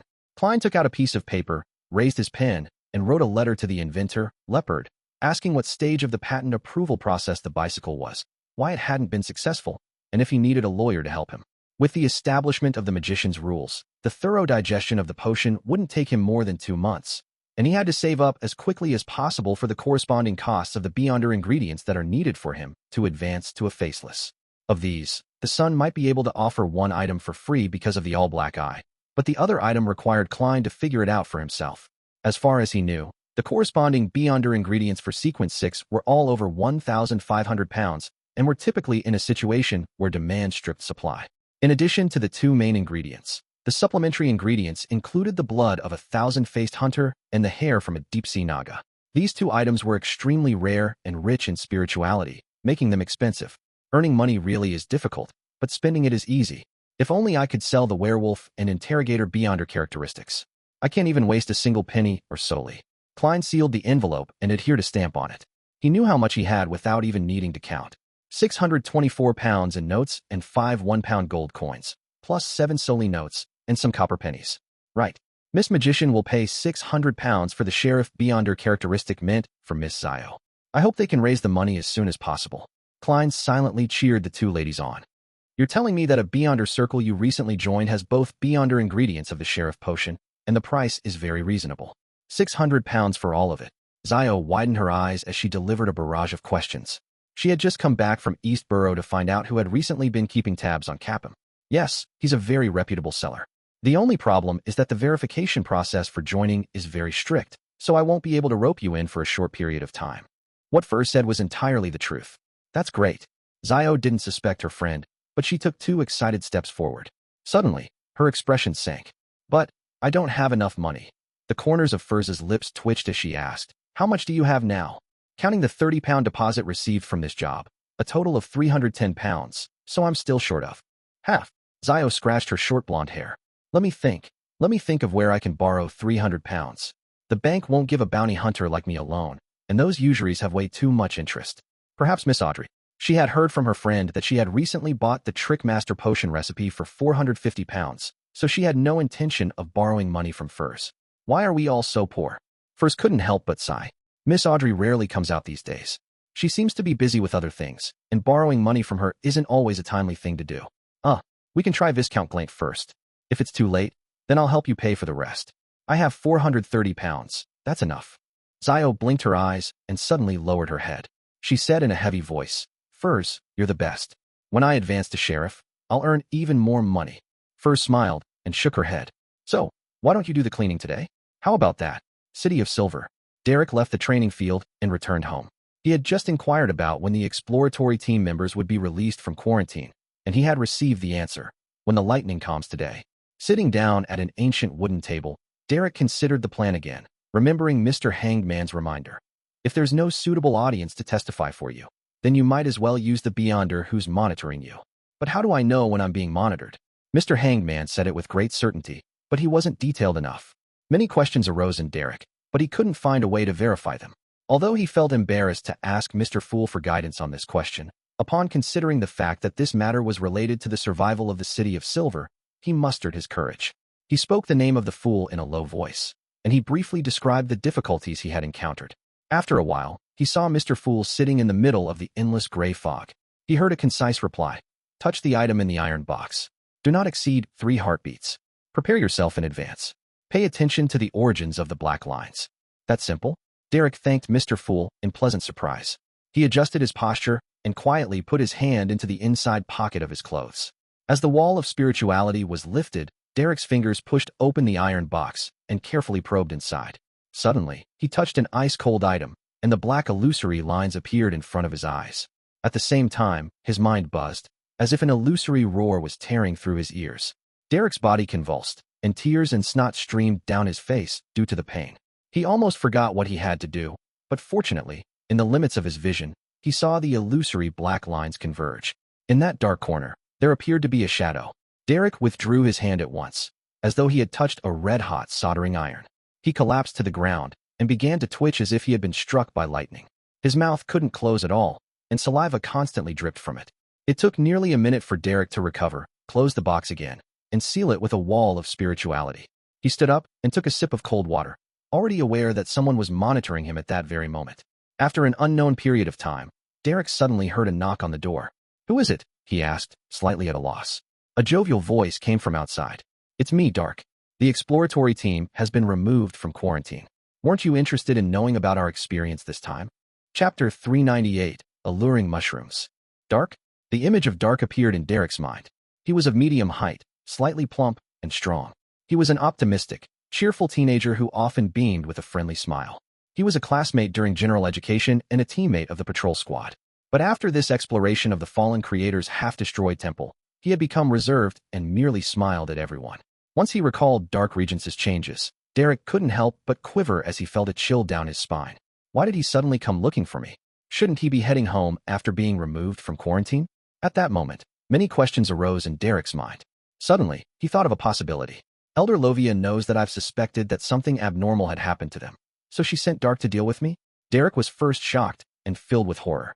But immediately following that, he felt that it might not be a bad thing. Mr. Hangman said, "If there isn't a suitable audience to testify for you, then you might as well use the Beyonder who's monitoring you.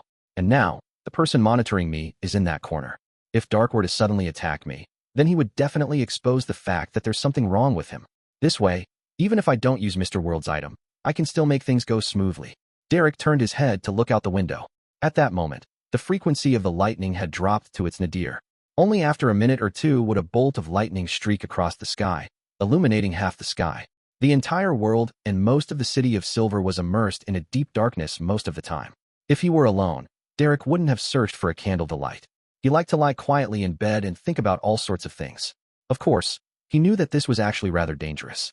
If there was no light to dispel the darkness, then monsters could suddenly appear, even within the city of Silver. However, Derek was a light suppliant himself, so he came equipped with the attribute of light and wasn't afraid of something similar happening. Knock, knock, knock.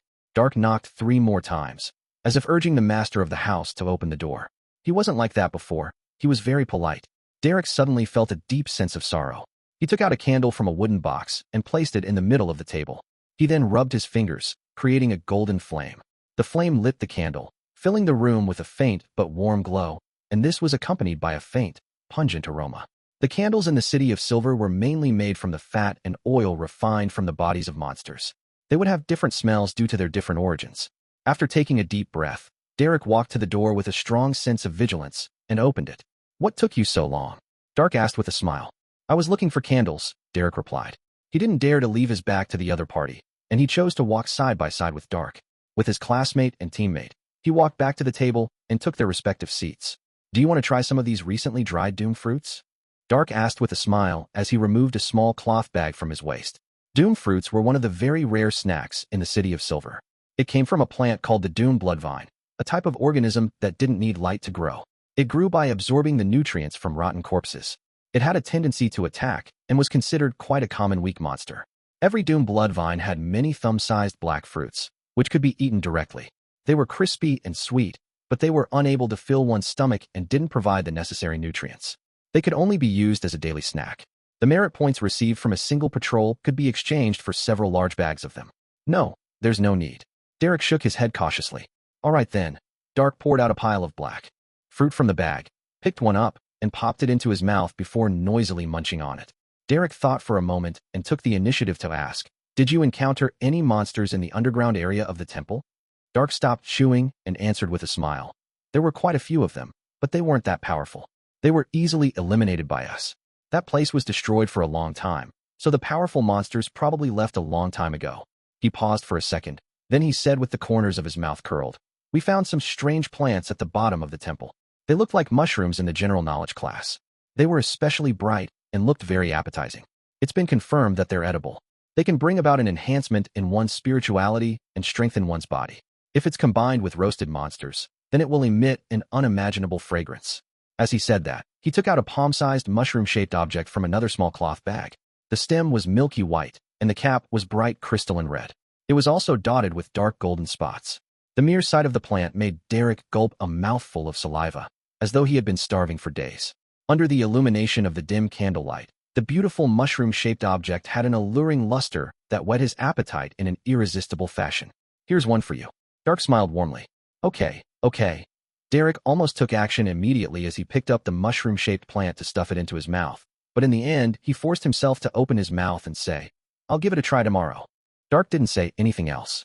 He pushed the mushroom in front of Derek and continued to eat his doom fruits. With great difficulty, Derek moved his gaze away from the mushroom and asked, "Did you make any discoveries on this expedition?" "Yes." Dark paused his snack eating and held a black doom fruit, replying extremely seriously. "We found a lot of murals, a continuous series of murals. Do you remember that statue in the temple?" "Yes." Derek shot a glance at the mushroom and nodded. A huge cross with a naked man nailed to it, while hanging upside down, and its surface was deliberately smeared with a lot of blood. Dark fiddled with the doom fruit in his hand and said, "The newly discovered murals tell us that the builders of the temple believed that the statue represented the Lord who created everything, the omnipotent and omniscient God. They believe that the Lord didn't abandon this land, but instead helped us shoulder the vast majority of our sins when the cataclysm came, thus turning from an upright position to upside down, from walking freely to being nailed to the cross and bleeding in our stead. God's grace knows no bounds. We are not the abandoned, but instead the beloved chosen ones. Without the Lord bearing our sins and shedding blood in our stead, the city of silver would have been destroyed long ago. Humans would have long ceased to exist. But in the outside world, in the lone kingdom where Mr. Hanged Man, Miss Justice, and the others are located, there are no curses, no extreme darkness, no monsters lurking in darkness. We aren't the chosen ones who are beloved." Derek silently retorted inwardly. "If that's true, then we just need to change the symbols and the corresponding honorific name during a ritual, and we can receive the Lord's response again." Dark went on, describing the murals under the temple and speaking of his speculations. As this went on, Derek found it increasingly difficult to resist the temptation of the mushroom. "No, I mustn't eat it. If I eat it, I might end up like Dark and the others, completely corrupted by the fallen creator and become a fanatical believer. Even if there's someone monitoring me, they wouldn't notice anything amiss." Derek felt a surge of horror that he had to do something to extricate himself from the situation. Chase Dark away and return the mushroom to him? However, this is equivalent to giving up on this opportunity. Derek's gaze automatically fell on the yellow candle flame that was burning quietly. "I'll get you a glass of water." He quickly went through the plan he had discussed with Mr. Hangman and calmly stood up. Dark nodded as he threw the black, thumb-sized doom fruit into his mouth, munching at it noisily. While Derek poured the water, he deliberately slowed down his actions, lowered his head, and recited the honorific name of Mr. Fool. "Finally," he said, "your devoted servant prays for your attention. I pray for you to take his offerings. I pray for you to open the gates to your kingdom." Whoosh! A strong gust of wind blew up inside the room as the power of nature, generated under the incantation's influence, formed clear waves. At the same time, Dark, who had just picked up a black doom fruit, suddenly raised his head and looked at Derek, who was facing him from the side. "What happened?" Without answering him, Derek held one hand over the axe of hurricane and stuffed the other into his secret pocket, removing the wall of spirituality on the exterior of the iron box. Derek cast an exceptionally guarded gaze at Dark, only to see the expression of his classmate and teammate darken as bright red traces appeared in his blue eyes. In his hand, the doom fruit strangely shed its outer darkness and transformed into a seemingly pale, fleshy color. It wasn't a doom fruit, but a finger, a bloody finger, a human finger. The pile of doom fruits on the table were comprised of human fingers. The brightly colored mushroom had also changed its appearance. It was no longer as beautiful, and it no longer flowed with an appetizing luster. It was a bloodstained scalp with short black hair. Staring at Derek, Dark opened his mouth, his voice cold and adrift. "What were you doing?" "Backlund, 15, Minsk Street." As soon as Klein, who had crawled into the warm world under his quilt, heard what sounded like a prayer from Little Son, he struggled to get out of bed and conjured a wall of spirituality. He then took 4 steps counterclockwise and went above the gray fog. Seated in the seat that belonged to the fool, he didn't hurry to examine Little Son's request.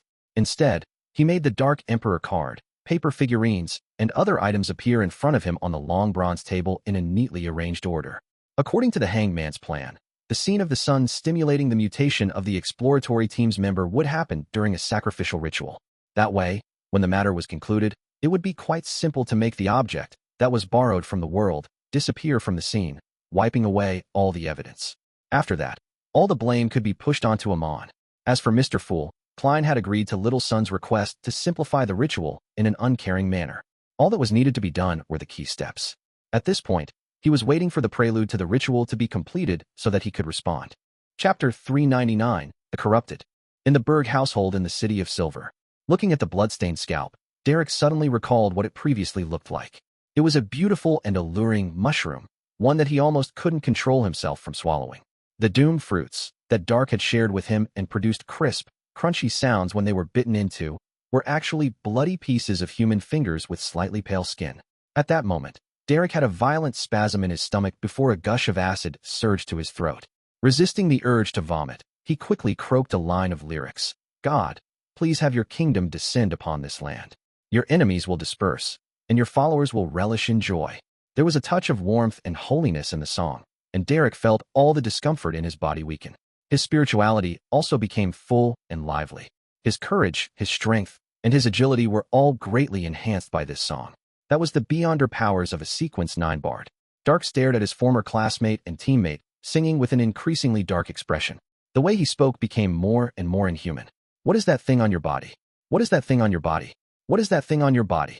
All of a sudden, Dark's clothes were stretched out in bugling strips, as though a nest of slithering venomous snakes was underneath them.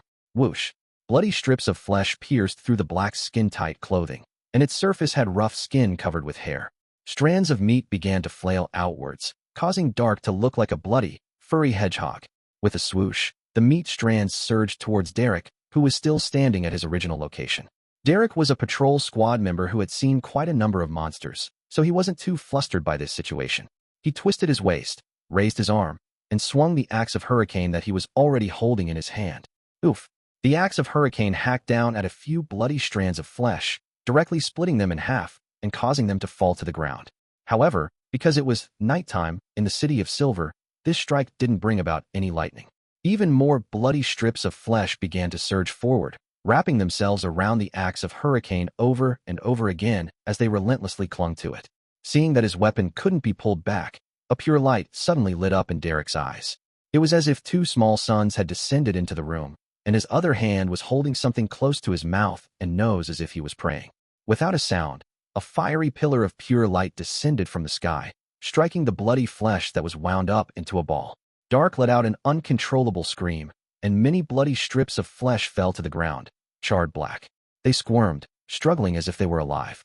The spirituality contained within these bloody strips of meat was no longer under the control of its original owner, and gradually, they merged with the natural power derived from the sacrificial ritual's incantation, forming an increasingly bright pink wave. This wave surged into the dim yellow candle flame, causing the light to suddenly burgeon, forming an illusory and mysterious door. Derek had long drawn the fool's secret symbol on the candle. This was all prepared in advance. All of this constituted a simple but complete sacrifice ceremony. Gotcha! As the seat shattered, Dark lunged at Derek while flailing the bloody strips of meat. There was no fear or tension in his eyes, only the purest, most fervent desire. At this moment, Klein, who was above the fog, responded. With a creaking sound, the illusory door that had many strange patterns on it opened a tiny crack. Behind the crack was a deep darkness in which countless transparent and indescribable shadows resided. High above these shadows were 7 pure lights of different colors that contained endless knowledge. Above the brilliance was an endless grayish-white fog, and above it was an ancient palace that overlooked the gray fog. Suddenly, a shadow leaped out from a dark corner, covering Dark, who was closest to him. Dark's flailing strips of bloody meat were all wrapped up by pitch-black, viscous liquid as he seemed to turn into a cat who had entered an opaque bag. The shadow didn't stop, and it quickly extended across the ground, rushing towards Derek, who had already dodged to another location, and shouted sternly, "Stop! What are you trying to do?" As an observer, his original plan was to watch from the sidelines and record the corresponding anomalies.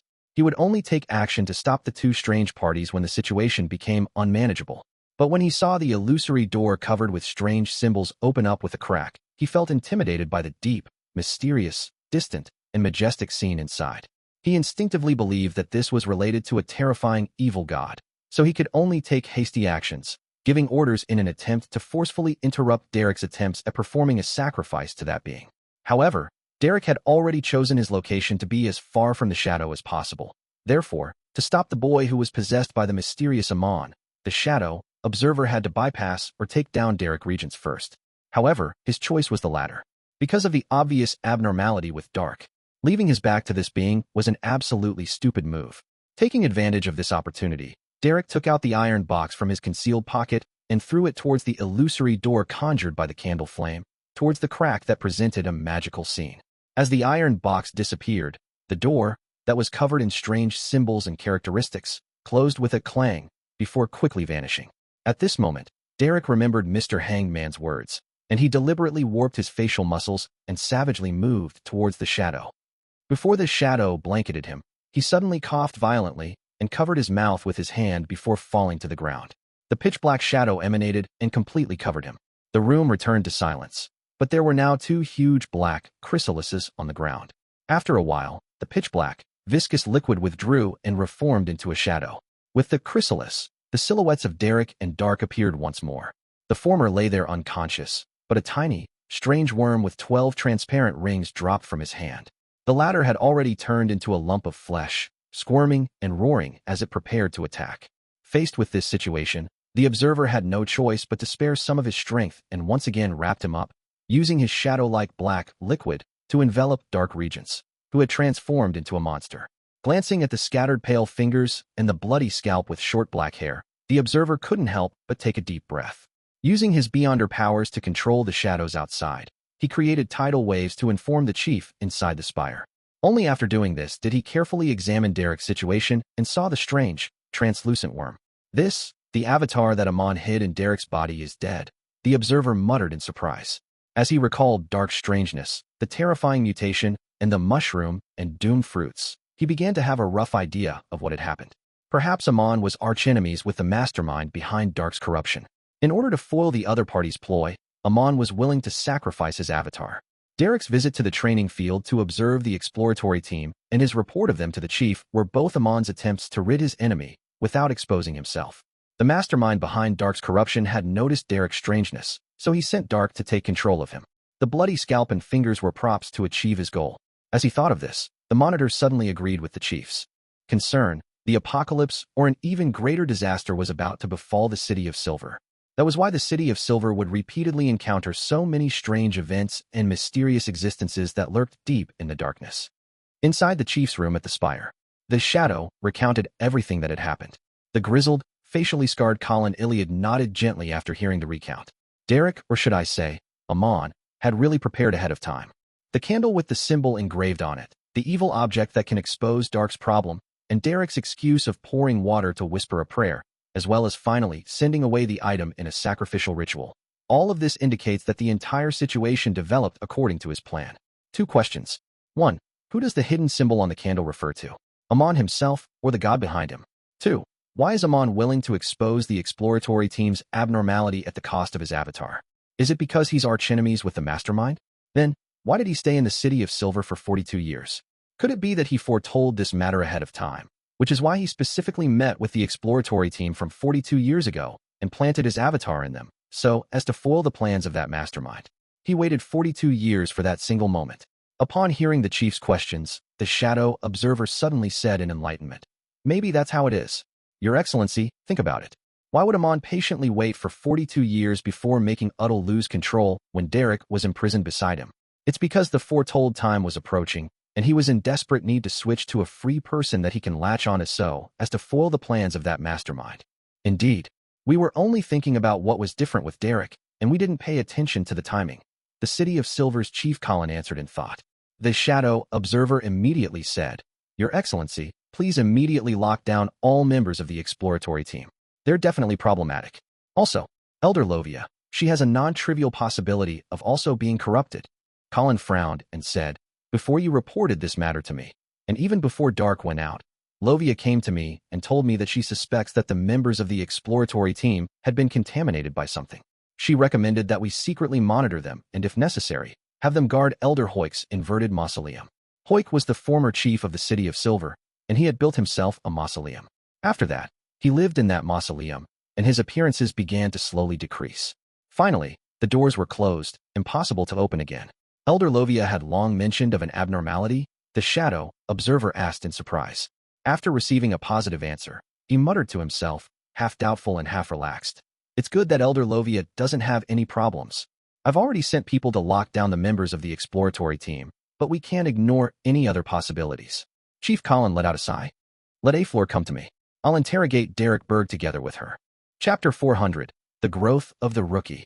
In a dark and sturdy room, Derek Berg, who had feigned unconsciousness, suddenly rolled to his feet. His axe of hurricane had already been taken away by someone and sent for inspection. Every pocket on him had also been emptied out, leaving nothing behind. Derek took a breath and looked around steadily. Suddenly, his eyes lit up with two sun-like beams, causing everything in the room to be reflected clearly in his eyes. The furniture here consisted of only a table and two chairs. Apart from these, there was also a stone-paved floor with strange patterns on it. A half-used candle was placed on the table.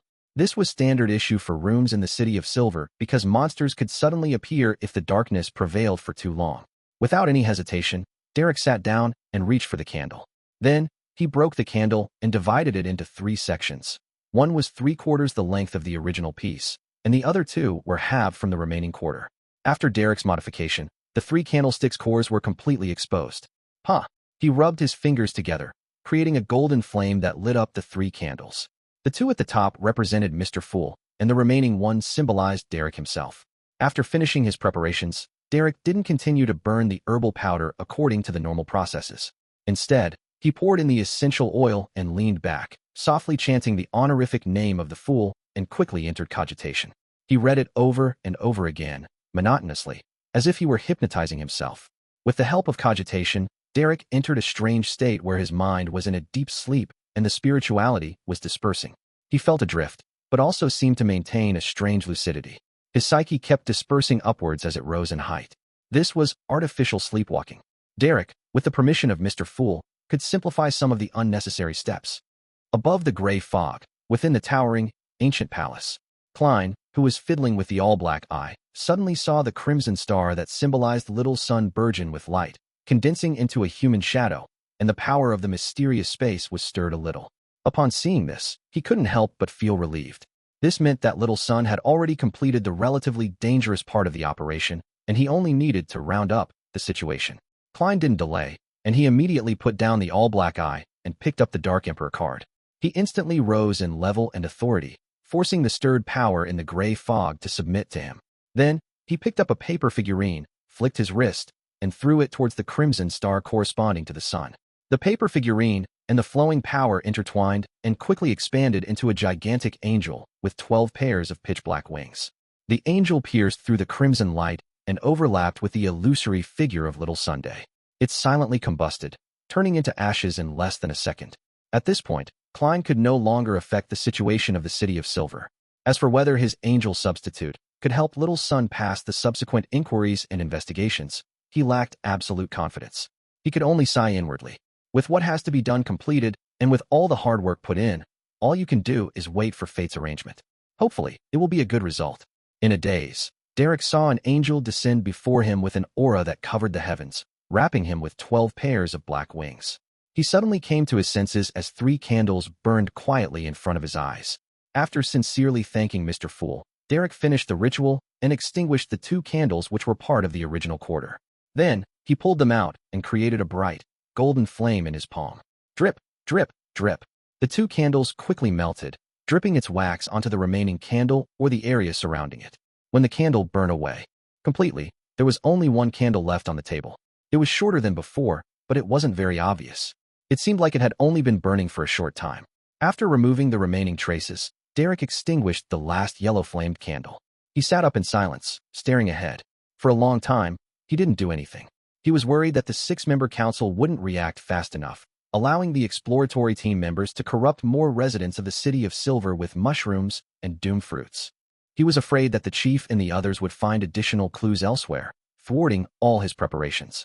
He hated those outsiders who lurked in the depths of the darkness, constantly carrying strong malice, including Amon and the fallen creator. He felt guilty that he had avoided the expedition without warning Dark and the rest, causing them to turn into corrupted monsters. He had painfully eliminated a classmate who could be considered a friend with his own hands. Although Derek didn't see Dark's ultimate end, he believed that a man who had transformed into that state was already no different from dead. Derek didn't know how long he waited while experiencing those mixed feelings. Midway, he even rekindled the candle. Finally, he heard the sound of the seal being removed and the door opening. Turning his head to look, he saw With the aid of the dim yellow candlelight, a woman in a black skirt walked in. She had her hair tied up in a ponytail, and it hung down to her vest. "Ma'am Aflor," Derek subconsciously called out. Aflor was a pretty woman, but she had wrinkles at the corners of her eyes. She smiled and nodded in response. Then she walked over with light footsteps and sat down across him. "Do you have anything you wish to say?" she asked gently. Derek instinctively lifted his head and looked over, only to suddenly discover that her pupils had somehow turned into golden vertical slits. His mind went adrift as he seemed to enter a sleepwalking state. Aflor adjusted the candle flame, letting the dim yellow light completely shine on the boy's face. Her pale golden pupils became increasingly indifferent, just like an emotionless audience. Suddenly, rings after rings of faint light appeared in those pale golden vertical pupils. It seemed to form a vortex and constructed a maze. In his stupor, Derek felt himself drifting away into the endless darkness and countless bright colors. At that moment, he suddenly became clear-headed. He felt as if something had ingeniously caught him in that state of reverie. He saw the flickering yellow candlelight and Aflor sitting across him with her pale gold vertical pupils.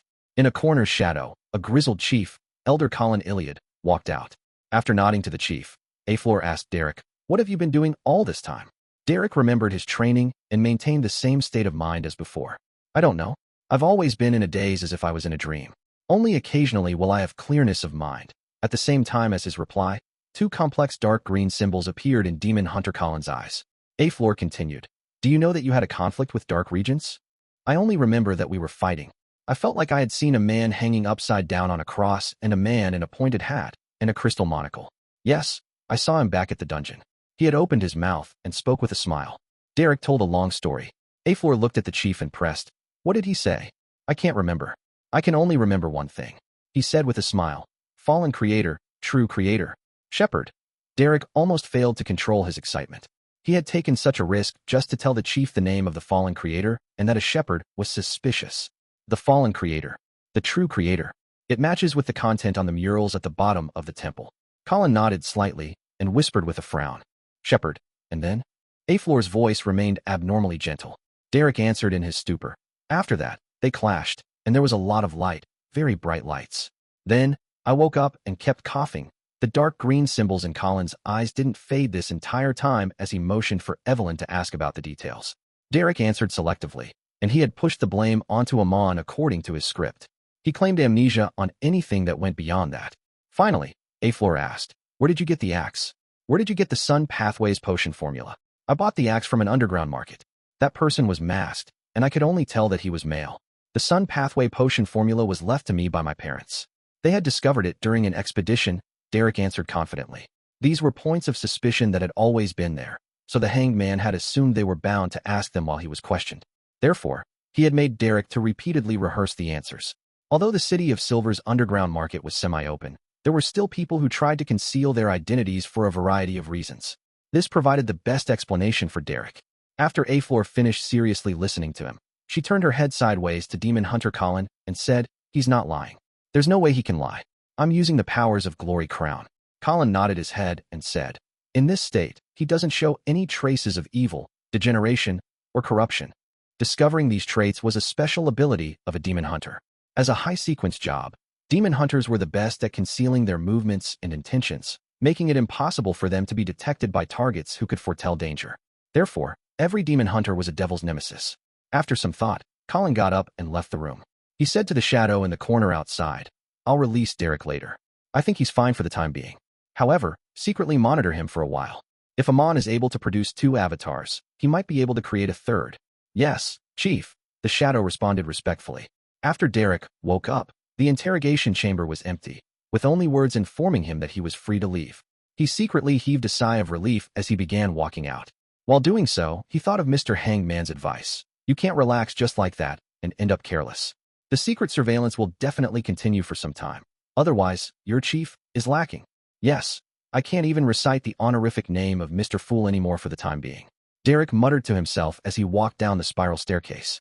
As he was walking, he suddenly saw a familiar figure dressed in a purple-striped black robe. It was the beautiful shepherd elder Lovia. Her pale gray eyes swept over Derek, and a gentle smile appeared on her face. Back in her room, with an indifferent expression, Lovia walked to the desk and unfolded a piece of parchment that was made from leather. Her left hand pinched the index finger of her right hand and snapped the tip of her finger. However, Not a single drop of blood dripped. It was as if her blood had been gathered onto the surface of her finger. With this finger, she drew a complex symbol on the piece of paper. It was made up of a pupilless eye which represented secrecy, and the contorted lines which represented change. After careful examination, she wrapped the finger with this piece of paper, stuffed it into her mouth, and bit on it noisily before swallowing it all. With only 4 fingers left, flesh and blood suddenly squirmed around the wound on her right palm. It quickly grew into a new index finger, one that looked slightly pale. She lowered her head, looked at her palm, and whispered a phrase, "The fool."